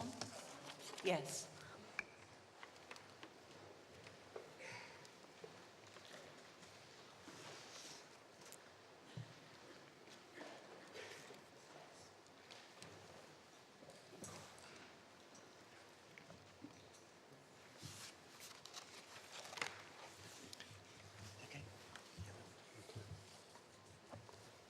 Robert Innes, Europe 17. I'm very grateful to John Spence for his helpful answer on my question about the results of the Transforming Effectiveness programme. I do pick up quite a lot of concern about this programme, not least from the employees of the National Church institutions, and I suppose that is to be expected because this kind of programme always does generate stress and difficulty. However, I wonder whether, in the interests of proper accountability and transparency, the Archbishop's Council might consider conducting an impact assessment of this programme and publishing its results for General Synod to see. Well, thank you very much, and it's a very, very fair point. You cannot undertake a programme where you are removing posts without creating great anxiety. And throughout the process, we were very keen, and I know that the chief officers and the HR team were working with our staff to try to reduce, you can never eliminate, but to reduce the anxiety that they were feeling. I'll certainly take to JCSB, which is the appropriate group, whether we should do a further assessment. If you look at the next question, actually, it talks about morale. The work that the chief officers and the HR department have done around morale tells us that actually it is in a good place. It is not perfect, but it is in a good place. Nothing can matter more surely than we take care of the welfare of the people who work so hard for us. And I would honestly say to us, and I do believe that we walked very carefully down this path, that we thought about our people at every stage. And yes, of course, there was anxiety and unease when jobs and posts are going. We could not avoid that entirely. Thank you. Question 32? Yes, go ahead.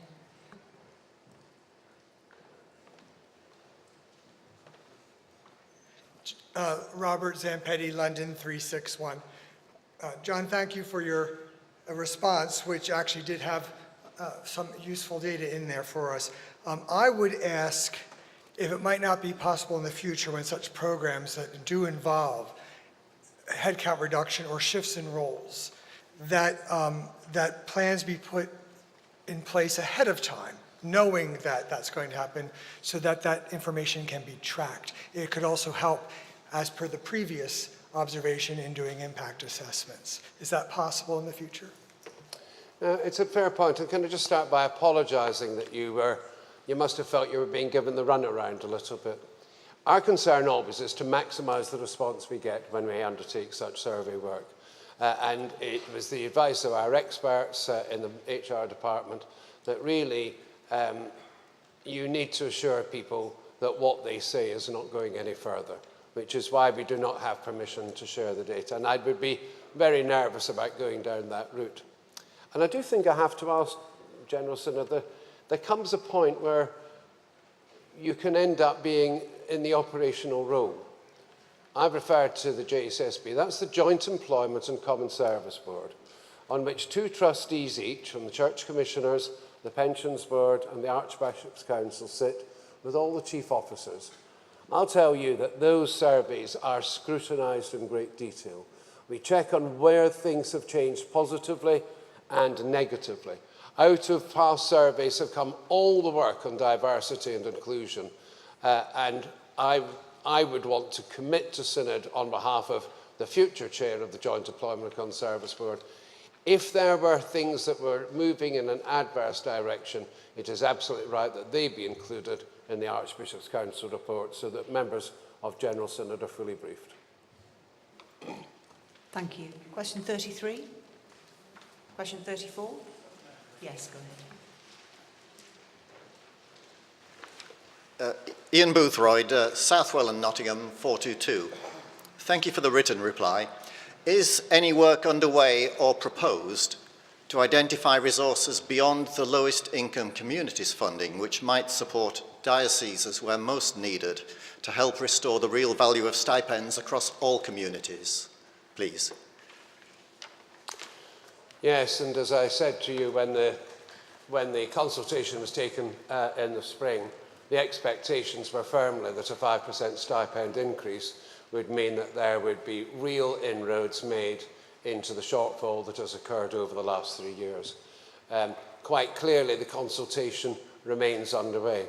And we're going to come to a very difficult moment. On Monday, I will share with you information around the scale of diocesan deficits. We are already seeing situations where, sadly, dioceses feel there are no alternatives but to reduce the number of priests. And so there is absolutely work underway to have the debate across the governing bodies of the Church Commissioners and the Archbishop's Council, and something called the Emerging Church Steering Group, where everybody comes together, a large body of people, to see how we apparently balance an unbalanceable equation. And that, I assure you, is very much front of mind. Thank you. Question 35? Question 36? Yes, go ahead. Rebecca Mine at St Albans 396. Thank you for your answer. Are the policies of the bodies referred to in your answer publicly available? And if so, where can we find them? Again, I'm afraid I don't know the answer to that. We will try to find out for you and tell you. As you know, it is a very odd business that we have all these different ones, and perhaps, as you say, part of the governance review will be to try and bring everything together so that we do have one more clear policy. Thank you. Question 37? Yes.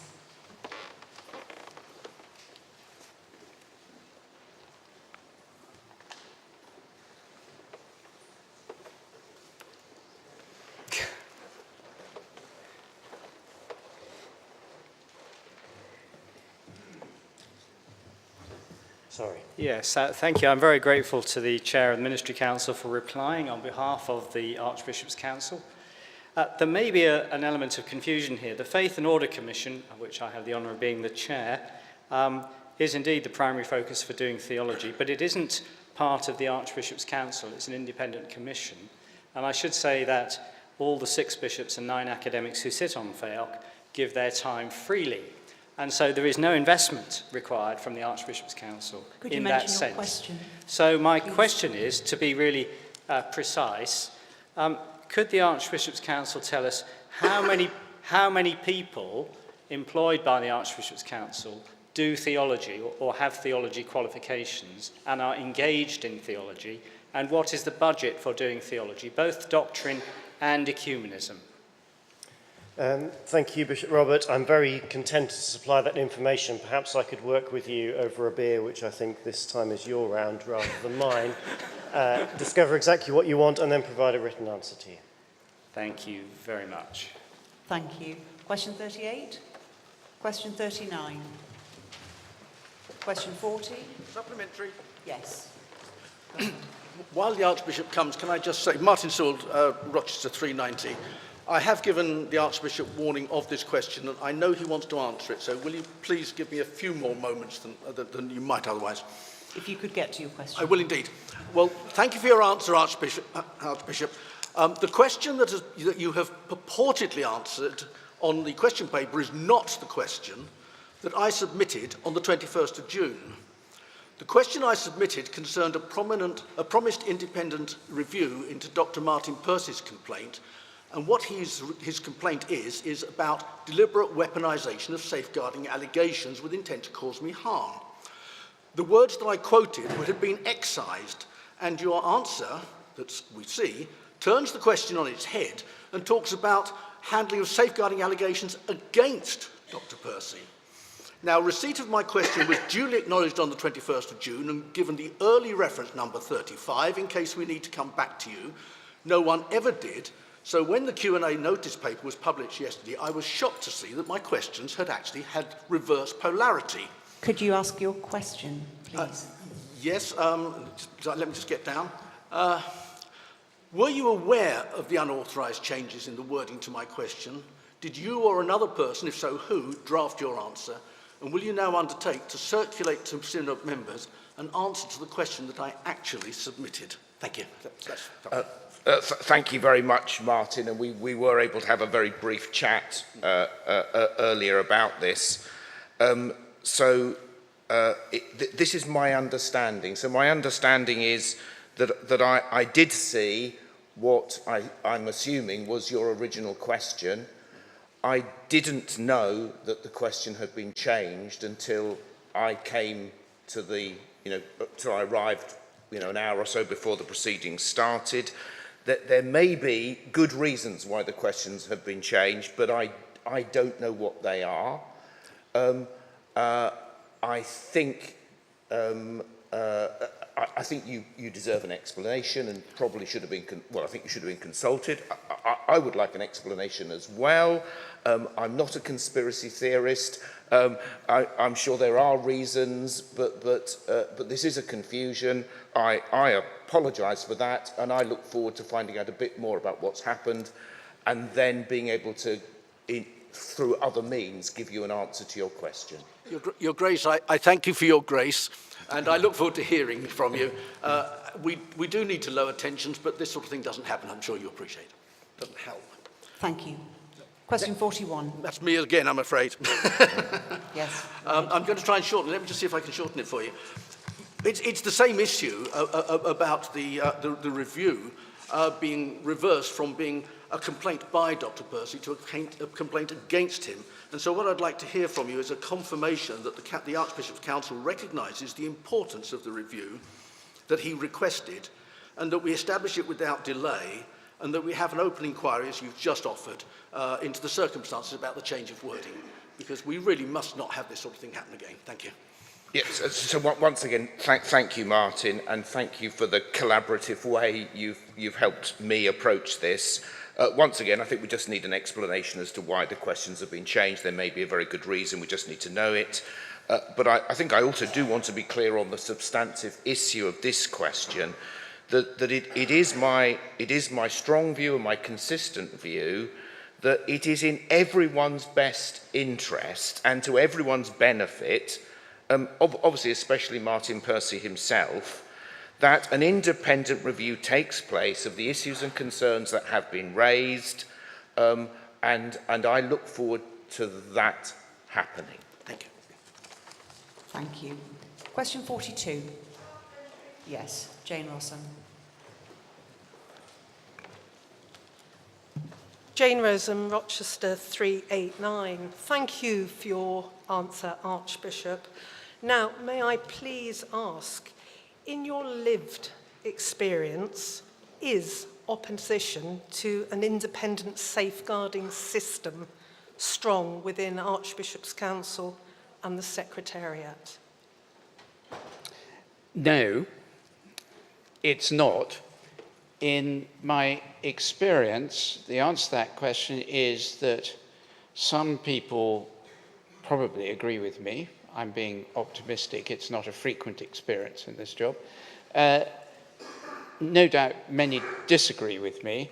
but I think most people want to hear the question explored very carefully to make sure that the extremely high quality work done by the NST and by DSAs and DSOs, DAS and safeguarding advisors and officers and safeguarding advisory panels all the way down to the volunteers in the parishes is recognised, is appreciated, and is not made more difficult by structures that are not going to help. In other words, it's the further into the front line you get, the more complicated the questions become as to what is helpful and what is unhelpful to effective safeguarding both policy and operations after events and complaints. So no, there's some people agree, some people don't agree. I think this is going to take a lot of very hard thinking. Thank you. Yes, go ahead. Ian Paul 229, Sutherland, Nottingham. Given that the Archbishop's Council voted unanimously 2.5 years ago that we were absolutely committed to fully independent safeguarding, given that the Council brought proposals to the Synod which were unanimously agreed, given that the House of Bishops also agreed that our goal must be independent safeguarding, I wonder if the Archbishop could explain what he means by saying this is not an official view, and whether he's aware of how very, very difficult indeed it makes for colleagues on the Archbishop's Council when he makes statements that gives the impression that we are not committed to fully independent safeguarding, when we've said repeatedly that we are. The answer to that, thank you, Ian, very much. As you, as a very faithful attender at the Archbishop's Council, I'm sure you can appreciate that the answer is that what we mean by fully independent safeguarding has not been discussed in detail. We were unanimous in looking for independent oversight through the ISB, and there is no question about the commitment to that. But whether, for example, we are unanimous that parish safeguarding officers should be independent of the diocese in which they work is something that, to the best of my memory, though I have missed one or two meetings of the Archbishop's Council, I can't remember us ever discussing. So the degree and level to which safeguarding goes in the Church is not something that I remember. I'm quite happy to be corrected by you, that we have discussed.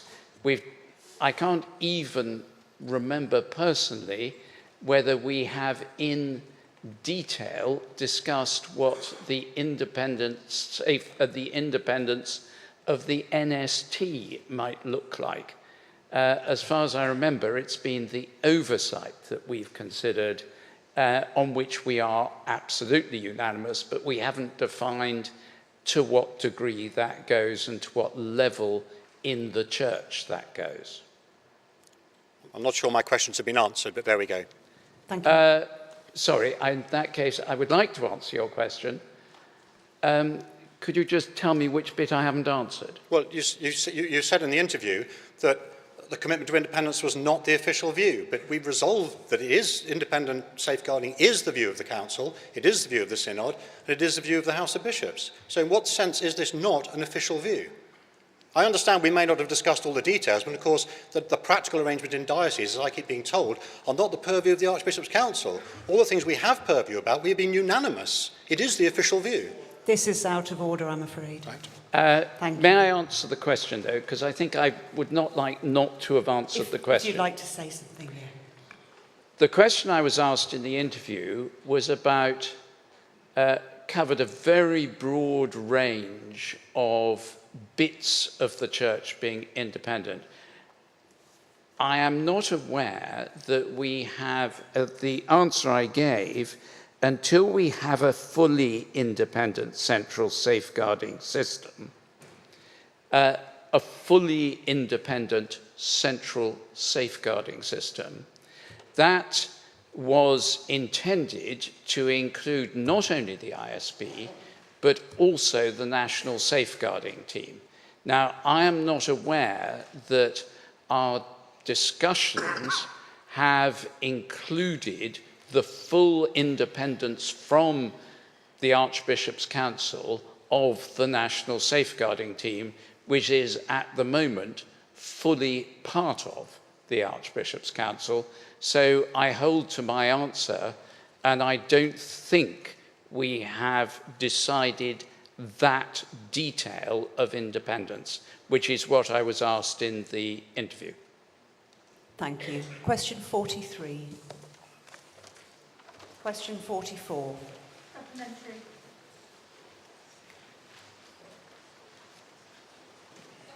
Supplementary. Alice Kemp, Oh, Bristol, one moment, please. Is Mark Sheard here?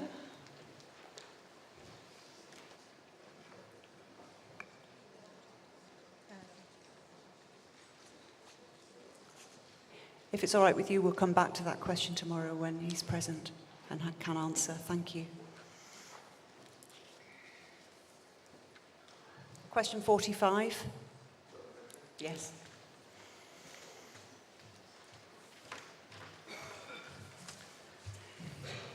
Greenwood, Southwark, 415.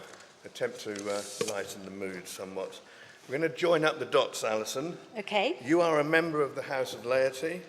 In December 2021, you were elected by the House of Laity to become our Deputy Chair. Congratulations. And by virtue of that office, you are a member of the Archbishop's Council. So the reason you're standing here today is because you were elected by the House of Laity. Thank you. Could you ask your question? That was the question. Okay. Yes. My answer is the yes. answer is yes. Thank you. Great. Question 46. Supplementary? Yes. Thank you for your answer. I have to say I don't share your view that the consultation in 2020 to refresh the Code of Governance was rigorous, to use your words, partly because it took place during the lockdown. The first I heard of it as a charity trustee of several charities was when the actual thing was published. But would you agree that the code is very likely to be refreshed again before 2026? And if it is, could you use your significant energies and efforts and passions to ensure that the Archbishop's Council or its successor takes a full part in that consultation? I don't know that, Adrian, but I like the code enormously. I think it's a very useful tool, and I would be very happy to engage with that work. So actually, thank you for that challenge, which I take up. Thank you. Thank you. Question 47? Yes. Carolyn Graham, Guildford 319. Thank you for your answer. As a lawyer, I'm aware that you usually draw on a bank of precedents when drafting contracts. Do you have precedents in these contracts that you can share with Synod that you've used? I would have to find out. Obviously, I work in a people team as an HR professional, and these details are confidential to individuals. So I would need to see what we can share and what we can't share, Carolyn. But Yes, thank you. I was only looking for generic stuff, nothing personal or financial, just the generic stuff. I can find out. Thank you. Thank you. Question 48? Yes, Stuart 5.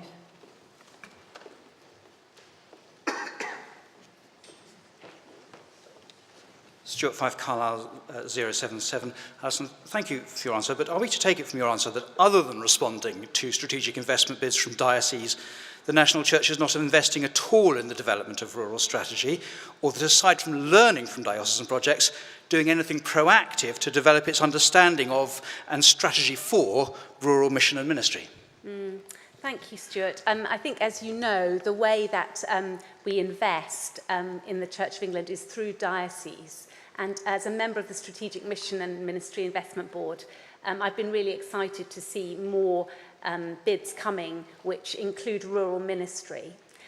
But we don't, as far as I know, have an overall strategy or an overall work stream that looks at this. But I would just encourage dioceses, when you're thinking about bidding to us, please do include rural parishes, because we are keen to support that ministry. And if that needs to happen, then maybe you'd like to take that forward, Stuart, if you think we need to have an overall overarching strategy. Thank you. I accept your invitation. Sally Gaze. Sally Gaze, St Edmunds Green, Ipswich 209. I'm leading one of the SDF projects in Rural Ministry and Mission, which has an upcoming evaluation. So I'm very excited with your mention of that project. By what means is the National Church currently exploring the thematic analysis of learning around rural ministry and mission that you mentioned in your answer?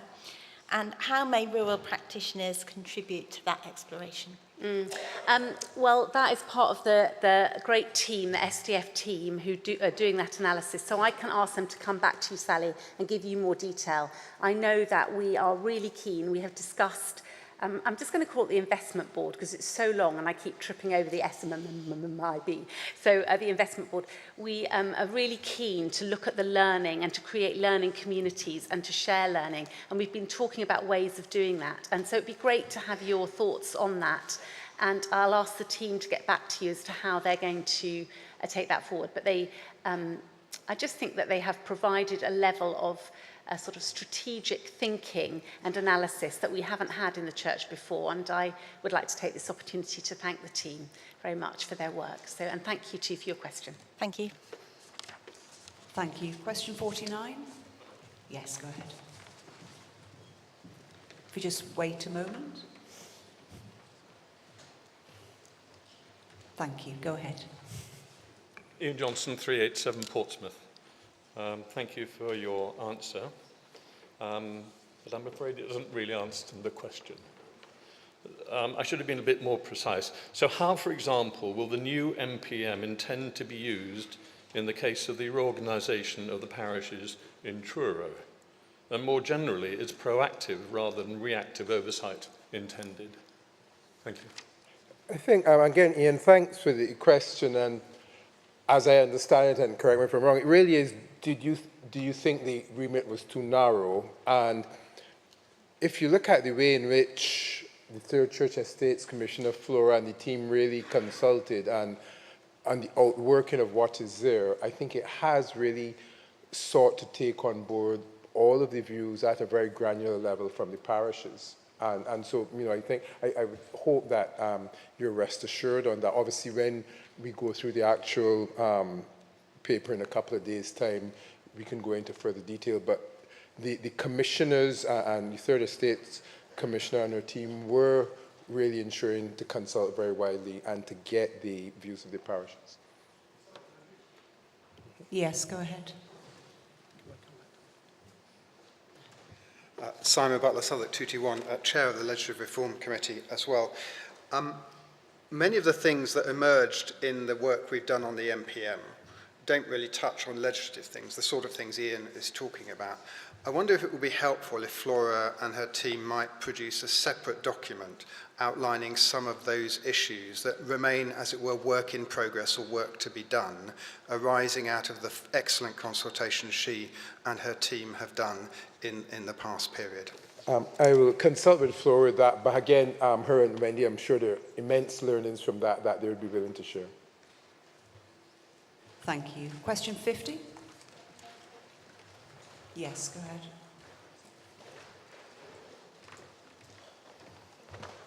Tina Nay, Chichester 290. Thank you for your answer.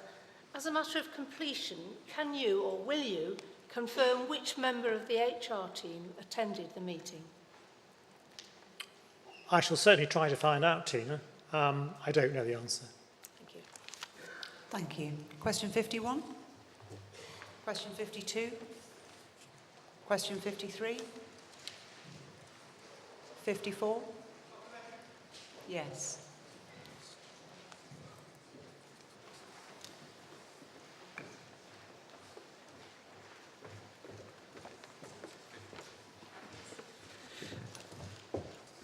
Stuart 5 Carlisle 077.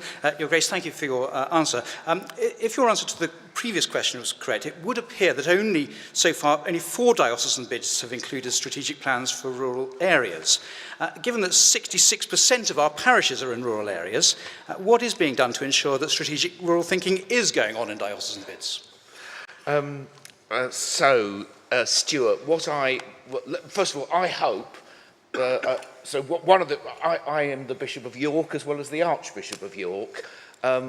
We are a diocese of great diversity, but a large proportion of the diocese is rural. We are not on the list yet, but we are in the process of preparing a bid. And I think what I would want to say, I hope this is an answer to your question, is a big encouragement to dioceses to see the help that is available, to note that we are now approaching this in a whole new way, and it's about working closely with the new investment board to see what can be done and what help can be, to learn from other dioceses and to create learning communities amongst the dioceses. And so my great hope is that dioceses like the one I serve with large rural areas will look to find ways of revitalising the life of our parishes in those areas and support exciting new initiatives. I don't know whether I've wandered from your question, but if your question was why haven't more happened, the answer is I don't really know. But I do know that lots of dioceses are preparing bids, like York, and I want to encourage that. Thank you. Question 55? 56? Yes.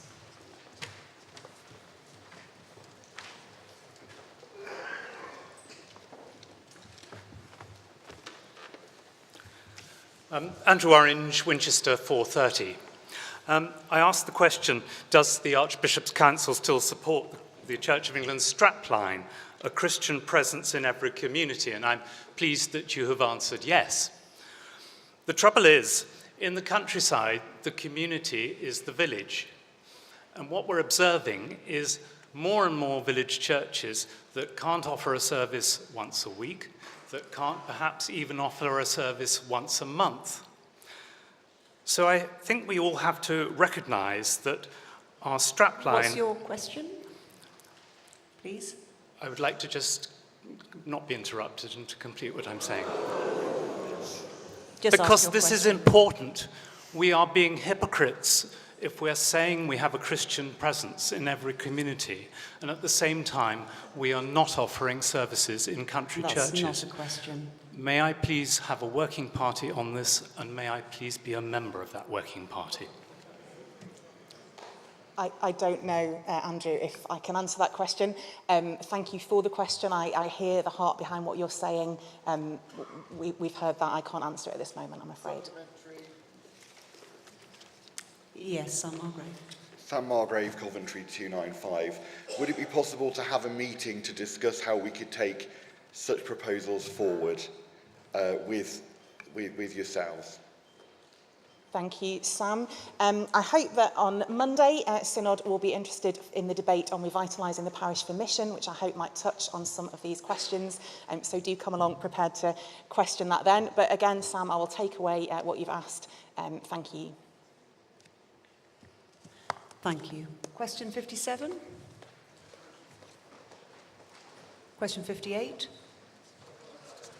Oh, sorry, question 57. Bishop, Richard Brown, 270 Chelmsford. Bishop, thank you very much for your answer, your terse answer. I'll take that perhaps as a no, but can I ask you a further question?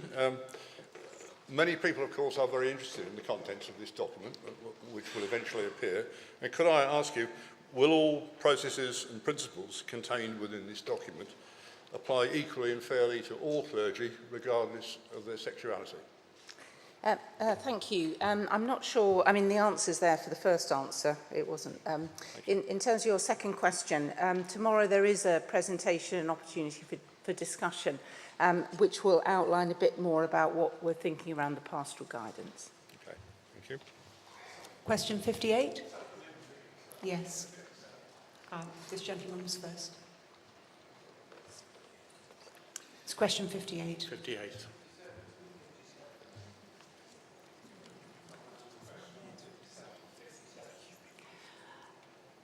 Okay, I'll let you ask a supplementary for 57. Mark Ireland, Blackburn 69. Bishop Sarah, in your answer you said that the pastoral guidance will explore issues not covered in issues. And if I heard you correctly, in February you said that the guidance would replace all previous teaching documents on marriage. Would that include the House of Bishops statement in 1999 that sexual intercourse as an expression of faithful intimacy properly belongs within marriage exclusively? No, I didn't. I did not say that it would replace all documents around the Church of England teaching on marriage and doctrine. So very clearly, the motion itself made it very clear that we continue to uphold the doctrine of the Church of England around marriage. This is around pastoral guidance, and it won't look like issues in human sexuality, so it won't be a book.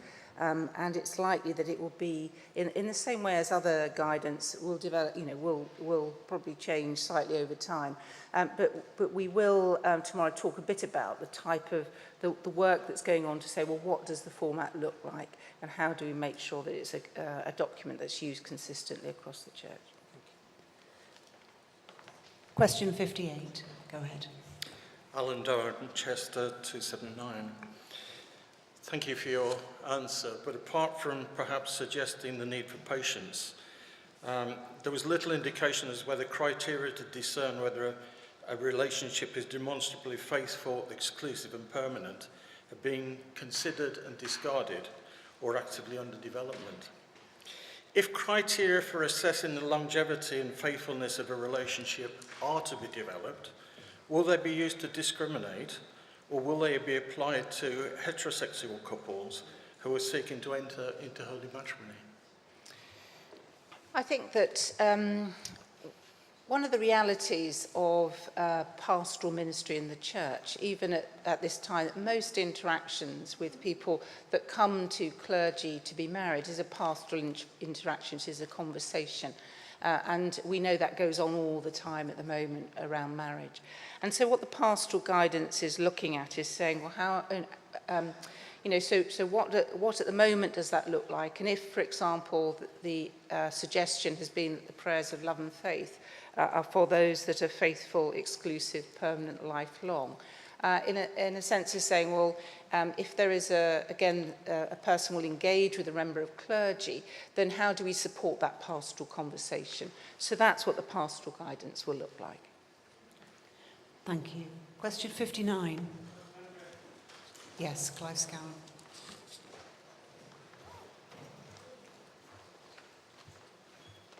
Clive Scowen, London 358. I'm grateful to the Bishop for answering the first part of my question.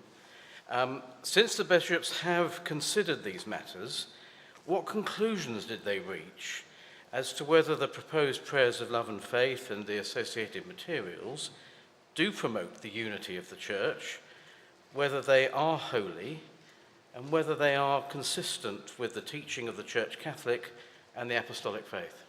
Thank you, Clive, for your supplementary question. As I think we've already, in the presentation tomorrow, will indicate that this is, in terms of the work that will come back to November, implementing the motion that was agreed at Synod in February, that it is work in progress, and that these things, the things that you raise, there have been discussions about it, and I think I made very clear at the last Synod that when we come back with the prayers of love and faith, with the pastoral guidance, and what we require around pastoral reassurance, that we will make it very clear that our workings around theology and doctrine are made very clear. Thank you. Thank you. That concludes the questions for this session. We have come to 7 o'clock.